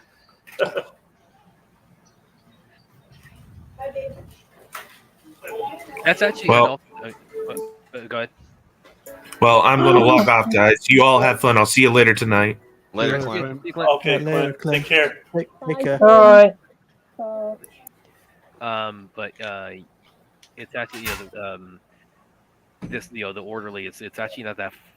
Unfortunately, in in this world, in our society, that orderlies. I mean, it's not orderlies abusing patients. I mean, it's not like commonplace, but I mean, it's like there are definitely reports of that happening in either mental institutions or retirement homes, and either engaged in physical abuse or things of that nature. So it's not an unrealistic thing for necessarily for him to show it's like there's a. At least it didn't go like Rob Zombie's Halloween type situation. Oh God, yeah. Oh, that's fucking horrible.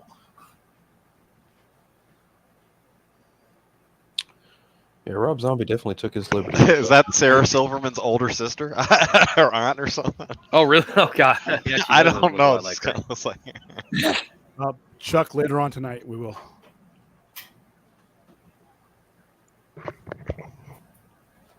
I thought Rachel Maddow was in this movie. She would have been a teenager. Oh my God. 1990? Yeah, she would have been. Not you.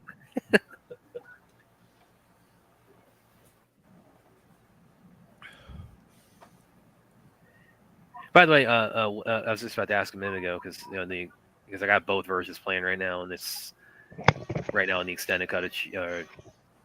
The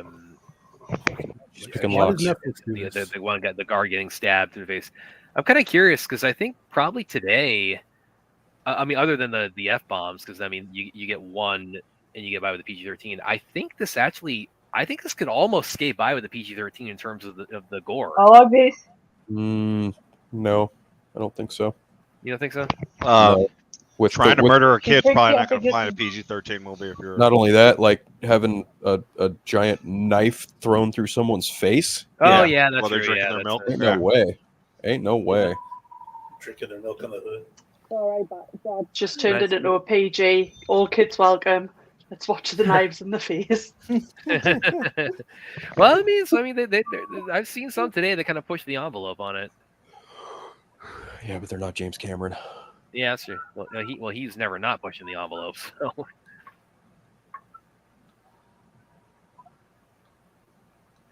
So, Phil, did you get a Batman lamp as well?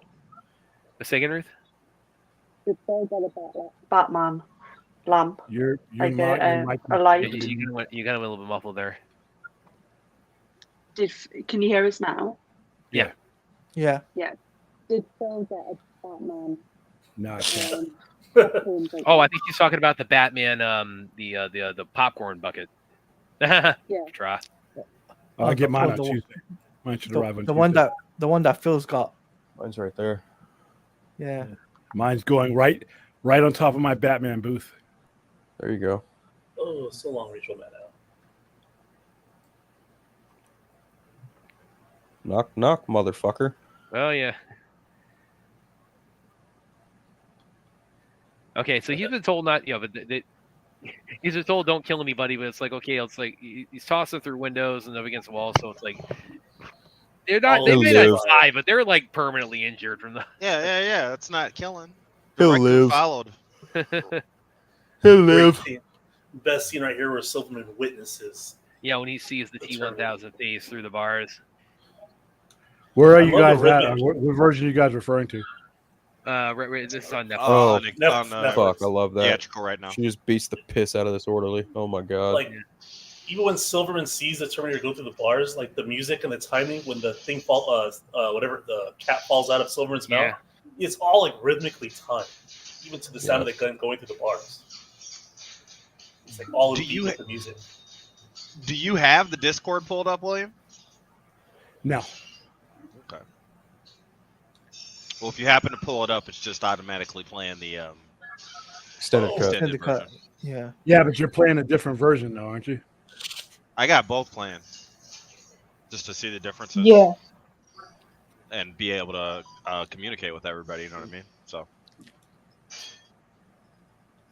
I remember watching this the first time. But I know you got you said they're working on your internet, so I know you can't really be doing all that. Yeah, so I can't really have, you can barely take what I'm doing now.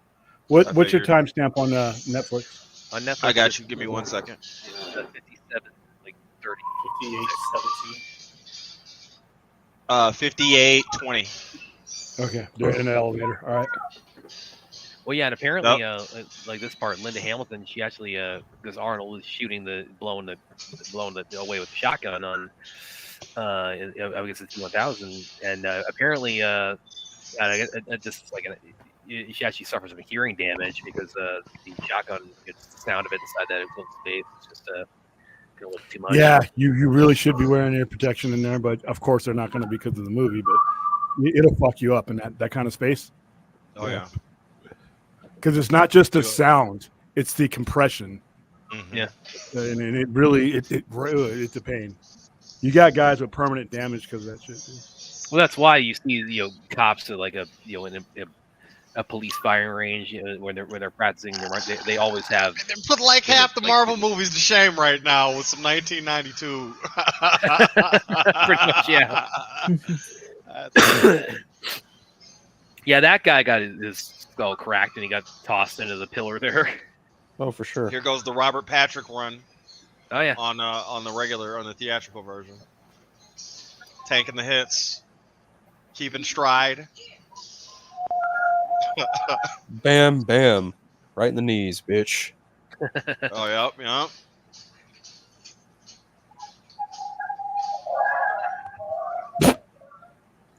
Ghosts? Yeah, I don't think you could shoot someone in the kneecaps in a PG-13 movie either. Yeah, that's true. And the level of F-bombs almost so solidified. Well, that's what I said. Like, the F-bombs, like, even if it were, even if they had gotten... Even if you cut them, even still, yeah. Yeah, you get one F-bomb in a PG-13.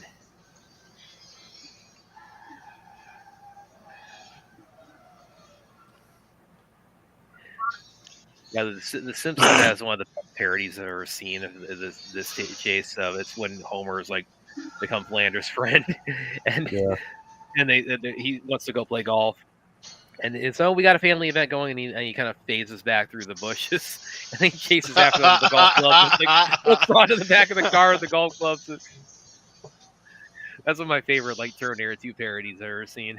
Don't fuck with me. She fucking meant that shit.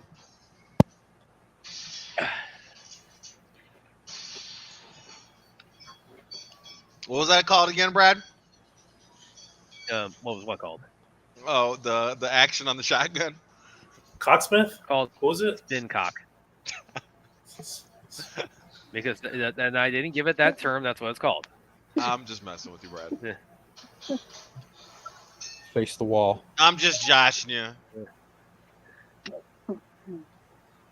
That's a fantastic moment. This is the extended cut now.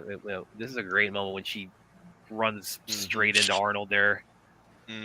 Because it's like you can already tell how much PTSD she's dealing with. So already, and now she's trying to escape. So she in the right now. Other than if John weren't there, I mean, she thinks she's having a psychotic break at this point. How did she get arrested in the first place? Because in the first film, she was in a Jeep. Well, no, they say in this one that she got arrested when she was trying to blow up the computer factory. Right. She's trying to blow up Cyberdyne to begin with. Yeah, it's like 10 years in the future.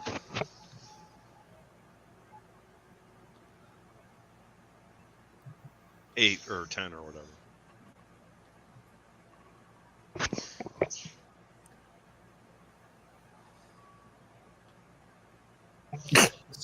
surprised Linda Hamilton didn't start the muscle mommy trend back in the 90s.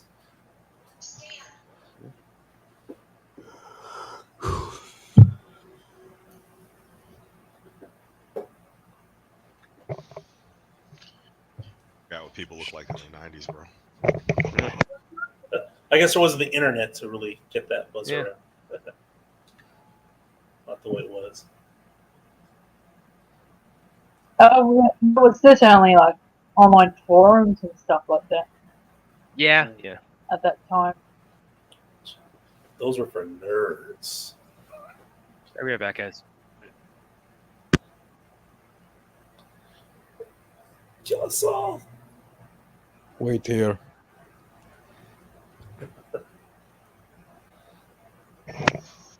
You think Brad's gone to get actually a drink? Bam. Brad went to go have a drink. He's missing the great acting. Get actually a drink. Just like tied up in the cellar. He's missing his raid scene right now. He had to go and feed Ashley. Yeah, to go and get What? She's in the basement. Wow. Where'd that come from, guy? If you want to live. Yeah, like right here. The rhythmic timing of the scene where Silverman sees the T-1000. It's awesome. Yeah.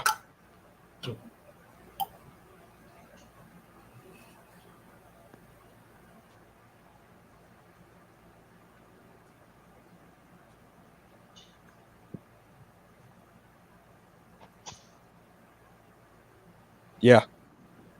At that point, Silverman's like, okay, maybe she's not fucking crazy. He's like, maybe I'm gonna go crazy. I'd be running through everything she told me. Shit's all fucking real. I'm just reading this movie actually. This is fucking wild right here. £509 million. You're popping in and out with the Bam. mic, Ruth. This is like a great first witness in movies where it's just like I'd never seen anything like this. It's just all blow my mind as it goes along. See? Now Sarah's like, oh, everything I know just completely went out the fucking window. Yeah.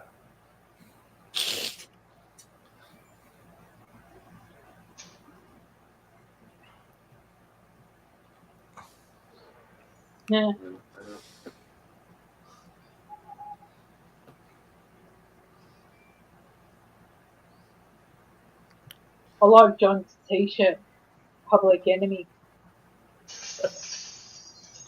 Yeah. His costume design is spot on.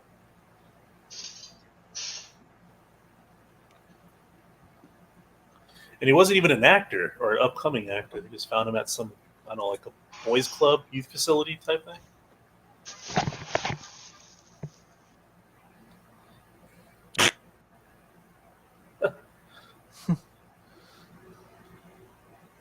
Excuse me, so you're holding up the future. Brad had that station wagon growing up.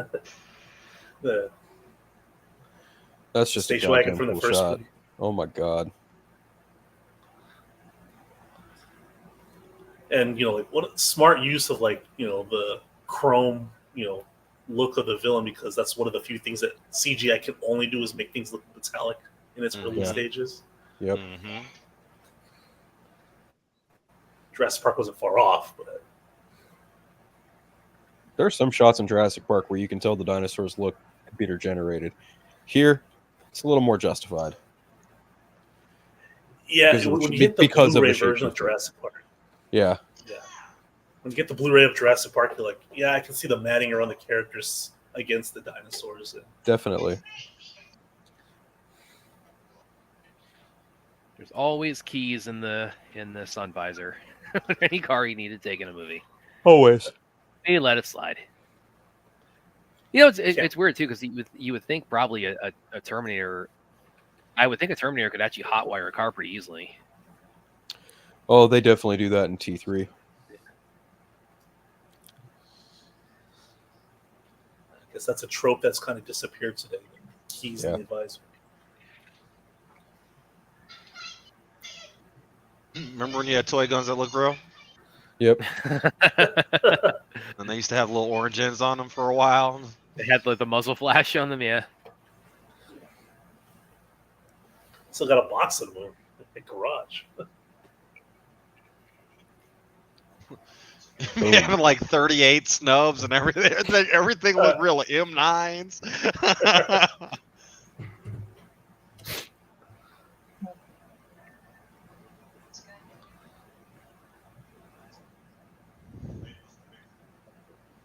So one thing, can you guys hear us all right? I think it was like... Yeah.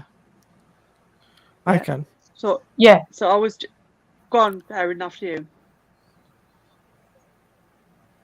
You go. I was just going to say, there was a ride, wasn't there, that was brought out at Universal, which was like which was a continuation from this movie, yeah? Yeah, more or less, yeah. Terminator 2 3D. Not so much a ride, but it was like a theatrical on-stage performance. Yeah, right, okay. Mixed with 3D. You went to it, Forth? Yeah, I saw it, and then you could find the whole video of it on YouTube. They just kind of mash up to get like a movie. Because they spent quite a lot of money on that, though, didn't they? Thought it was like millions of pounds they spent on it. Yeah. Oh, I couldn't speak on the budget, but I mean, you definitely feel great production value behind it. So. Pretty insane. August 29th. It's 1997. T1000 or the T1 million in that. What? In what? The Universal. Oh, something like that. Production. There's like a big old spider at T1000.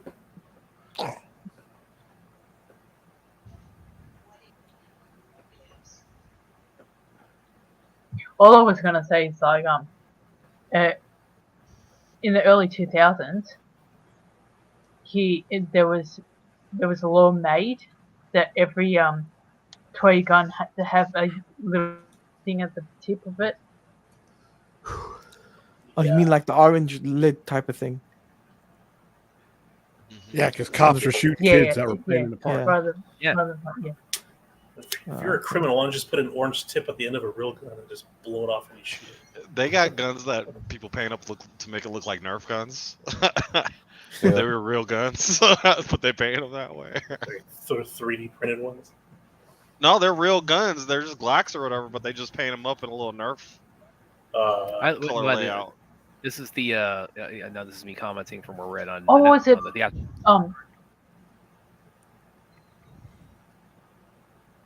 ahead, Henry. There was during the whole like Barbie and Oppenheimer thing. Yeah. That was going on. I saw people posting on Twitter. They're Barbie guns, and they were real. Really? I think I missed that. Uncle Bob. Well, like Ruth, like what you got in your setup in there right now. I mean, it's like that's pretty much what it looked like going to a movie theater during Barbenheimer. Okay. Yeah, I'm not really into Barbie. Unless it suddenly starts like basically annihilating everybody and creating sheer carnage, like decapitation and everything. Well, let's make that Barbie offshoot. Come on, somebody do that. I think William had Combat Barbie, right?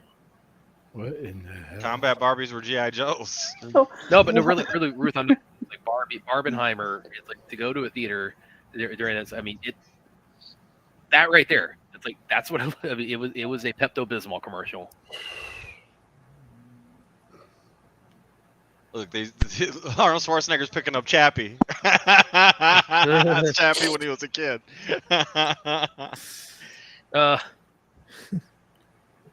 Actually, that would be back to deal with him for watching Salvation and loving it. What's that? Barbie meets like art, like Barbie meets art versus Terra. You know, actually, could they maybe like get that into the into the screwed up fairy tale universe, whose name is escaping me right now? Like after Blue Blood and Honey, like they put Barbie in there as a slasher villain. Sounds good. That would be funny. The actor for that Peter Pan thing has a freaking kind of cool screen presence when he starts using his regular voice. I don't know if anybody watched the trailer for it. Do it. Do it now. Here's some other historical facts. That there was a Nazi called Klaus Barbie. Really? Oh. There was a what? Yep. There was a Nazi called Klaus Barbie. Klaus Barbie, wow. His last name was Barbie.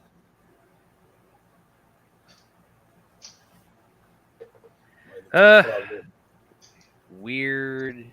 History is weird.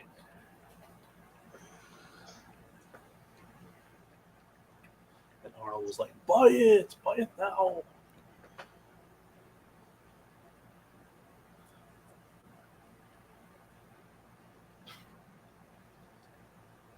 So, does anybody agree or disagree with the removal of this scene that they wanted the Terminator to learn on his own instead of having to be?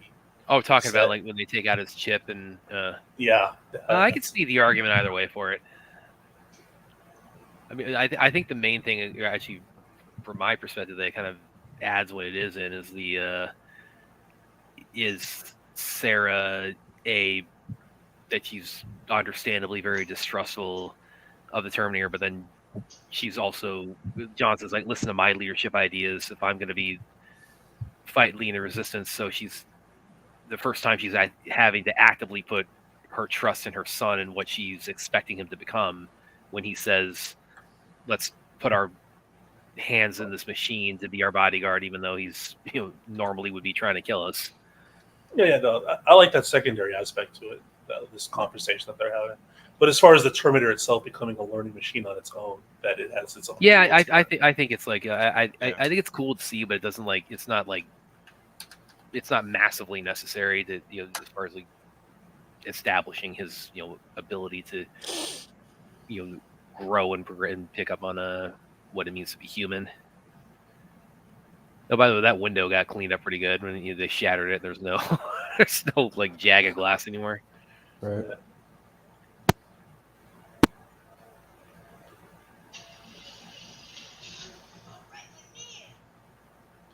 No problemo. I'm sorry.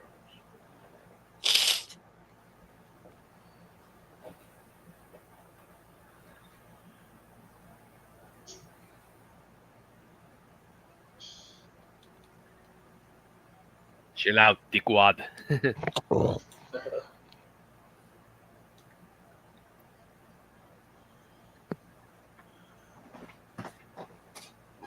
Yeah, if you're watching the extended cut, this is right when they get to the gas station and Arnold or the Terminator, his first attempt at learning how to smile. That's probably one of the funny. That's probably one of the funniest things. Funniest jokes they do in it is because what he just does like the little infrared or little scan, and like, okay, here's how the muscles contract, and here's what you did. He's still picking it up.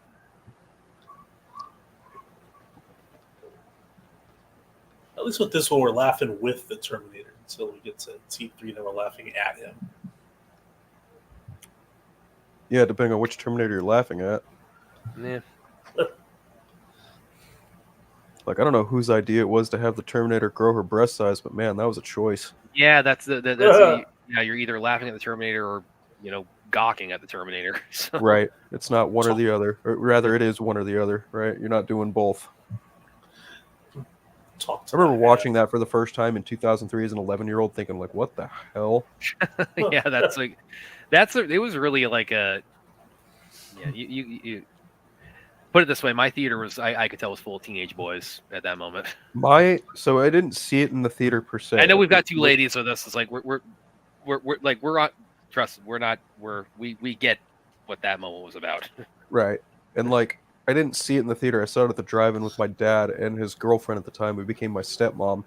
And even like after watching that movie, my dad was like, "Oh, well, I wonder what they're gonna do next. They're gonna actually do the war?" And I was like, that wasn't very good. And he goes, what do you mean that wasn't very good? I was like, have you seen the first two? And he was like, yeah. I was like, yeah, that wasn't that great.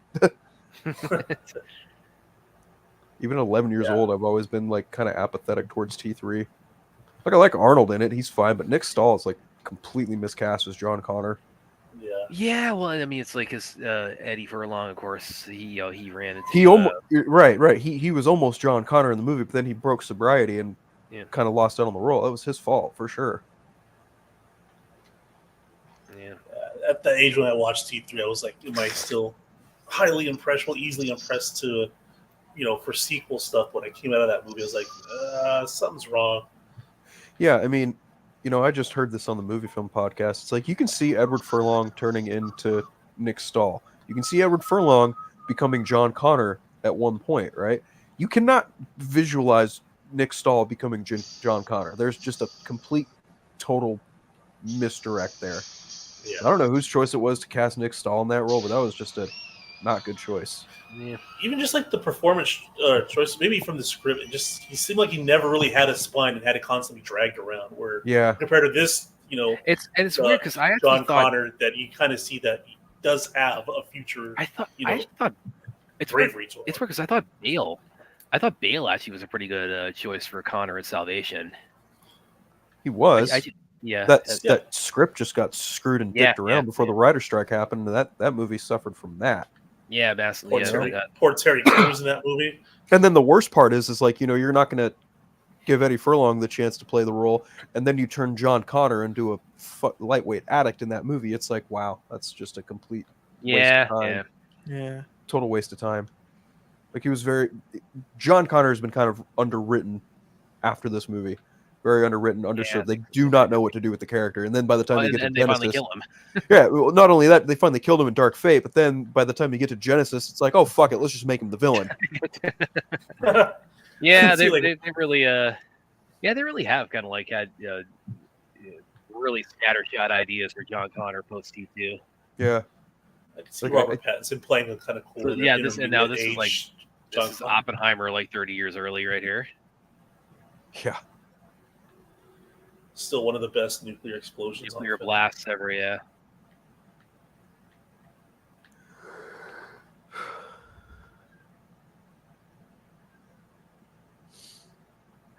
It's funny as a kid watching this, and I learned that, oh no, nuclear bombs could actually do this type of thing. Wait, this shit could actually happen for real? Not like Terminators, but like global. This movie introduced me to the idea that a global nuclear disaster could happen for real. Well, because I mean, I was a little kid when this came out, so I think this came out like right after like the Berlin Wall fell, right? So this was like really like right after the end of the Cold War, which kind of makes it fun. In hindsight now, I was actually just gonna say a minute ago, I these days I got a little bit of a chuckle out of John's laugh when he says Terminator. Why Russia? Aren't they our friends now? Yeah. I think the Berlin Wall fell in 89. Yeah. It's like 89 or 90, right there. So the timing of that line is just too perfect. Yeah, it fell in 89. So this is like just less than 2 years after. Right, because they shot it in 90. So it's literally like, yeah.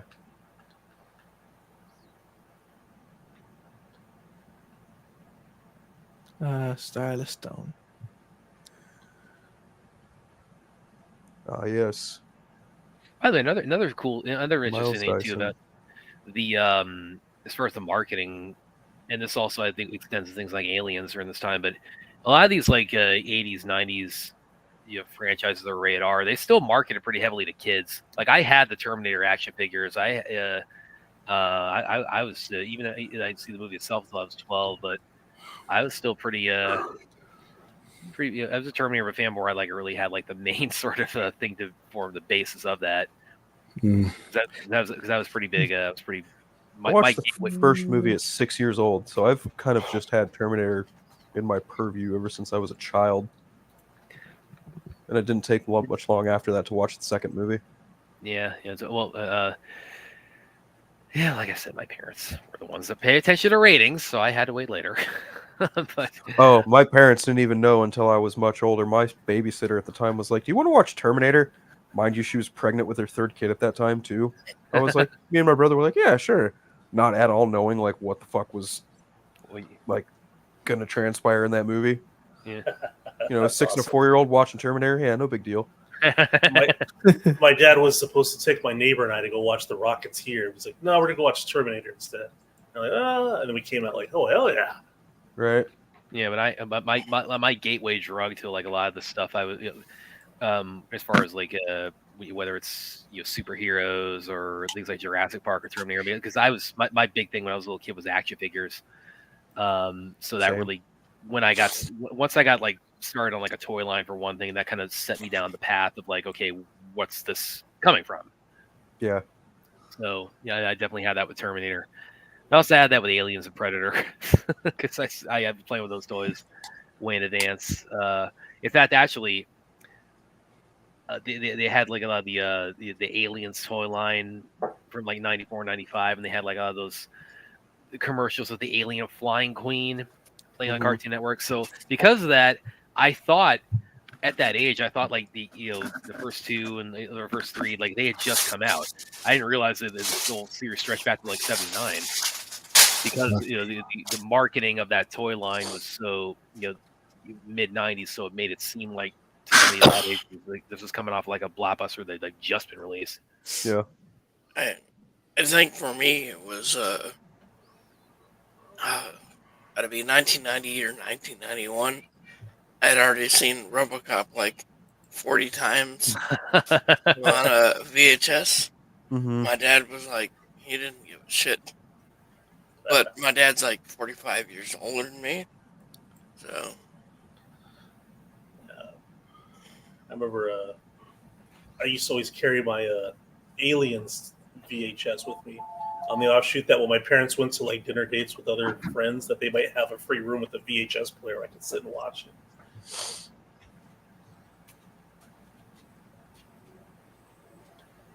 I mean, I think movies have gotten way crazier now. Nowadays, though, like, Ford likes to bring up Terrifier. Yeah. And Terrifier 2. Uncle Bob. Hated that movie. My only question is, when the fuck did Sarah Connor learn Spanish? Well, she's been on the run for over like a lot of her life post first Terminator. So, and it's like from the it's California, ain't it? In my head, I feel like she went straight to Mexico right after. Yeah, I agree. That. And at the end of one, that's exactly where she was heading. Yeah, well, she is in Mexico by that point because the gas station attendant and the kid are talking to her in Spanish. So right. He said his kid was Chappie. Yeah, the kid that Arnold lifts up by his overalls. Yeah. Now, Enrique.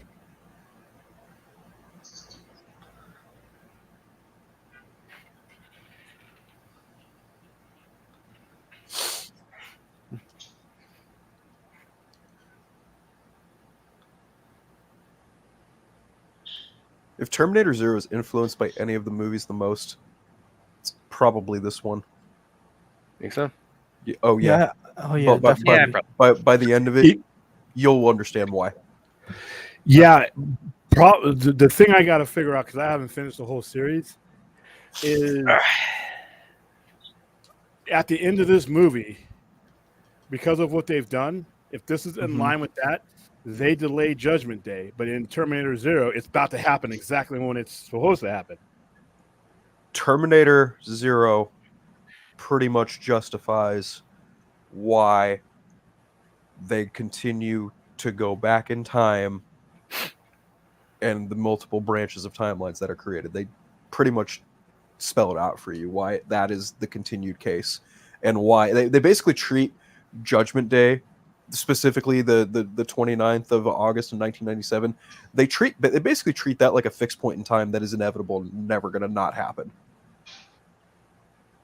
So it's disregarding this movie then? Not necessarily disregarding, but it justifies everything that happens from this movie onward. Okay. Well, that's what I mean, Phil, because from this movie onward, once they do what they do, Judgment Day doesn't happen in 1997 anymore. Right. Unless they're saying, I'll let me you know what? Let me finish Zero before, because I might just run right into my own answer there. So. Yeah, I've only watched the like I said the first three. So. First 3 episodes, yeah. I didn't want to binge watch it because I just don't like doing that anymore. So, well, I'll take a look at it. I take my time too. Even with same. I was gonna say, I only binge watch something if I get truly addicted or like super into something. Okay, what's that in the background? Somebody's wrapping a body? That'd be fourth, maybe? Hold on. Let me put it to you this way. This scenario isn't the only thing that helps prevent Judgment Day from happening on the 29th in 97. Okay.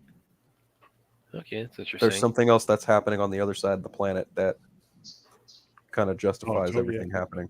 In Tokyo, yeah. Okay, so here we are watching the theatrical on Netflix. This is right when Arnold skins his arm to show them he's a Terminator. What number? What are you at? Because it paused again. It's at like 126.54.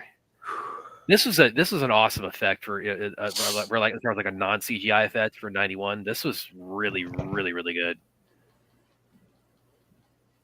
Because that looks like that's.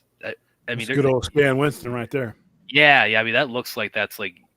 You don't see the camera trickery. I mean, it looks like he really just peel skin off of that metal hand.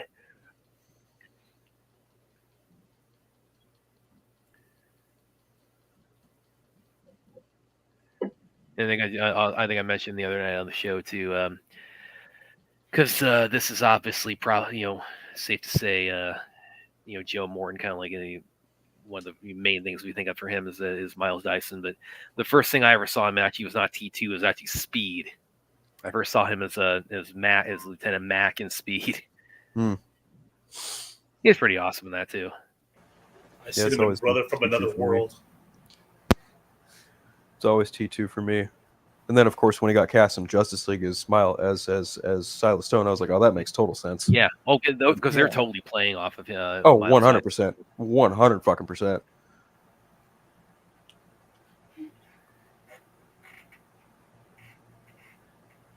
And he hasn't aged much since then either. So. Nope. Although even still, like Ernie Hudson, something about him. It's like he has discovered the fountain of youth or something. I mean, he's going 79 and looks like he's maybe pushing 45.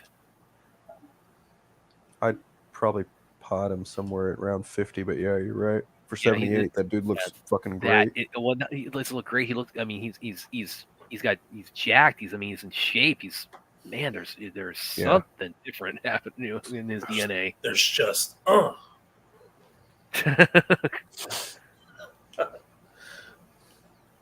No problemo. Oh yeah. Yeah, it's the extended cut there. It's like he's been swimming in the Lazarus pit. Yeah, probably.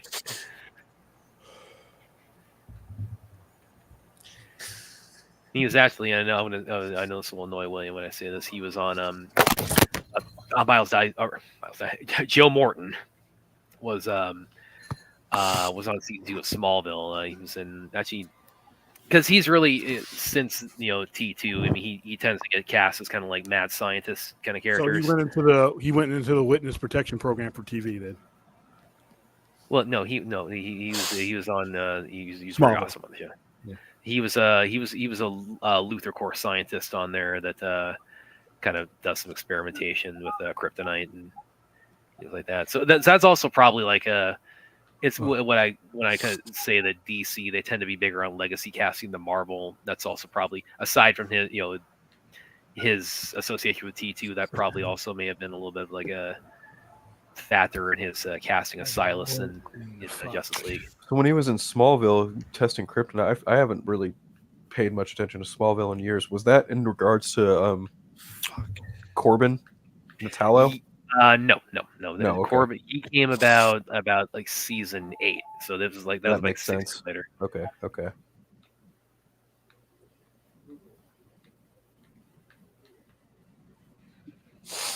By the way, I hope they got that bullet out of Dyson before they go and try this operation, because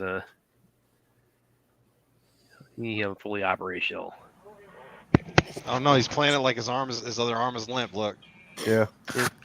So you're like the Smallville super fan, Brad? Say again? You're like the Smallville super fan? I'm definitely a bigger fan than William by far. No, but I'm a Superman fan, so it's like yeah. TV show. It's like I mean, season 8, season 9 was my favorite season in Smallville for me. So. Yeah. Well, I love the concept too of it, of like the whole like idea of Superman before he was Superman, like making like a big saga of that. Okay? You always say ruining didn't James Olsen die and then Jimmy Olsen took his place? Is that how? Yeah, they have his older brother. And was it the actual twins, or did he play the same guy? Was it the same guy playing? No, it was Aaron Ashmore played both. It wasn't his brother. Okay. No. Because it's Iceman, so it wasn't Iceman. No, it looks like him. But it's not they're him. twins. They're identical. Jimmy Olsen is irrelevant. Yeah, he's not really the highlight. Entire CW. They did that with the Joker on Gotham as well. Yeah, I hear you, William, but Jimmy Olsen's just an irrelevant character to Superman these days. I'm sorry. I still find it so strange that apparently there's been an army of Jimmy Olsen fans since 2016. Yeah, I don't know where the fuck they were before that, but so weird. He's so important to Superman. Ow. Well, he's going to be on Superman and Lois season 4, so it's like yeah. I'm kind of the perspective. It's like, hey, Jimmy, he's a character. It's cool if he's around, but I don't. It's not a deal breaker if he's not for me. Okay, the most relevant he's been to Superman lately is in My Adventures with Superman, and even then, that's only because of the way the characters are written. They're roommates and they're around the same age. It makes sense. Yeah. Well, Supergirl thinks he's the king. I hated king of True. Earth. True. I really hated what they did to Jimmy Olsen in Supergirl. Oh, Makad Brooks. Yeah. Turning him into Guardian. Yeah, that was a choice. Yeah. That was definitely a choice. Okay. Guardian, the prison guard looking guy from DC. Yeah. Whoever has the sniffles right now, you're driving me crazy. You are driving me absolutely psychotic. Who is it? Me. Oh. Okay. By the way, William. COVID's in the news, William. When he's got this grenade, it is apparently got congestion. That's true. Arnold, when he's got this grenade launcher here, because that's what takes out the because they shoot him with machine guns and all kinds of things throughout the movie, and he just reforms himself. Hashtag Brad the spoiler. Yeah, spoiler for a 33-year-old movie. Yeah, it's been a while. But so this is when they're stealing him later, and he shoots him with the grenade launcher, and because my understanding of that, or the way I took it, is that he shoots him with it, it embeds itself inside of him, and then it blows up, and it just shreds him into pieces like that. So, but is that is that a plot hole that's the one thing that was able to take him out, or is it just the fact that he has an explosive device embedded inside of him, and that's what's able to defeat him? No, it was so much. It disrupted his continuity to be able to replicate it and keep its cohesion. Yeah, he recovered. I mean, that's there are certain. He's not indestructible. There are just certain things that will affect his ability to remain effective. That's all. Yeah, liquid nitrogen. Yeah, slowing his reconstitution. Yeah. I actually really dig when he starts getting frozen a little bit later, and there's a one where his hand comes off, and he has like the shock look, like his own hand. All right, have we blown up Cyberdyne yet? Where are we at? Oh, we're getting there. No, we're getting there. Yeah. We're right when the cop on Netflix. You need another timestamp, William? Yeah, because Netflix stops whenever you walk away from. I got you. We're on Netflix. We're right when the cops are showing up. 1 hour, 36 minutes, and 40 seconds. In the extended cut, we're at with We're right when Sarah's going to his house to assassinate him. He's watching on Netflix. Oh, okay. We got about 40 minutes left in the movie. Yep. That's another thing too about this, because maybe it's just like a byproduct of just getting older, but when I was a kid seeing this, I mean, the running time it seemed much more daunting. It's like 139 minutes is the actual runtime. And most movies were only an hour and a half, though, right? Yeah, well, yeah, that's back during that era, and it's like now, again, especially with like adding like the CBM era, where it's like that's like a standard running time for them now. It's like this is like it's some very movies breezy. are like 75 minutes. Yeah, back then, huh? Yeah, this line we got Skynet by the balls now, don't we? Yeah, that is true. William, Batman Mask of the Phantasm is being put in the theaters on re-release. Oh, really? For Batman Day or what? Mm-hmm. Mm-hmm. That I think Batman Begins and Batman '89. We've got Batman Forever as well. Is it Batman Forever? Okay. Batman '89 and Batman Forever. Going to see Batman Begins in the movie theaters ever again. I fought to stay awake the first time I went. I did the marathon. Well, this time around, consider watching Mask of the Phantasm. Excellent movie. I saw that. I saw the movie. Watch it in the theater. Yeah, I saw it. They released it on an Air Force Base movie theater. We got to see it. Really? Yeah, we actually got to see it before it got released to the general public. No, we didn't get to see it. I got that shit on video, VHS, when I was a kid.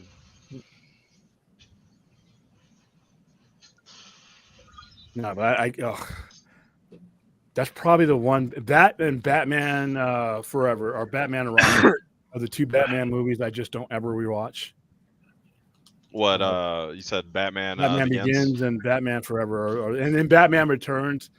I can watch more of Batman Returns than any of those two, but those two are just ones that I have no plans of ever rewatching again. I have problems with Batman Begins, but I don't absolutely hate it. I can watch it. I don't hate it. It's just not worth my time to ever watch again. I don't like Rises. I don't like Rises. No, I think Rises is one of the most overrated comic book movies ever made. Oh man! And they should be sending a check to Heath Ledger's estate for the money that they made with Batman. Exactly. The only thing I'll give you on Rises, or in my opinion, is the motorcycle chase scene in the dark. I like that. I liked how it looked. I thought that was really well done. But other than that, I was. And it had a bunch of A-listers in that movie. You literally had 3 Academy. It all went to waste. All went to waste. 5 Academy Award winners in that movie, and that's the best you could do. It was just a free check for him. It was just a $3 billion movie and a free check for the A-listers. And Glenn Powell. It had like Maggie Gyllenhaal in there and everything. I love this right here. She replaced Eddie Holmes. I love this this human casualty 0.0. You can like so maybe half dead down there. Until Hank from Breaking Bad messes it all up. Now they start shooting. Dean Norris. Yeah. He's in a lot of stuff now that you know who he is. You look back, he's in a lot of stuff. He was there the whole time. Oh, the whole time. The Dean Norris was the friends we made along the way, right?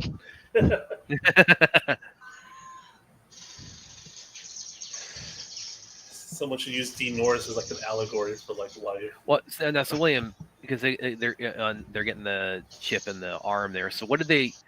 I'm assuming like the rest of the first Terminator, it was just damaged beyond repair, so they just discarded that. But it was the only functional parts left. Everything else got crushed. Yeah, but luckily it was the most important part. Yeah, well, the chip, yeah. Like I said, the chip is inside the head, but the head is crushed. But the chip is like they were the head. No, the head was flattened. The head was flattened. That chip would have been able to. You would have been able to salvage the chip. The main processor. William, in terms of gunfights, how do you rate this gunfight here? It's all right. It's just basic. It's basic, you know.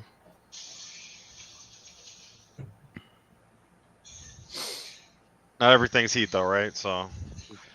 No, and their cover and recover is not good, but it's Hollywood, so. Sarah at least tried to get behind a little counter, though, right? Yeah. Oh. Arnie doesn't have to worry about shit. He's fucking Terminator. There it is. Like I said, this is the part of the movie to me that is really important, and it just like I said. You're talking about for the timeline or what? Yeah. You Walter White.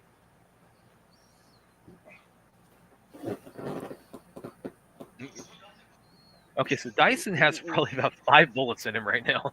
Yeah, he's pulling the Justice League right now too.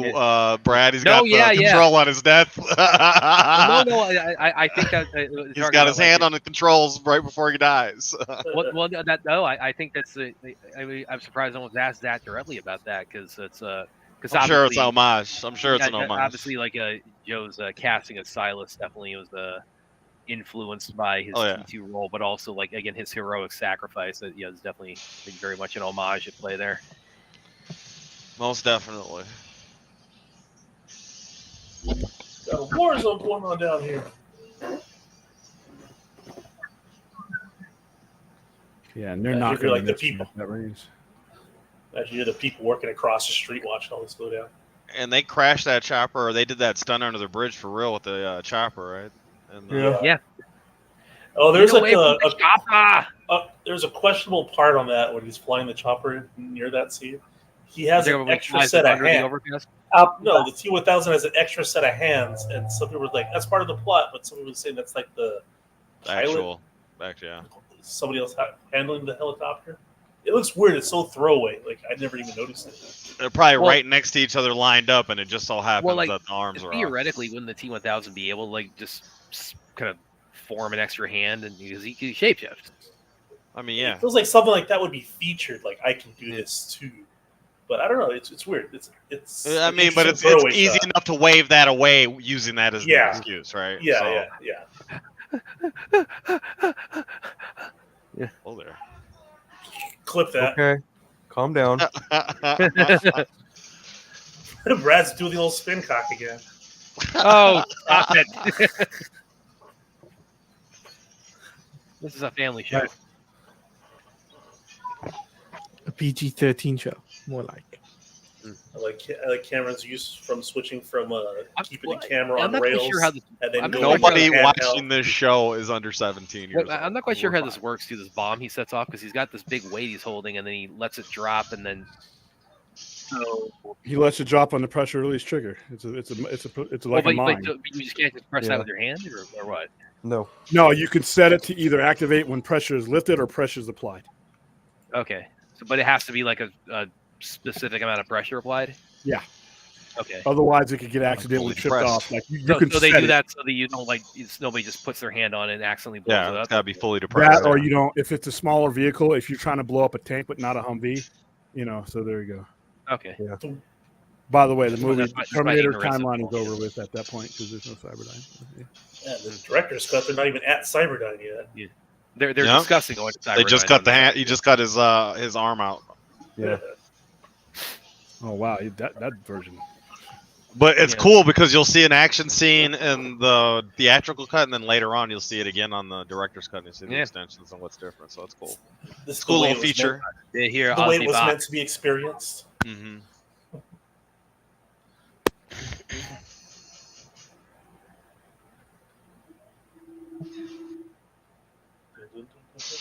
I think Chappie wanted to know what time you're going to do your show tonight, William. I don't know. I'll think about that in a couple minutes here. God damn it. Yeah, are you guys not picking up on this? These bullets aren't working.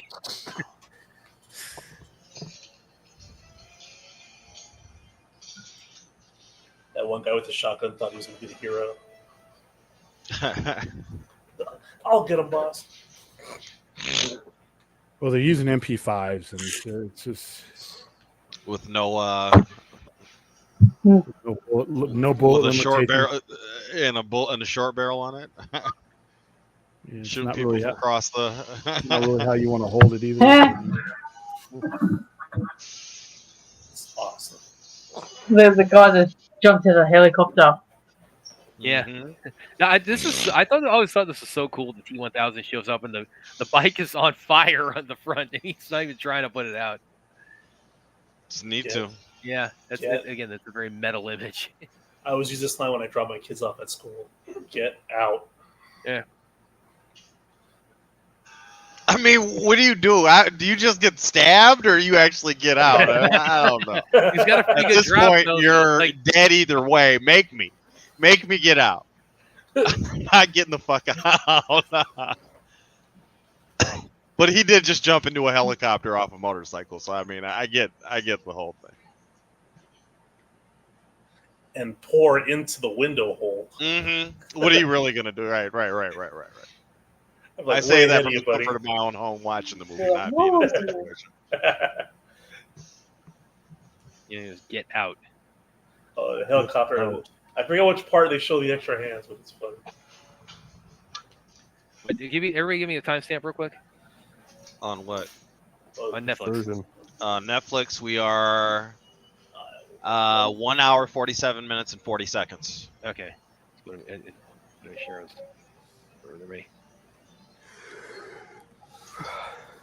They're just, starting their operation in Cyber 9 in the director's cut. Yeah. Supposedly this is shot near where I lived. 147.40. Well, more so when they get to the steel. Yeah, I'm lined up with you exactly. It's just that the director's cut has so much more going on. So. Yeah. Yeah, I didn't realize there was that much of a time difference between them. In the director's cut. Really running from the mall. Like those slightly longer, 27 minutes longer or something like that. Yeah, but those slightly. You talk about like the scenes that are already there. They still have shots that are slightly longer, so that does start to add up. Starts to add up. Mm-hmm.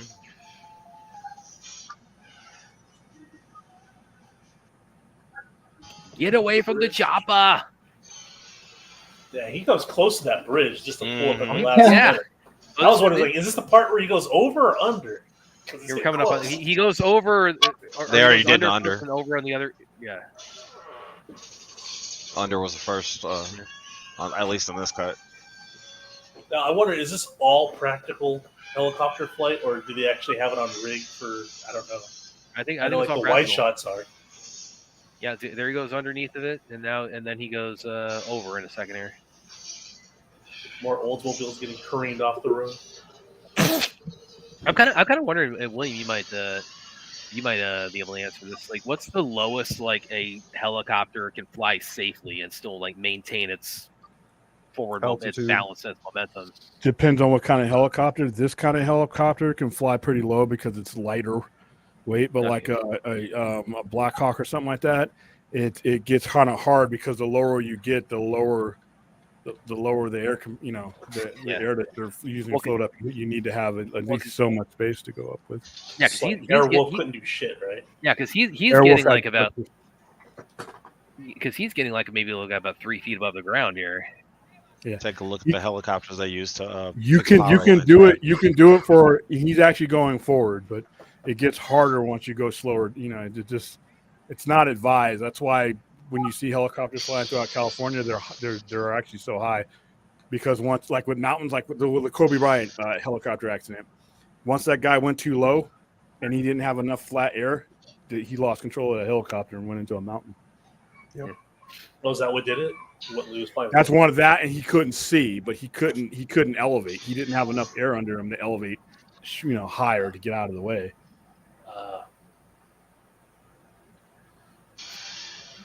This is the vehicle's top speed. I can get out and run faster than this.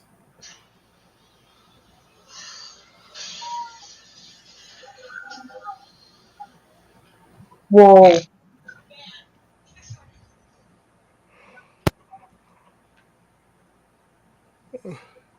More emphasis on like T1000 scenes on the extended cut, Brad. Yeah.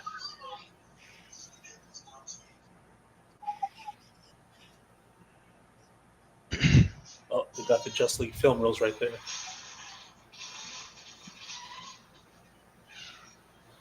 I totally forgot. Oh, you talking about the family? She was handling the Snyder cut right there. Yeah, what was that, Aaron? I totally forgot this scene even happened. Is it one more time? I said I forgot this scene even happened. The chase scene. Oh yeah. You're talking about the whole movie's a big chase. And that yeah. And that he's driving the actual car. Are you talking about the little truck here? The guy got stabbed a minute ago. Yeah. So Fourth claims the Flash is going to run behind the flatbed of the truck and push them to safety. That's his call. The Sandsby.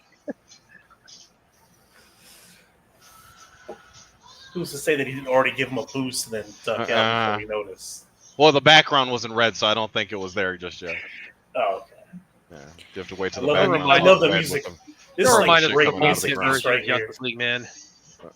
It's like great music use right here when they go out of control. Turned up. Actually, I remember the first time I saw T2 because you have the poster of Arnold on the motorcycle with the shotgun, and remember seeing it lighting his ass up right now. but it's like awesome. Then you see the movie and you realize how little Arnold actually rides the bike in the movie. I like how they did it in one take where he climbed out the vehicle, walked across the bed up on his and started lighting them up. That's awesome. Now, there's a little questionable part here where he folds up into a beach ball, but well, he can do that. He can shapeshift. No, Arnold. Oh, you're right. Yeah. Well, but he right here where he leaps off. Yeah. Well. He's the endoskeleton. You're thinking about the human flesh and organs. He's the endoskeleton. He just curled up, and that's one of his moves. You gotta think of like what the actual skeleton looks like. Then it makes all the sense in the world. That's where James Cameron's head must have been. Yeah. He rolled up. He was the first droideka. That's where they got the idea from, dude. Wouldn't doubt it. Is this actually how they transport liquid nitrogen too? Because I could see this, an accident going pretty bad if this. Wouldn't doubt it. Would not doubt it at all if that's how you transport liquid nitrogen. And then if not, it makes for a good set piece in the movie anyway. Some kind of OSHA violation there, though. Oh, yeah, for sure. Yeah. I wonder if this is scientifically viable. I mean, hauling the chemicals that make your soda. Violations.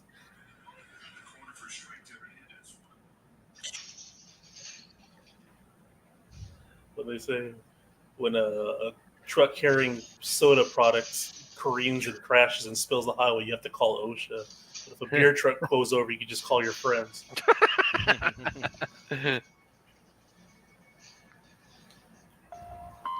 Liquid nitrogen also makes me think of the guy who said Yuri from GoldenEye. Yes, I'm invincible, and then he gets frozen. Yeah, he gets frozen.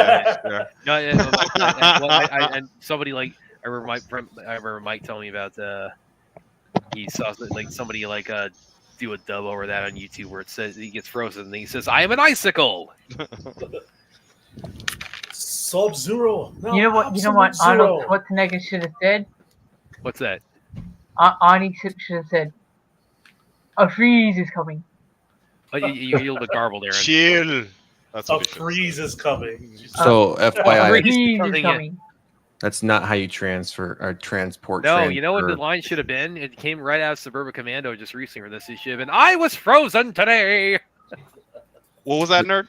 Liquid nitrogen needs to be transported and transferred in an upright container position, not like a truck like that would typically transfer like petrol or diesel. Stay cool, it would be in barrels, you're saying, right? Correct. Yeah. Well, like imagine a barrel, but imagine like a barrel probably 3 times the size of like a petrol barrel, right? Like a tall silo looking kind of. Correct. Yeah. Got it. I remember when I was working at FedEx, they had barrels of cyanide gas. One of them was creaked open, like the lid was popping off. I shut that trailer door and said, "No, get this fucking thing out of here." So what is that? Camera tricks and Mercury right there? Oh, the practical stuff. It's probably just the camera lock. Yeah. The camera's probably locked down onto a surface, and then they're just tipping the whole thing where you probably can't tell it's moving. Got it. Inception effect. Got it. Or it's stripper glue with glitter in it. There you go. Or it's actually metallic and they're just running magnets on it or something. I don't know. Or there's really a T1000 that exists, and Cameron's not telling us the whole deal. Well. That sounds like it. Yeah. Robert Patrick really is the T1000. He keeps his T1000 dreams to himself. What'd you say? said I really wish he'd make another Terminator movie and just stop making Avatar movies. Well, he's got a reboot he's writing right now, or whatever it's going to be. From what I understand, it's not a film. Oh, really? What I was told. Yeah, it's not a movie. It's something else entirely. From what I was told. Like a video game or something. Some shit like that. Yeah. It's a stage play. No. Oh God, no. No. Terminator the opera. Terminator on Ice. I'll be back. Not exactly at liberty to confirm exactly what it is, but yeah. Cameron's working on something. It's just not a movie, and it kind of bums me out. He's always working on 15 things, and think about it. Whatever he's working on at any given time, his vision board is always so grandiose. It takes 20 years to realize. Right. Terminator the mobile game. Should make more money than anything else, though, right? That's how that shit works. I don't know. See, it's like I'm kind of half and half on whether or not I go back and forth on whether or not I want whether they should do more Terminator or not, because part of me feels like, yeah, it's really kind of run its course, and the other half says, but maybe they got some more ideas. Maybe they can do something cool with it. And so yeah, I on any given day I could be like either, yeah, bring on more Terminator, or just kind of like I guess I want him to stop collaborating with people on it, like the whole Tim Miller Dark Fate situation, and actually just do it himself. Because at this point, I love Tim Miller. I love the first Deadpool movie. It's very clear that they kind of clashed on that movie, and it fucking showed in the movie. And it's like, it's not necessarily a bad thing on either one of them, but it's just like, look, dude, this is my baby, and I kind of made it, and I stupidly sold the rights way back when for $1 to my now ex-wife. And then it went through all the hoopla hopla of being sold from one production house to another production house, another production company, et cetera, et cetera. It's just like, I really just wish he would make a third fucking movie that he wrote and directed himself. I just don't see it happening because he's so invested in the Avatar stuff. Yeah. Well, I definitely of the crowd. I also want to see him finally get Alita 2 off the ground. And they've definitely pushed that heavily in the media. And he said with Rodriguez, we signed like a blood oath for that. And it's like, obviously, and he's alluded to, it's like, he mentioned like, I sold my house because we're moving to Texas, and that's where we're going to shoot Alita 2. So, but it's just a matter of like, when is Disney finally going to officially pull the trigger on that? Yeah. Who sold their house? Robert Rodriguez. By the way, what you're talking about, Phil, too. That like this is like, I actually did an article on Screen Rant when Dark Fate came out, where I talked about like they missed their setup for like future Terminator, with like when he gets his arm cut off there in the gear mesh, it's like, and he goes into the seal later on, but that part is still left there. So it's like the original Terminator, there's still a remnant of him left that could form the basis for like what the reconstituted Skynet could be, and then the new timeline. Well, like even in Dark Fate, didn't they shift away from Skynet to a different type of machinery now it's or called something? Well, now it's called Legion, but it's the future. It's basically the same future. It's just that it's now it's stupid. It's called Legion, and now it's not John Connor, the Resistance. It's a new character. Yeah, so that's goofy. At first, I liked Dark Fate more than a lot more, but I've kind of mellowed on it because a lot of it's like, it's you told us you've averted this future, but you really didn't, because it's like the nuts and bolts of it are still the same. It's still a machine apocalypse with AI taking over. It's called a different name now. We got a human resistance leader, so you didn't really change a whole lot. Just you changed maybe like some of the specifics, but yeah, you basically Jurassic World and Terminator. Congratulations. Yeah. Ruth, are you still with us? Ruth, I don't know. I was wondering if people want more future Terminator stories, or do they just want the filler? Or do they just want the filler of the cool future war stuff that we get glimpses of here and there? Yeah, the glimpse of the war. Well, that's just it. Like the thing that makes Terminator so interesting is the whole concept of time travel, machines taking over. If you're going to do something in the future, you're almost obligated to showcase something in the past. If Terminator Salvation showed us anything, it's people, sadly, don't really give a shit about what happens in the future all that much. Yeah, I figure that's like the wheelhouse you want to play. Like I have a soft spot for Salvation. I just felt like the story started off in a weird wrong place. Like it didn't start off at ground zero. It felt like the third film in a trilogy that didn't exist. and like we're already in this moment that's way down the line. I kind of like the idea they start off with of like John Connor, or that his legend is like it opens up with like some see him as the savior, others see him as a false prophet, and I like the idea of them playing on that he knows what the future holds for him, but that doesn't mean everybody is going to going to immediately buy. He's going to be the guy who sad this. Here's the thing about Terminator Zero is that it kind of alludes to the idea that John Connor isn't it might not be as necessary to all this as the franchise has tried to harp on. Okay. It's the way they lay out things in Terminator Zero make a lot of the other sequels a little more palpable and digestible, especially from like a time travel perspective. Okay, we're just seeing all that when I finish it up. Yeah, all the details about that.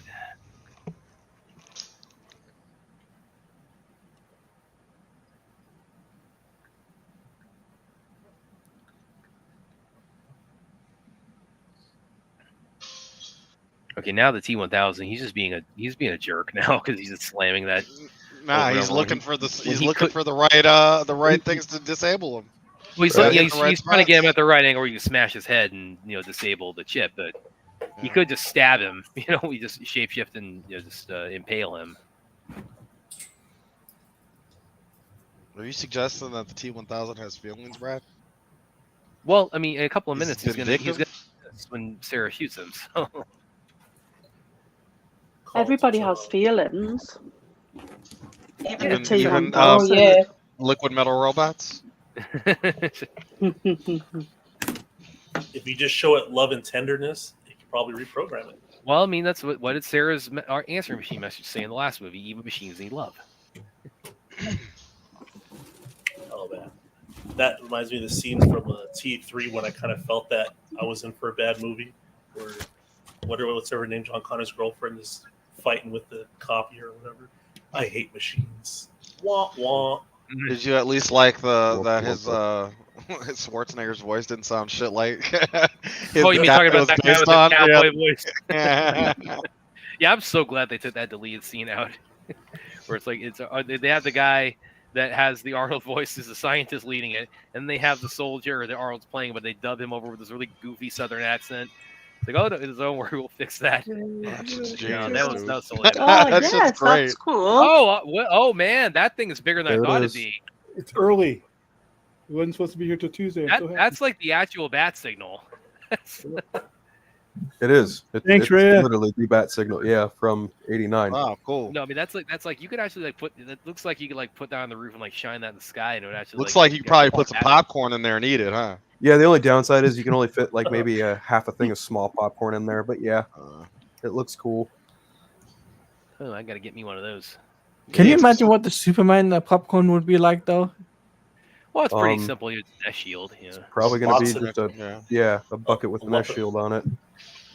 A lump of kryptonite.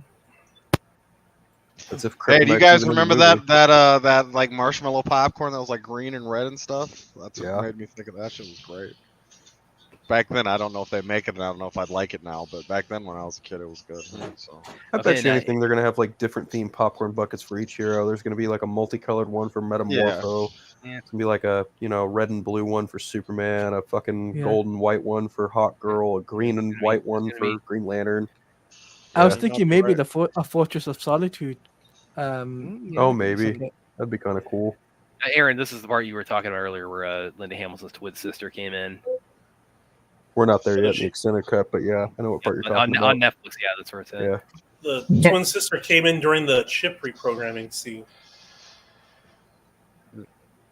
Well, yeah, because they had her in the mirror on the other side, so they could avoid having to do all the tricks to not have the camera be reflected.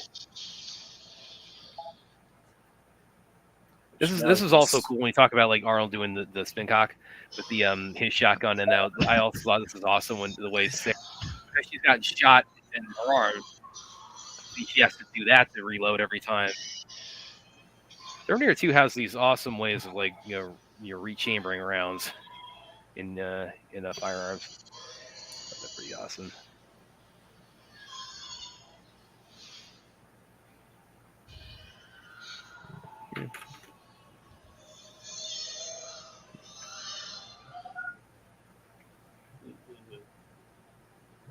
Fire. You're fired. No, like the Joker's just sitting there laughing at the Terminator. Like, it's an amazing scene, mind you, isn't it? Yeah.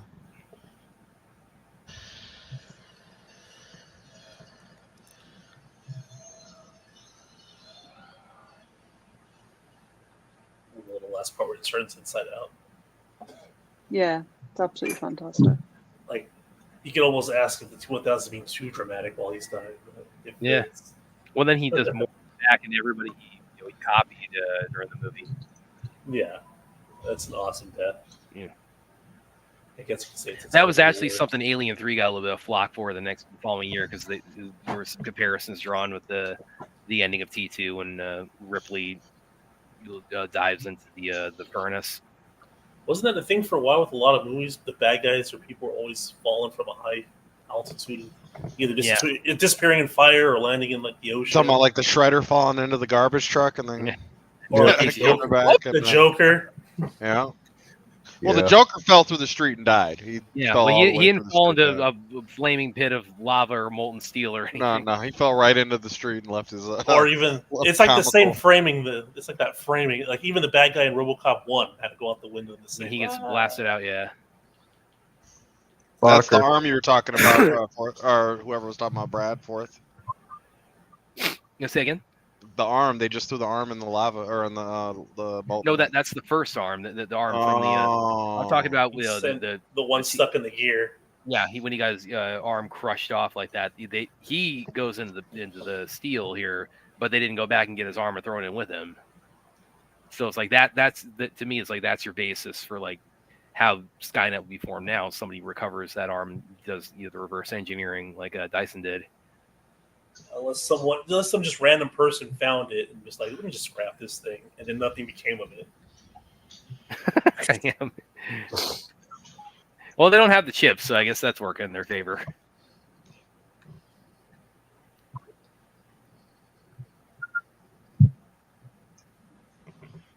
Oh man. Movie number 2 being one of the few movies that I cry in at the end. Oh yeah, because I mean it's not often like a machine is making a heroic sacrifice that's a tear-jerking moment.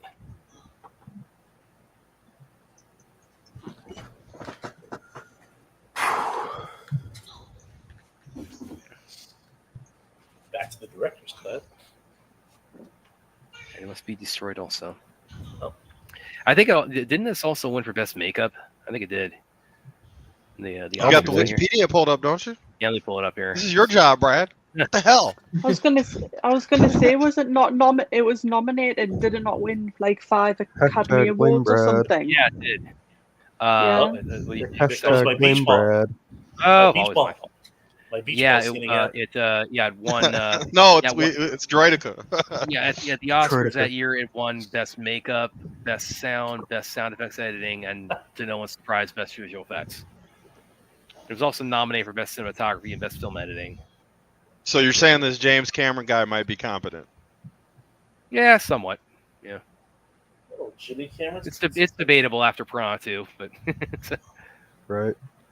It was all downhill after Piranha 2. It's all downhill. According to the billions he made in Avatar and Titanic. I'm still shocked that movie made $1 billion. That movie's so fucking boring. Titanic? Yeah. Titanic? Yeah. I can't watch that movie. It's so boring. For Titanic. Yeah. Yeah, the Titanic. I can't watch that movie. It was weird. You couldn't escape Terminator because it was so cool, but then when Titanic came out, you couldn't escape it because every girl in your classroom kept talking about it. Fuck, right? I just don't get it. my school, they were all about Leo. I remember going out to the lobby. There was like 4 girls sitting against the floor just crying. Oh, that's Ruth. Leo's still about the high schoolers, though. That ending is so... What's the timestamp on the Netflix? We help you out. 11:02. He's lowering himself with the thumbs up. And right when Sarah's lowering. Okay, so this was right where the Terminator franchise should have ended. All right. 211:53 or whatever, 212 basically. Yeah. So everybody should start disappearing now. Well, I mean, not until he actually makes contact with the seal. So, I mean, that's my whole function with salvation right there. When I watch Salvation, here it goes. Only person we should go to a flashback scene with her in the restaurant, getting treated like shit by the customers. Are you saying start the time loop all over again? Are you no, it's broken. Are you saying that it should like they not that they disappear, but like it should like rewind time back to where she? Yeah, because the circumstances that caused the divergence to all this happen are now melting. Yeah, right John Connor shouldn't exist. Yeah, or at least to this point. Unless all they did was delay Judgment Day. I feel you. I feel what you're saying, Phil. But who brought up that it could also be just any? It's not necessarily, Michael Bihn's character. It has to be. That's the part of the loop that is the part of the loop. I get that, but somebody brought up that it could have been just any guy because she got stood up. Yeah. Okay. Recently. So we know that's not nude. We already know that that's not the case because of the circumstances. So that's just a hypothetical. That's not the case. So that's not the case that they presented. So, like I said, by their own rules, we should be back in 1980, or wherever Sarah Connor was without the interference of Kyle Reese and anybody else from these. Whatever life she lived, that's where we should be going back to. Whether she's working at a shoe store without Bundy, whatever it is that did not involve the Terminator is what we should be seeing now. Bundy. Well, I mean, it almost ended with in the future with Sarah as a grandmother and John Connor as a senator. Which was, if you look at time linearly, I think they realized how ridiculous that was when they filmed that. That's why they didn't put it in. Oh, and now on the director's cut, we're at the Okay, I'm not. We're getting right to the thing. Yeah. If you switch it over to your Discord now, William, you should be fine now that you're not double running it. And even if you get stopped or slowed down, it's Vince running the Discord, so you're not going to lose progress. Because we're right at the climax again. Well, and also the extended cut has this thing where when he touches when he makes contact with like a metal railing or he takes it on. He's glitching out right now. Yeah. And that's how John also he's able to tell which Sarah's which at the end when he looks down at her feet and he sees that her foot is merged with the mesh in the floor. Yeah. And he knows that that's the T-1000. Yeah. I like that they took that out though. Why is that? Because it just makes the T-1000 that unstoppable until they pull off the molten steel scene. If he's malfunctioning, then I get the sense that he has a time limit to him, that he's rapidly approaching himself. But the scary idea is that he's unstoppable until they drop him in that vat, makes him all the more formidable. Right. It just makes it a little more ambiguous for John too, in the audience of which Sarah is actually which. Well, he has to actually go on faith that when she says "get out of the way, John," that's really the Sarah that his mother. Right.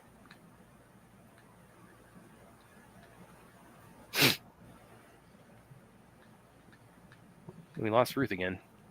I can't log into Discord from the computer.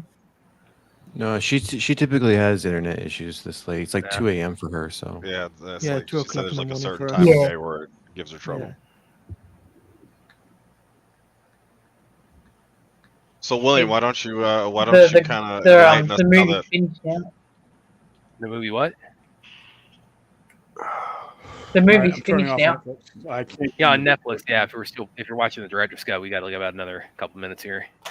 The T-1000 and the Terminator going to town on each other. That was a cool effect. Mm-hmm. That's the best one. Yeah, I love that when he hits the wall and then he just morphs back to the other side of himself. Yeah.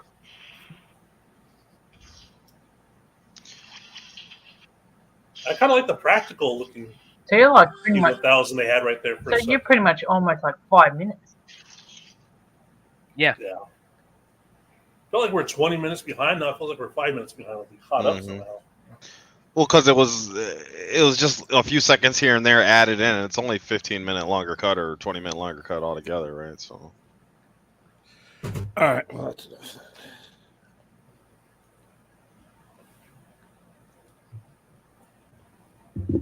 Does anyone prefer the special edition over the theatrical? I mean, whenever I can go either way with them. It's like it's not really like a make or break either way. It's yeah, it's cool to see that there's more. Yeah, there's not Justice League. Yeah, no, exactly. exactly. Yeah. It's not a Justice League situation. Yeah, I do say with like Cameron extended cuts, I probably like Aliens is the one I like. Every time I've put on Aliens, I'm putting on the extended cut now.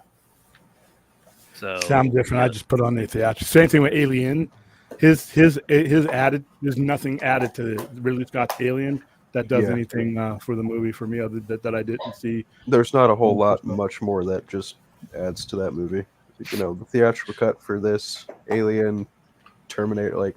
So does anyone feel that, and just using this as an example, so Brad, Ruth is in the background, in the back. In the back. There you go. Back on. Oh, she's back. She's back. Don't say much. Don't stop.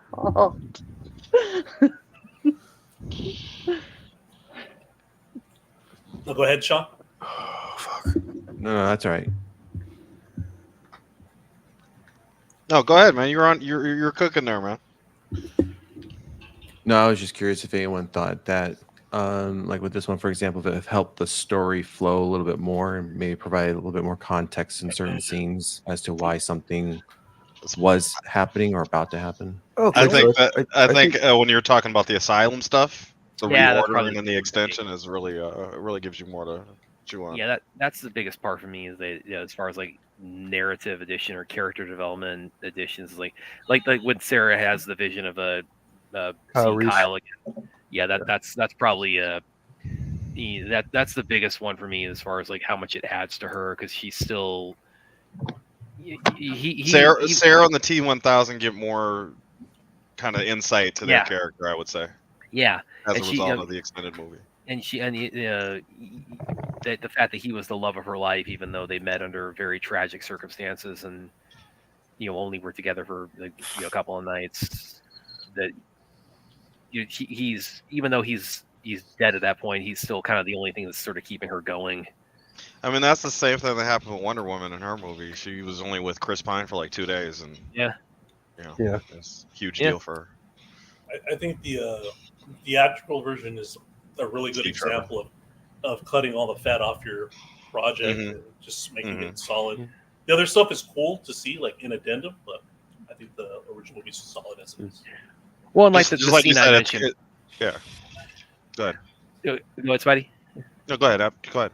Well, the scene I mentioned earlier, the deleted scene I mentioned that's not in the extended cut, but like of the T-1000, investigating John's room and running his hands across everything. And that's an example I would say of like it's a cool scene to see, but it's not necessary.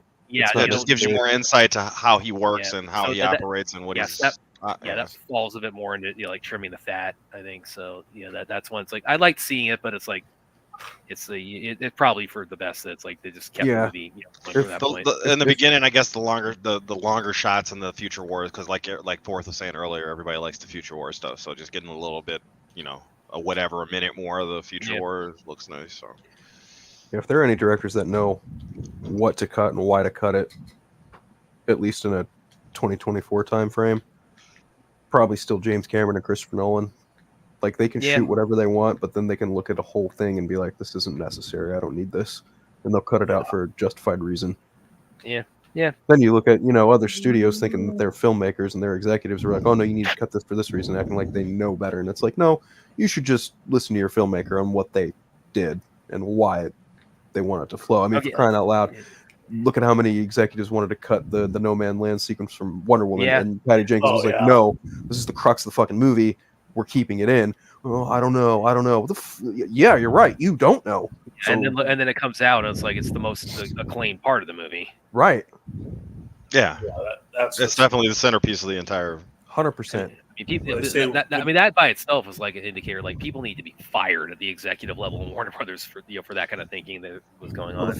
Warner Brothers got really out of hand in 2013 to 2017, and then even more so now. Like they've just been on a complete downward spiral ever since Man of Steel came out. It's pretty insane.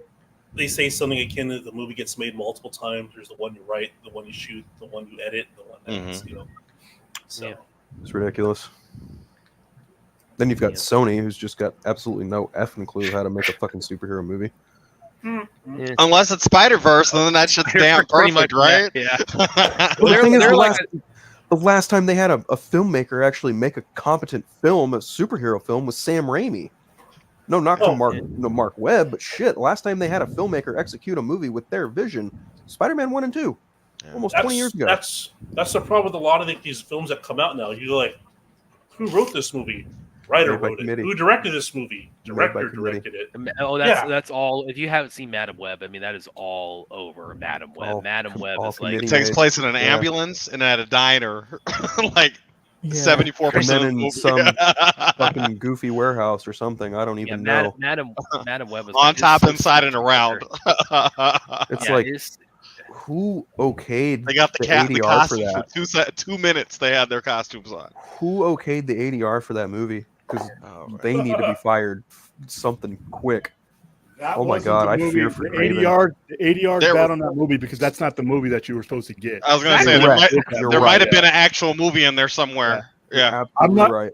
My judgment for Madam Web is going to wait for years down the line when you actually find out what movie they were what actually the hell happened. Yeah, well, apparently the movie they wanted to make was supposed to be influenced by this Terminator, which is what they should have stuck with. See, there is no room at the executive level for pussies, right? There is no room for at the go with your original plan. Stick with it. You cannot waffle at this level. It has reverberating effects and it has damaging effects. Sony, you have a good idea. You got to this point where you started making the movie, paying people. You have your movie. Keep going.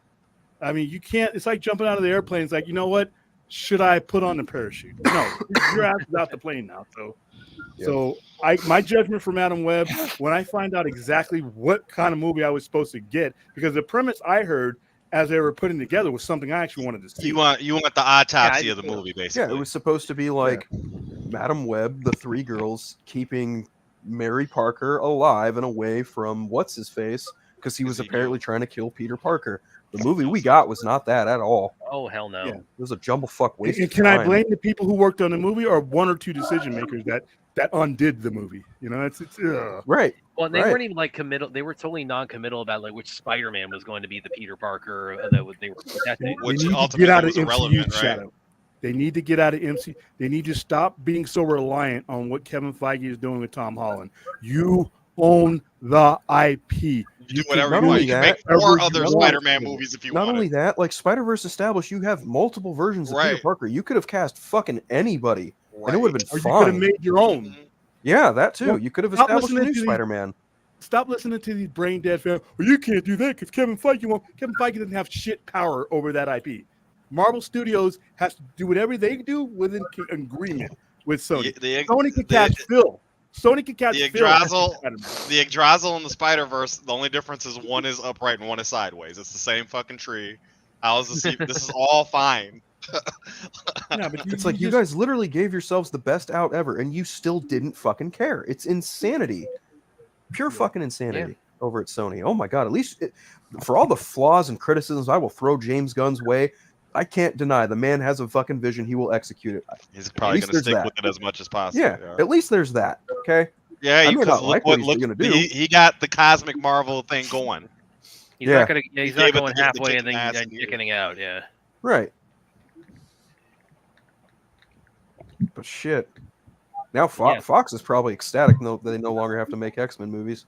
They're probably like, we couldn't get it right however many times. Go ahead, Marvel. Fucking take it. Yeah. Feige was involved back in the old Fox days. So he was, but not at the level he is at Marvel Studios. Yeah, so we'll see how it all plays out now. The X-Men franchise is a success. For the most. I cannot disagree with that. Even if you don't like them all, they're pretty good sellers. I think there's only a couple good ones out of the bunch, but yeah, that's just me. So there's yeah. But it's not maybe three. We got to remember their movies straddle a time where we didn't think about comic book movies the way we think about them now. They weren't done this way then. So I consider the X-Men franchise a success, but here's the thing about Sony is that you own the IP. X-Men 1 is a certified hit, to your point, William. Yeah, I think it's the most important comic book movie ever made. X-Men 1 is an excellent movie. Yeah, there are 2 comic book movies that have been made that I think have shaped modern comic book movies, and that's X-Men, the original X-Men movie, and Avengers 2012. I'm not going to even humor that joke. Blade is great, William. I hate those 2 movies because you knew it let Hollywood know that they could make movies on that scale, and then 10 years, 12 years later, it let them know that they could expand on that scale when you were talking about Avengers. Those 2 movies are, in my opinion, the 2 most important movies for where we're at now. Recognizable, which eliminates all the stupid-ass Blade jokes. Recognizable. Oh, my gosh. That time. Oh, my gosh. The disrespect he throws at the Demolition Man. How can you do it? Recognizable IP. Recognizable IP. Could you do Passenger 57 like this? when you started to present and make the IP, everybody involved, including your audience, knew that you were making a comic book movie, and the stakes are different when you're making a Wesley Snipes movie. Oh, by the way, it didn't matter what the movie was about. Wesley Snipes was going to fill your cinemas. Regardless, he could be playing big certified badass. That's why Blade's a hit and kicks off the whole superhero thing. Wesley you just explained it. That movie. You just explained how it happened. I wouldn't say he kicked it off, but he definitely kept it alive. Because Batman and Robin nearly killed it for a killed lot it all, people. yeah. And Steel, don't forget Steel now. Yeah, that too. Yeah, Steel. That's oh Jesus. That X-Men movie. Spawn tried for us, but Spawn wasn't that great. But at least it tried. Its heart was in the right spot. That X-Men movie was. Yeah, its heart was in the right place. His brain was God knows where. It was stuck in low CGI, low budget. That's where it was stuck. You know, the clanky. Bullshit was terrible. Iron armor. Yeah. You know what? Of all the flaws that movie had, casting Michael Jai White, and number the one, suit looked that awesome. was good. The practical suit looked awesome. And John Leguizamo's clown was fucking awesome too. Yeah, the Violator. Yeah. You're talking about Spawn. Spawn. Its heart was in the right place. We're not saying it kicked off anything. Its heart was in the right place. Spawn was different. Spawn was different because that was where Image was at the time. That was in 96, 97. Yeah, you're right. Image was the last of the mid 90s that were still profitable in the mid 90s, and even they had problems because by the time Image came out, DC and Marvel to take the comic book industry in about 95 with the big boys. Yep. DC started it with Death of Superman, and then all the Chromium. They broke Batman's back. Yeah, you're right. Yeah. M2 Marvel, right? Yeah, and Marvel Reborn, right? Oh God, M2. I remember reading about that as like a younger kid, but like having the like my grandfather. Not having to live through it, but hey, I didn't live through it. No, but like the Clone Saga. Oh my God. Reading after the fact, because my grandpa used to have these fucking boxes full of just wizard books. And I would just read through like Wizard Yeah. was our guide, man. Wizard was our monthly price guide. It was But the problem. Wizard was the shit, dude. They just printed too many in the. That's like a history lesson before the internet, right there. Correct. Yeah. Phil, exactly. We're going through the Wizard. Yeah. Nightfall didn't help either. Nightfall followed the Superman. Nightfall and Superman, the Death of Superman, both happened within a year of each other. Death of Superman was 92. Nightfall was 93. DC's play plan at the time was how do we take out our biggest hitters and effectively replace them with lesser known. And they did that again in New 52 at the end with Batbot and Superman with no powers. Right. It was just like, what the fuck are we doing here? It helped kill the industry in the mid 90s. Jim Gordon's Batbot. It's like because everybody followed those leads, and then Image was printing out way too many copies, and they had to dial back. You had Chaos Comics printing out the Chromium thing used to be the collector's thing until it got cheaper to make, and so everybody was doing Chromium copies. Valiant helped, but everybody followed that lead of the two big companies getting speculator buyers in. That's why every time somebody comes in and like I said, it tells me you never get what I have. We're in the Liefeld design era at the time too. Yeah, because by the early to mid 90s, everything had to be like big and oversaturated and bulky and just super edgy and super oh, you want your dad's Batman? Tough shit. This is not your dad's Batman. Oh, you want Superman? Nuh-uh. You're getting the fucking reign of the Supermen. They did have something. I don't know what year it was. Maybe you can help me out here, William. Alan Moore and Liefeld did something together. They did several things together.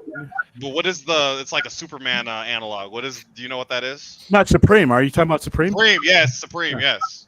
Supreme actually sold pretty well. They didn't print a lot of copies of that because Rob Liefeld was at that point in his career could not meet a deadline. He fucked up so many comics because he's at that time he was at the height, but he took a long time. And if you're going to have a monthly comic, then you know a lot of his books got stopped. He had to draw pouches, man. He had to draw all the pouches, man. It takes time to detail those pouches, William. Yeah, but and like I said, that's you gotta why have a pouch on your ankle and your leg and your elbow. I think the mid '90s was when the imagination just kind of like started to fade a little bit. Big Guns era, Metal Arms. Yeah, even now, like I said, I always make fun of. I don't care who's working on Superman at any point in time. They're going to pull a Death of Superman out of their ass, and it's just basically telling me that you've run out of ideas. I never want to see that fucking storyline again. Did you like the war? Well, you're about to with Superman and Lois, so I don't like what they did. Anymore, Did you like what they did with the last World Saga thing they had, where he was gone? He wasn't dead, but he was gone off of Earth in the War situation. That would have actually been the idea to me. If I, like I said, if I have any flaws with BVS, I would have done something like that, other than pull out that storyline again. I think that's. Can you kind of go into why? Did you how read you would have done Superman that? and the Authority, William? Did you read Superman and the Authority, William? About to pull it out right now. Look, about to pull it out. Boom. Fuck yeah. That is how you handle a death of Superman, because he knows he's going to die, and he's like, how do I leave the world in capable hands? And that 4-issue miniseries pretty much details how we would go about it. So do you think we're getting Superman and the Authority, or are we going to get Kingdom Come as Superman and the Authority? No, I don't think we're getting either of those things. I hope Not for a while. For his sake that he doesn't do that. I think. Do you see what I mean when I'm saying Kingdom Come? Not the whole story, but the attitude of the new heroes as the I Authority. think that's like the basis of his Superman movie, if I'm being brutally honest. Okay, okay, that's what. It's that's just a what reversal. It's just a reversal in in terms of like age and iconography. Like he's got a younger Superman as opposed to a seasoned older Superman. one. Yeah. Which to But me, still, the Authority has that new attitude of the new heroes from Kingdom Come. Yeah. The problem is if you're gonna do Kingdom Come, do Kingdom Come. Right. I don't mind James Gunn doing Kingdom Come. Well, he just kind of pointed out it's like an inverted Kingdom Come. There's no such thing. There's no such thing. I know what you mean. But that's what that sheds light to the logo and everything. Now that he kind of there's no. You know what I'm sick of? There's no. I'm so sick and tired of people being like, yeah, James Gunn's Superman movie. But here's the thing: some of those same people are like, "I'm so sick and tired of Lex Luthor being the villain." Well, guess what? He's the best fucking Superman villain. He's okay, sure, but still, like those same people who were saying, "I'm tired of Lex Luthor as the villain." You don't hear him saying that with this movie. Yeah, it's funny. It's just funny to me. It's just super funny to me. Yeah, if he's gonna do a Kingdom Come, do a full on Kingdom Come because there's a lot of elements. Right. You can't pick and choose elements out of Kingdom Come. So, do you see this as a potential? This is the early world of Kingdom Come. I hope not. I don't know. I don't know. I hope not, but I don't know. Okay. Because by Kingdom Come, the precursor to Kingdom Come is. Hey guys, how's the extended cut going? Oh, it's just wrapped. It's finished. It's just finished, and Vince is falling asleep. He's falling asleep. Oh, never mind. Yeah. But yes, and that can so that does officially conclude the Terminator watch party for the evening. As far as that's funny because we spent like the last 20 minutes just talking about Superman and DC stuff. Yeah, that's how it goes in the sci-fi scenario. All right. Well, like I said, I'll put together the show tonight. I'm kind of tired, but I'll still do it. Probably not gonna have an open panel because last fucking week was a disaster. Well, this is an open panel. No, not talking about throwing the bone into the chat. Yeah. We were just looking at, I guess, archaic social customs. I don't know, but what time are you having the show tonight, William? 8 or 8:30, somewhere around. Because I want to wrap it up early because I am kind of tired. Right. All right, guys. Well, thanks for being here, and see you later on tonight. Don't worry, guys. We'll be back. Boomer troll. Nobody gets the dumb joke. Oh, come on. With Terminator, you don't get back. Nobody gets the good burger jokes. Nobody gets these jokes. It's just no. If you were a stand-up comedian, the reverse gag would be, let's pay him to get off the stage. How about Wait a second. If anybody was a stand-up comedian, they wouldn't be going off what you think is funny. Well, when nobody's laughing at the joke, that's the jury there, buddy. Spin cock traw. Oh, Jesus.